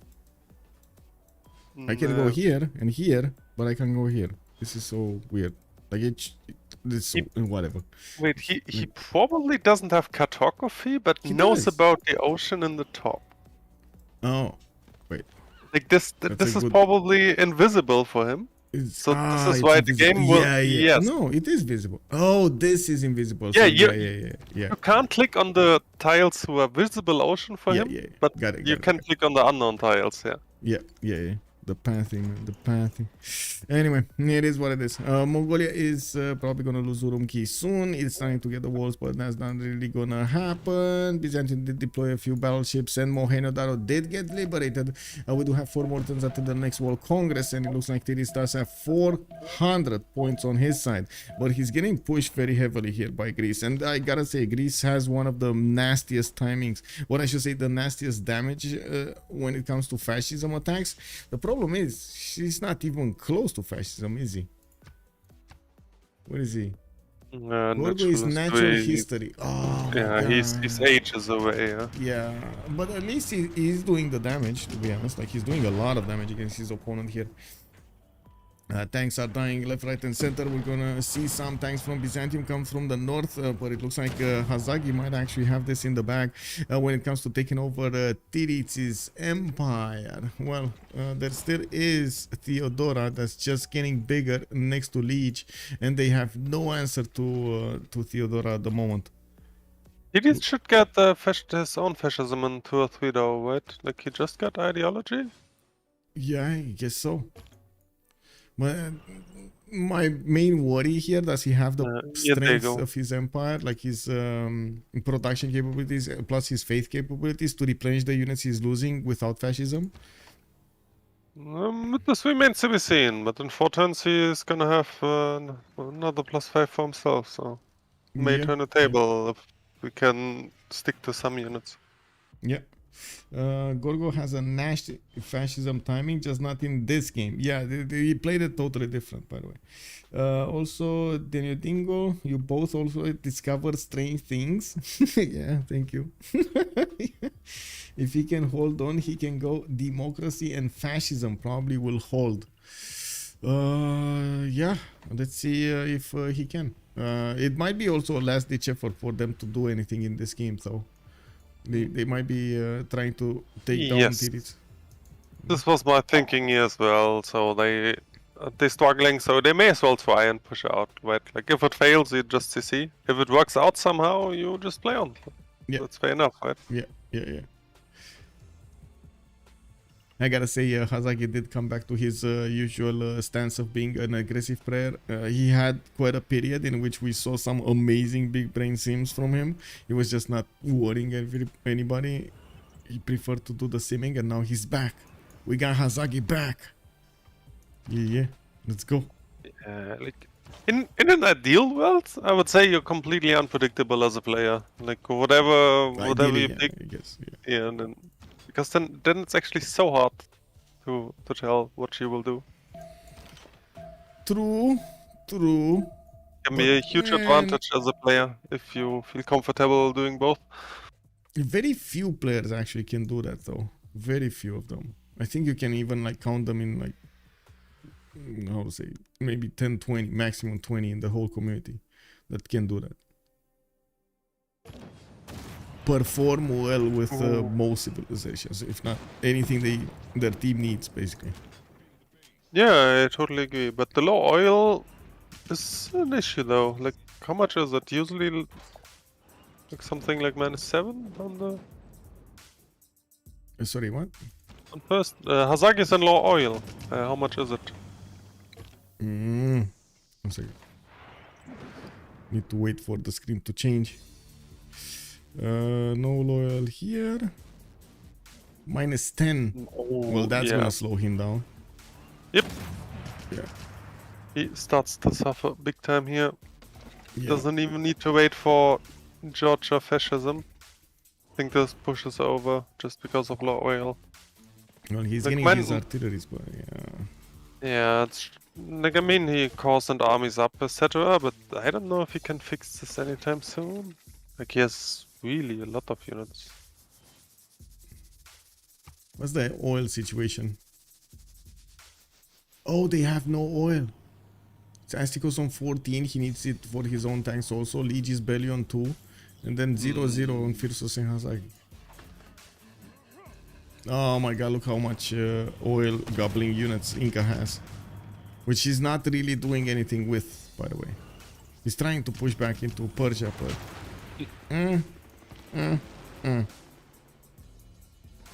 Looks like Persia has this. Yeah, a lot of helicopters. Although you have to say, like, even though he may not win straight out fight, helicopter can still be really annoying. Like once they get out of the cage, they just swarm your lands and be annoying all over the place. Always get a pillage here and there. Even if you can kill them, it's still giga annoying.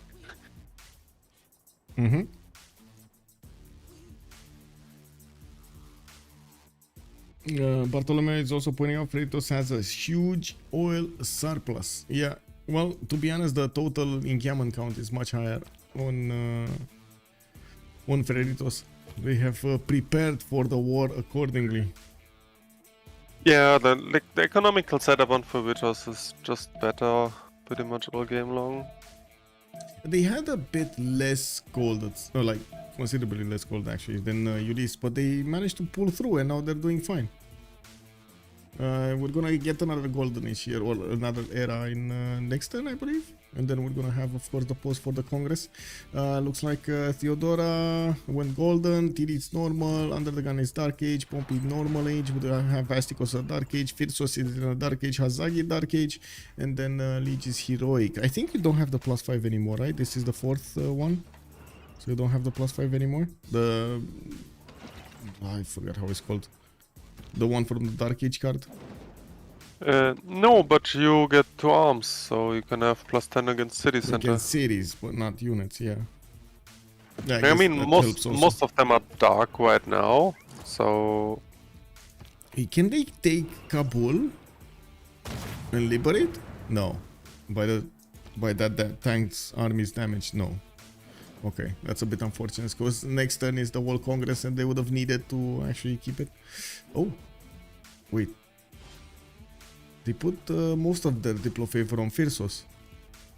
He's probably the only guy who's not minus. Yeah. But I really hope they're actually gonna spread it properly. Before the, turn ends. Yeah, now it has to be seen if Phyrsos is actually participating in the game. Yeah. Exactly. This is exactly the moment we see UnderTheGun shine, right? This is where you said he's shining. He's doing the math right now. He's putting down the numbers, crunching them, getting the bottom line for every player. Yeah, hopefully, if not, he exposes me. Yeah, Big Man 98 is saying Twilight Valor. Oh, thank you. Yes, indeed, Twilight Valor. Thank you.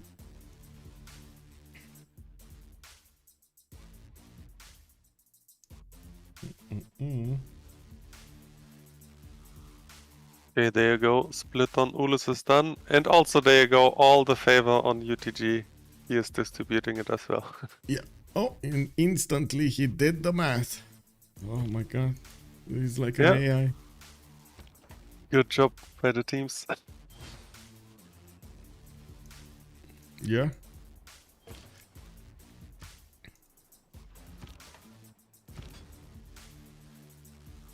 So, did you see City Skylines too, or you don't like simulators like that? I mean, actually, I think I tuned in like once or twice on your channel to have a quick look. But other than this, I don't know. Okay. I only played it like once at the beginning, like the first stream. Anyway. Yeah, yeah. Like from what you see, it's a mixed bag compared to CS1, right? Mm-hmm. Like there's some I have a lot of opinions on that. Some downs. I don't know. I really think people. It's pretty much the same with Civ7, right? So and it was always the way Civ was. Games of this scale, they just need 1 or 2 years to get to a level where they're actually really enjoyable. Because I think these days people do not realize anymore how much work a game of the scale actually is. Yep. They just need time. We're gonna have a pause of 2 minutes, and we're gonna get back to the game and to the discussion.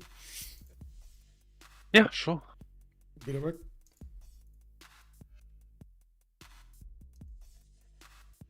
back. Let's see, how does the math work?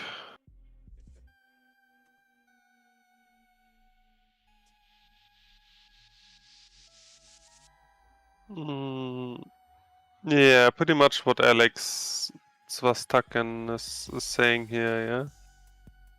There are certain thresholds for number of votes you need to get to.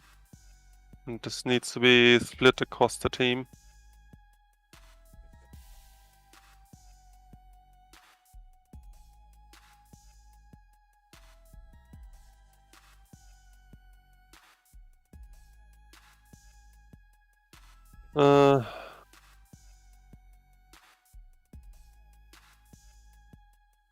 Yeah, I don't know, Mr. Machiavelli. I mean, I'm computer scientist myself, so I think I have a pretty pretty good estimate what it takes. But we can just agree to disagree on this.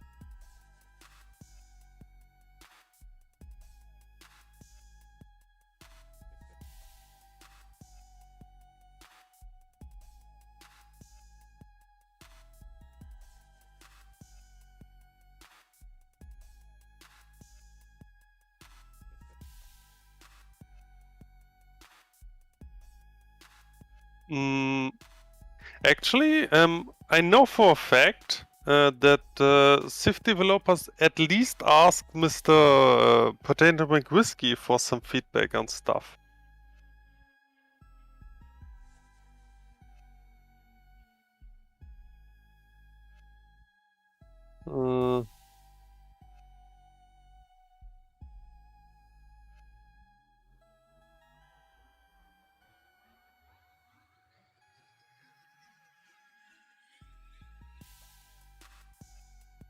Yeah, of course, but I mean, to be honest, even though CPL and also CivFR and every other multiplayer community in the world is pretty big, it's still tiny compared to the rest of the player base.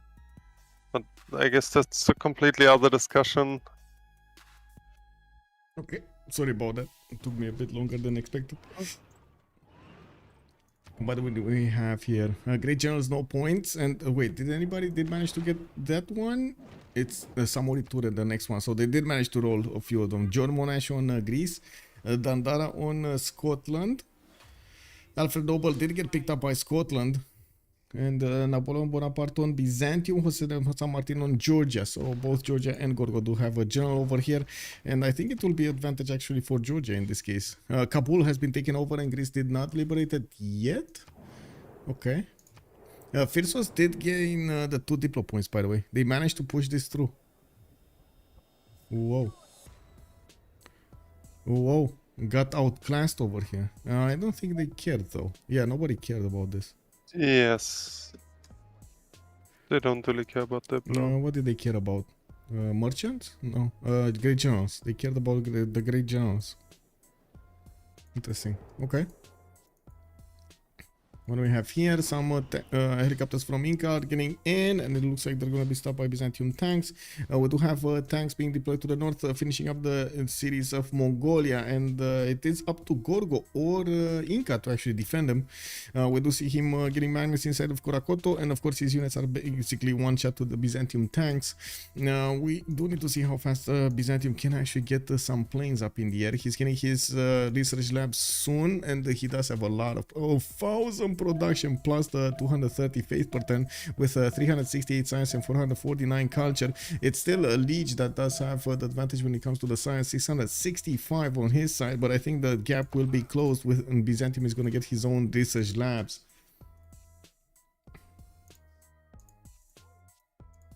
Oh no, I think I sparked a good old single player fun versus multiplayer balance discussion. I'm very sorry for it. You know, no problem. I do have to give my piece on City Skylines too, because I didn't say anything, everything in the review.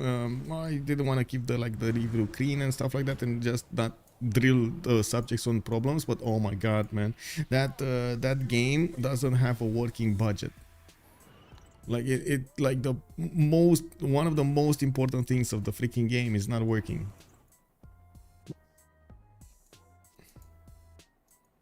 So what you referring to? I must have the missed City something. Skylines 2 budget. Oh, like for a city, you actually, to know if you're doing well or not, you actually need to look at the budget and see the numbers and adapt to how it's working.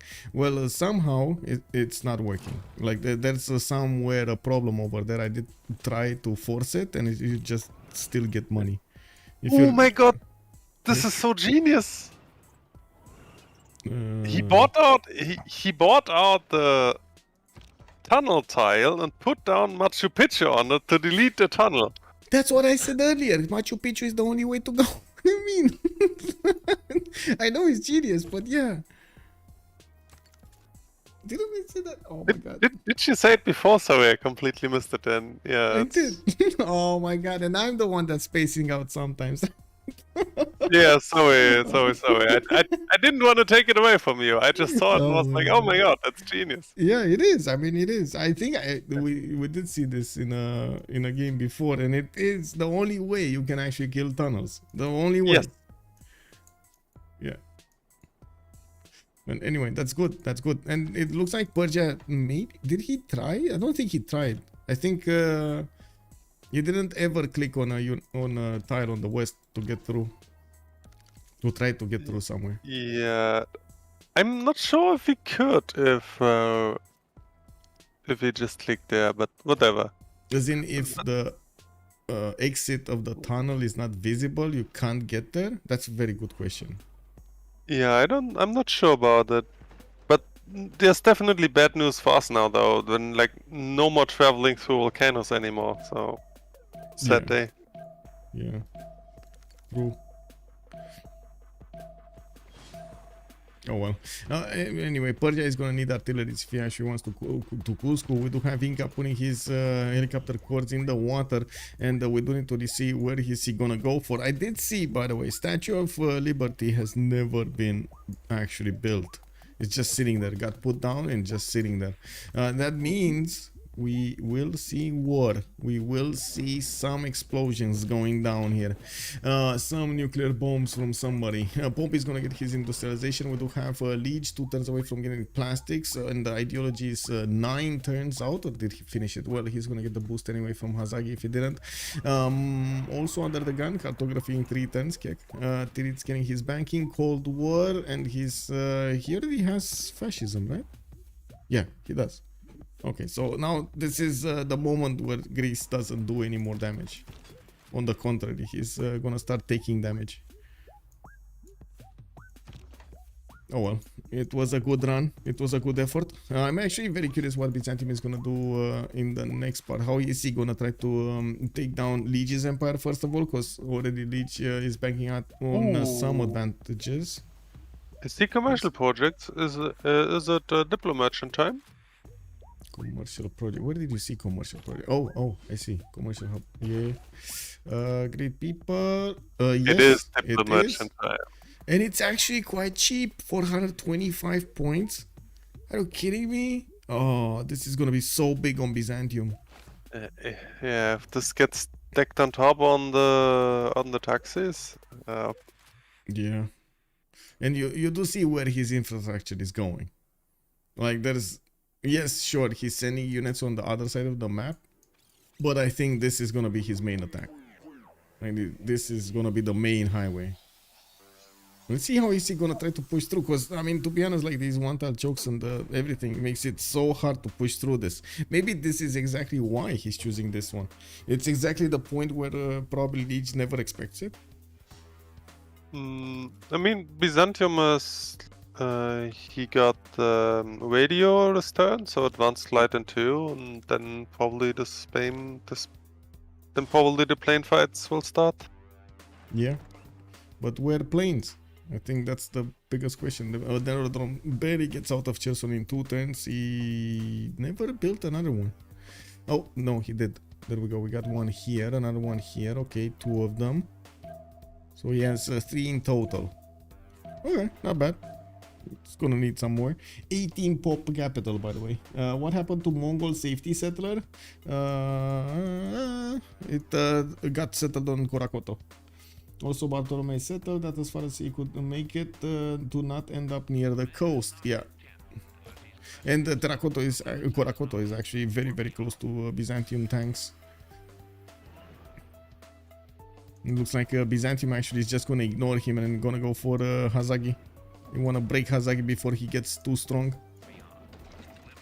I do see Titiits is also going for scientific theory and that Cold War. He's going to want to get his own labs and increase his science output. He's also getting war department, so he gets to pop a heal every time he actually kills a unit. And we do need to see if these Byzantium armies are going to manage to skew the war in his favor, or tilt the war, I should say, in his favor. Is it preserve or the chocolate hills? I don't think so. Wait, did he actually build a preserve? No, he didn't. No, this is just normal casual Me preserve. Hills. Like a good Genghis, he obviously put encampment next to Chocolate Hills, not preserve. Yeah. Also, this guy asking us how much taxes? 4. Chocolate Hills is buffed in BBG. Yes. The tiles are very bad in vanilla. What was it? 311 or something? Or in vanilla? I don't know about vanilla. I think they're There lacking was- production, if I remember correctly. It's a 1-to-1. So 1 food, 2 production, and 1 gold. Or 1 cents, I should say. Hey, Lobrox, thank you so much for the sub. Lobrock retained Much his appreciated. knighthood for 2 Thank you. months. Pompi slacking, or who did he convert? Yeah, he converted Pompi, but he couldn't convert Tbilisi properly. I think he just did. Yeah, he did it once again. Also, there's religion on Greece and Inca, so there's no option to get more religions for him. Oh, it's still +4. Wait, he lost the one on Pompi? No. What the? No. Why is he still on +4? I think the religion was actually found in Gori and not Tbilisi, no? I don't know. In Gori, it might have. Yeah, check it out. I think Gori is the holy city of. I'm not sure how to see the holy city. You can check in the religion screen. It tells you the holy city. All religions, no, Islam. Constantinople. But no, for the Georgia religion, because you need to convert the holy city for taxes to it. Yes, big brain fart. Wait a second, Georgia. It's Gori. Gori. There you go. Yeah, Yeah, Gori. he needs to convert Gori and not Oh Tbilisi. my god, all of this time he actually converted the other city. Oh. Oh my. Yeah, I think he just found out also, right? He converted the other city. He spent so much time. That was like what, 15 turns to move all of these missionaries? Wow. Yeah, that's a Wow. classic. Yeah. Maybe they never talked about it and they just assumed it. Naval raid from Inca. Not really happening. I guess I don't know where he's going actually with the helicopters. He's everywhere. Where is he going? Is he actually trying to get into the cities of Byzantium here? Interesting. And this is gonna be interesting if Astikos is gonna do anything with this attack. I mean, I guess that's the only way that he can actually do something here, even though he kind of gave up on a lot of strength, defensive strength. He's relying so much on these tanks and the fact that Persia doesn't have artillery with his armies to attack into him. Kikos_games_gr has joined the round table.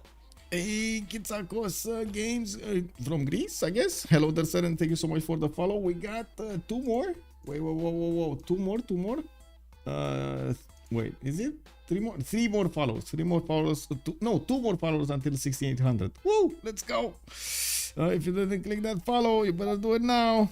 So no taxes from Georgia for him. Yeah, that's a problem. And I don't know when he's actually gonna get another apostle to go there, because I don't see one on the way. Maybe it will spread naturally. Copium. Yeah. 5 million years. You know, insert meme over here with waiting for in time. Every other city is following Georgia's religion. It won't. Yes. I think that was a bit of a joke.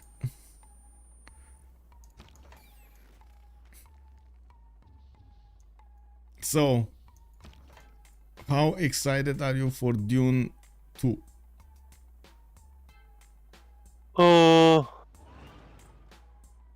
Okay, this comes out of the blue. I caught him off guard. I mean, honestly, I'm generally not getting too excited for films. Like, it's definitely one of these films I wanna see in the cinema. Yeah, that's why I asked. You know, it's one of those. Yeah. But like, honestly, I don't get too excited about this kind of stuff. Like, Okay. I don't know. I would also love to go to the cinema, but to be honest, every time I think of cinema, I think of very bad memories. I don't know, man. Not getting the full experience, you know, like people talking and stuff like that. Yeah, that's obviously unfortunate. Like, I guess I'm fortunate enough to have like a bunch of pretty established cinema where I live. So, like, pretty much I can choose. There's the mainline cinemas where everything is big and pretty and new. Yeah. Then there's established ones where just people go who actually enjoy watching a film, right? Oh, nice. Yes, me like it. Yes, yes, Like, nice. like you also have like art house stuff and everything you're looking for. Like, Yeah. Kiko Beaver, that's smart. What's smart? Oh, Georgia could buy a missionary and convert it themselves. Alex 2005 is making a point over here about Tbilisi. yeah, But he's not buying one. Does he? Wait, does he Tbilisi actually have doesn't. holy site? It doesn't He even doesn't. have holy site in Tbilisi. I think it's just the one holy site. Oh, In Georgia. that was actually the one holy site strategy on Georgia, yeah. A bit unfortunate though. Yeah. Also, Somnușor Desra. Big time Sage. Yeah. Well, Greece is getting pushed from the north. Looks like his artillery might die quite quickly here, and he does have some weak units in behind. He's starting to lose the tank war count, and those were the units holding him alive here. My God, this is going to take him so long to actually build. Taking a look at the yield stab here, Greece is 400 production, minus 77 gold, while Titiits is 479, and then Byzantium is 1,000. But so is Lege. I mean, to be honest, okay, how is Lege going to get out of this? Like, we kept on talking about how Byzantium is going to take him out, but how is Lege going to try to get out of this? What are The his Iranian options? situation. Their own nukes, that's it. Nukes. If he can get good nukes on Theodora, he may have a chance. I would say he's not gonna get them faster than Theodora, because I see Sprig just got to click on nuclear fission. That's why I'm asking for the... maybe click on Amitab to see the... 23 on Heimer. And it's only 5 on leash, so assumable he doesn't have uranium in his land? Yeah, that's Which I think a kinda- safe assumption. Which kinda kills this out. So honestly, I think they have no out. Okay. I mean, he's I trying to do something, and I guess this has some merits, like jet bombers, right? Jet bombers, massive jet bombers attacks against the Byzantium might break his defenses. Like getting like 7-8 to attack. Yeah, this is so slim though. Yeah, but I think that's the only way. I mean, he needs to apply something, and maybe he's gonna catch Byzantium in an off timing, because Byzantium has so many troops deployed to deal the damage against Greece here and save Georgia and get the cities of Mongolia and so on. That he might be too busy to handle Scotland too. Anyway, to the north though, Inca is dying slowly, but he's going down. Well, dying. He's going down slowly. Yeah. Let's just put it like this. If Leash or Lesh, or however you pronounce them, I'm actually not sure myself. Yeah. Oh. Actually finds a way to win this game. This would be the biggest magic trick I've seen in a long time. Yeah. I mean, then look at that. He might be taking over Cherson. In Byzantium just bought an air gun, but still that's not enough, right? These Scottish jet bombers don't actually take that much damage from the anti-air guns. We don't have a biplane also being deployed there. I think Spriggan should have. I'm pretty sure he does have. Yeah, he does have fighters. Oh, deployed another fighter. He's definitely trying to get as much defense over there as possible, but I'm pretty sure we're just gonna see them reposition towards the Sinop. Or redirecting their attacks, I should say, towards Sinop. Also, and now for my next trick, I'm going to DDoS Byzantium. Yeah, there we go. There we go. It's not really sportsman-like, but yeah, it is what it is. Yeah, but this is one of these to get rid of termites, just burn down the house, right? Basically, scorched earth tactic. I mean, it works, undeniably. Yeah, I mean, I saw it in movies once. You know how the predators actually kill the aliens? They dropped the nuke. It worked.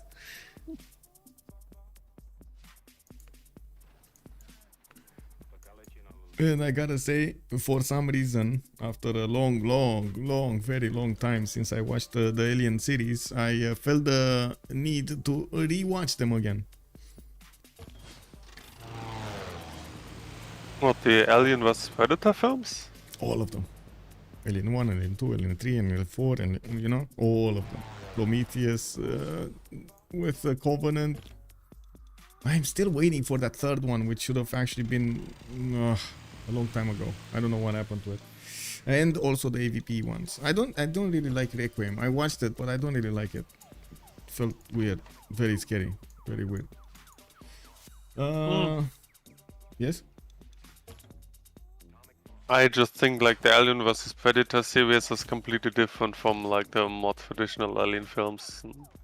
They have nothing in common other than like the name, but They kind of have the universe is kind of set in the same one.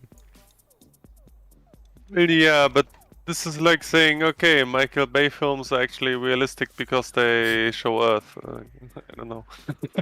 What? Yes. Yeah. Anyway, it is what it is. Like you said with Transformers, like you just watch it for the effects, not really for the story. Even though I am kind of a sucker for like space movies if they're done properly. Like with Yeah, I'm totally with you on this. I just think it's just completely different films. Yeah, I guess. Anyway, where did Inca helis go? Inca is still swimming his helis. I think Inca's helis are dead. Just saying, boys. I think Inca... Oh, no, they're all over the place. I don't know what they're doing, but they're all over the place. Yeah, Inca helicopters getting slammed by caravels makes a lot of sense as well, right? And, yeah. Body slamming. Caravels body slamming helicopters, you know? Like, I mean, think about the Flying Dutchman. This is what they were talking about. Yeah. And they're living life at the fullest. I mean, you know, they're enjoying the ocean, all of its glory over here. It's perfect. Yeah. I mean, who doesn't want to just sit on a boat's something and stay in the sunshine all day long while the boat does this?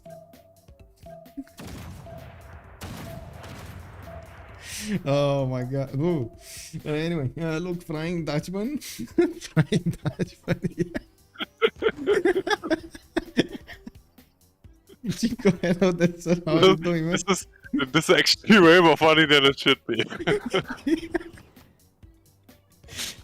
Yeah, helicopters flying 10,000 kilometers over water also makes sense. Perfect sense, man. I mean, they have a boat with them, so you know they're flying, they're getting on the boat, they're flying, they're getting on the boat. It's all good, man. That's why I'm saying. Where did we were thinking that they might try to go to America, but that didn't ever happen. Well, it does have one that is being deployed to the south. I'm pretty sure we do have walls here, so yeah, but still. America got a few muskemen to increase his health. Anyway, helicopter is pulling the boat. Oh, he's gonna get discovered. Didn't he discover him? Yeah, there we go. He found them. He found them. You can't even pillage, right? With the helicopters, the traders on the water? No. Yeah, the embarked units. Anyway, let's see. Inca pushing in. He's gonna start to do the pillages on Greece, and I do see Titiits is also gonna get his stealth tech in 5 turns, rapid deployment in 1. While it looks like they're gonna get back Kabul, we don't have that many units coming up from Greece, and it looks like he's kind of running out of steam. I'm not sure what's happening, but he just isn't pumping out units. Is he losing the units so fast that we don't even get to see them coming out of his series? Or it's just this production on him is just not helping him out at all? I mean, honestly, it just lost his army there. Yeah. I don't think much else will happen here. Okay, Cherson is getting defended. It looks like it was enough to get the anti-air gun. And of course, we do have the tanks all around that city center. We did have some attacks somewhere. No, oh my god, look at this. The airplane war will start soon.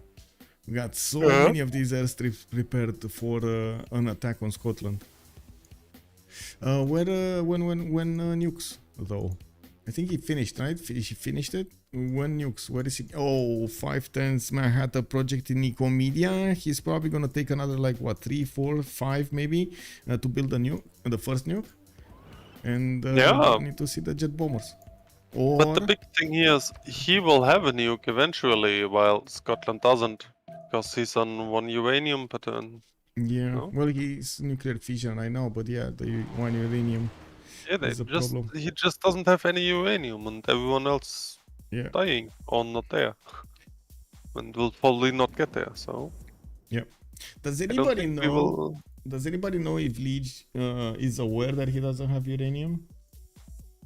Just don't tell me anything. Just tell me if you're on his stream. Tell me if he has uranium. UnderTheGun has 30 uranium. Wait, what? Oh, yeah, In because stock, yeah. Theodora is getting too much. So yeah, it's on the other team. Nutria691, hello there, sir. What about Culture Victory? Culture Victory is actually being held by Byzantium, by Sprig. Is 37 out of 132. Very far from actually getting a victory condition, but putting pressure and keeping his opponents off this victory. We do have Byzantine jet fighters also starting to get out of Byzantium cities, and we will need to see them deployed against the massive air force of Scotland. I do have to say Scotland did start up with 2 big aluminium tiles over here north of Stirling. So at least he does have, or should have, a lot of aluminium. Oh my god, he doesn't. 0001. Well, we got Theodora on 17. Oh, this is, I think, like... In some situations, having the number superiority goes over the lack of points that you're going to have on each unit. In most situations, though, when the lowering of the strength because of the lack of a resource starts to get into your units, it snowballs very quickly down. That is a problem. That is quite a problem here for Scotland. Anyway, Kabul has been taken. Looks like Byzantium is gonna keep it. Okay, we do have 80 crews coming up from Greece, and I'm pretty sure it's gonna be all up to Georgia to get some planes in the air. And we do see him actually getting into the territory of Greece, where 80 crew corps are waiting those helicopters. They can one-shot the helicopters, by the way. These are dangerous. The tanks, another story, and I'm pretty sure the traders are gonna be the first ones that Georgia will want to take away. He doesn't have the ability to take over cities because he doesn't have his artillery next to him, and these cities are way too strong. Ulyss are bleeding on all fronts. Yeah. They're still holding strong though. Parabolic also. Buongiorno, monsieur. Or I should say, how do you say sir in Italian? That's buongiorno in Italian, right? Like good morning in Italian. Good day, actually. Is it? Yeah. But what? How do you say sir in Italian? Signore. Oh, signore. Okay, there we go. Thank you, James. Much appreciated. Yeah, but Signore is just male, no? Buongiorno, Signore is like Guten Tag, der Herr. Yeah, like, yeah. Or like Good Day, sir. Yeah. Basically. It's male. No, jet fighters from Scotland also. Guidance systems on Theodora. Let's actually take a look over here. When is he getting? Still 3 turns until he's gonna get the first nuke. Those helicopters are not going anywhere. By the way, they never arrived at the cities of America. I don't know where they are. I do like how Byzantium spread around his forces so he doesn't let anything in. He was kind of forced because of Inca. And I do see he's getting trapped. Inca is getting trapped on the 7 seas here on the oceans. Now we do have also Persia finally getting his artillery corps to bear against the city of Cusco. It's just gonna be a matter of time until he actually takes that city down, now that he has the military hardware to do it. Also, I just always say ciao Bella, no matter who I face, yeah. Wow, you're telling everybody hello beautiful. Of course. Yeah, I mean, Why not? yeah, sure. I guess we're all beautiful human beings, you know? It is what it is. Mm. Yeah, I have like actually just down the street I have a very good Italian cafe where I like to go to drink my cappuccino. Oh, wait, I and you're am. like totally switching, you know, like a 007 hero over there. You're going into the bathroom stall, you're switching to your Italian attire, and then going to drink your coffee. No, I just go there Oh, okay. and try to speak some foreign languages. Oh, good. I mean, that's very good. That's what. Oh my God, this is something I so desperately, I would say, needed to advance my knowledge in other languages all of the time. You need to speak it, man. It's not enough to just read it or hear it in the movies. You need to actually speak it. Mhm. Yeah, also Barabuliko is saying, I'm currently in Serbia and they chow to greet people and say farewell or to say thank you. Wait, really? Oh, we got a GG. Astikos is calling it out. Though its face may change throughout We the got a ages, GG, boys. Team Ulyss had enough. history is written Unexpected from the timing, hand of but- the victor. Bene. Yeah, I mean, they tried. Astikos is saying they won on spawn. I'm not sure about that, but sure. Yeah. Do you think they did well, Team Ulyss, to remap the first one? Yes. They did, right? Yeah. Yeah, I was talking about this quite a bit. Mongolia being all alone over there on the island. Yeah, they would have been neutered. Ugh, that would have been bad. Anyway, GG well played to Freritos. They did manage to push the victory. We did have Byzantium over here getting so massive, and it does look like Lege was trying his best, and he did what he could with what he had, but couldn't actually get through Byzantium's defenses. We did have Persia putting down Inca here. Mongolia was also, well, kind of irrelevant to the game, a walking, talking military alliance, and on this side, Tamar was also getting strong and pushing into Greece, but 80 crews are gonna stop that from happening. And I'm pretty sure nukes are gonna have something to say about that. We're also gonna jump into the channel with them soon. Let me actually get my Discord here. You wanna join us, by the way, Justice? It's over CivFR, right?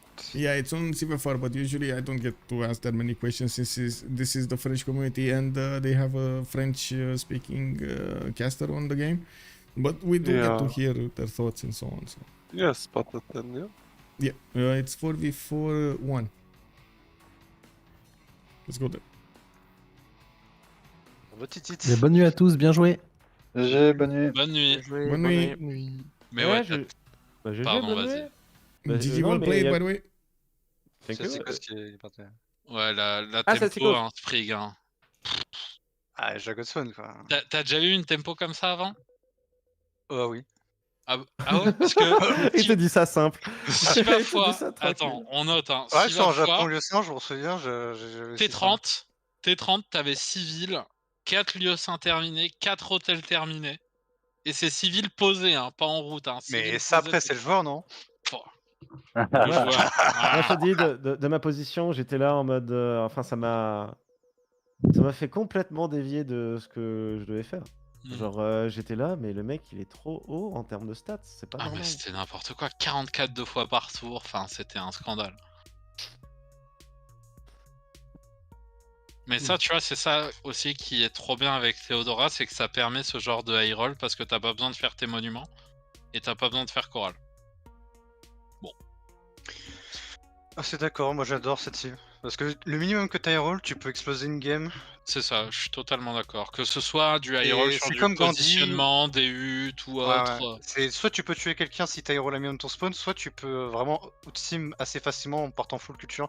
Et là j'ai misclick, genre j'ai demandé est-ce que je prends PNH ou. Mais après, après coup, vu que je faisais full place de tas, j'aurais dû prendre Lege, mais PNH c'était pour convertir mon petit pote au-dessus. J'aurais dû prendre Lege, ouais, vu que j'ai posé full place de tas, j'ai misclick. Mais sinon, Gaston ou bien TM? Nous on était étonnés dans la draft que vous l'ayez pas first pick du côté de Ulyss, over l'Écosse.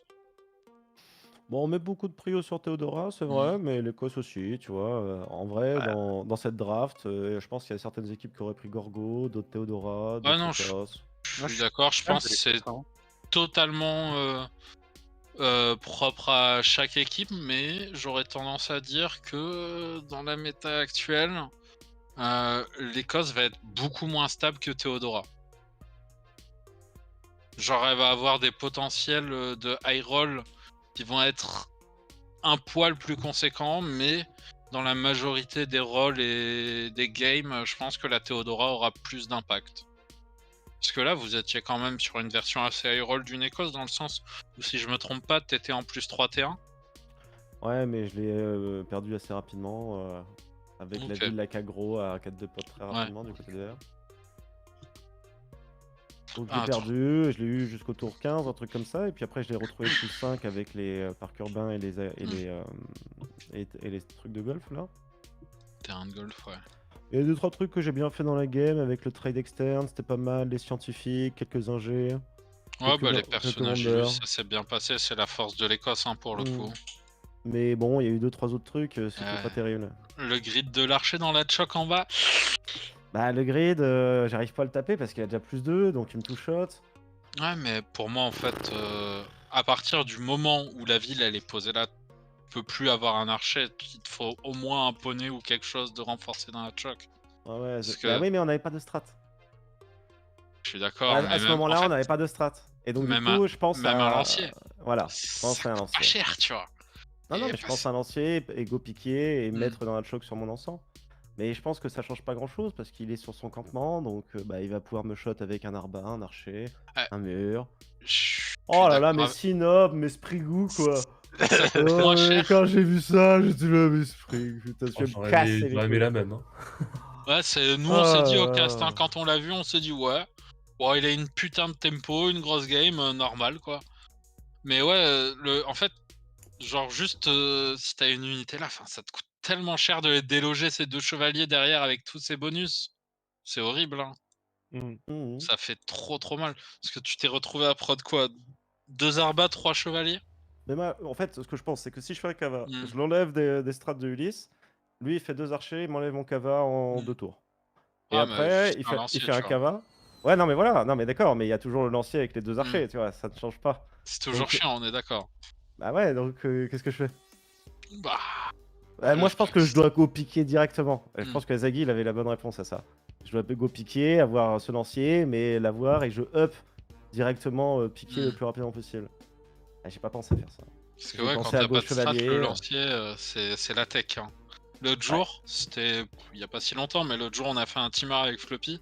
Il a push des varous avec des lanciers parce qu'on avait pas de strat. Non. Quand même, c'est trop. Bah, le mec avait pas de général. Oh merde.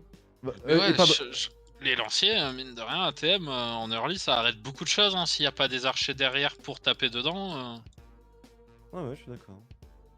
Trop souvent, on néglige les lanciers en mode ouais, ça se fait ouvrir en 2 par des spades. Mais le truc, c'est qu'ATM, les push early, c'est que des poneys. Hein. Ouais, j'imaginais plutôt, tu sais, aller sur chevalier, avoir à peu près un tempo, parce que comme je pars apprentissage assez rapidement, je pourrais peut-être faire du chevalier, mais même à ce moment-là, le faire, c'était quand même compliqué. Tu regarderas sur Civ Replay les... Okay, I'm gonna stop it there. Thank you so much, by the way, Justice, for joining us and giving us your read about the game over here. I do hope we're gonna see each other in the next ones as well. I do want us to thank everybody for watching the game, and of course, I do hope you enjoyed it with me and Justice tonight. We don't know exactly when the next game is gonna be, but I'm gonna try to get my schedule all in order tomorrow or the day after tomorrow, and I'm gonna put up an announcement over there. We do have the 2v2s getting into the final stages. We do have also CPO Premier and the CivFR Squadrons still going, and we're gonna need to see when the Hidden Cup is gonna be this month. I would assume after the 20th, so in a few weeks. Thank you so much for everything, by the way, guys, for the subs, for the gifts, for the bits, much appreciated. Big shout out, man, for that early Raid also Elephant Guy, thank you so much. And of course for the choo-choo train we had at the beginning of the stream, thank you so much, Anonymous Gifter as well. I do want to also say, if you want to check out my schedule, it is usually up on my Discord, exclamation mark Discord in the Twitch chat, or if you're watching from YouTube, you should be able to take a look at the description down below of the video and get the invite from there. I do try as much as possible to get the videos as quickly as possible, or these I should say live streams from YouTube as quickly as possible, rendered and processed over there for I would say for the long term, preparing them for the long term, cutting the beginning, adding a few stuff and so on and so forth, but it does take quite a few hours, so I'm sorry about that. It will probably be unlisted and then it's going to be listed again after the changes will be done. Also, don't forget to subscribe to the channel, and much appreciated for, of course, all of your support. See you soon and have a good evening. Have some fun with some Civilization 6 games. Bye bye.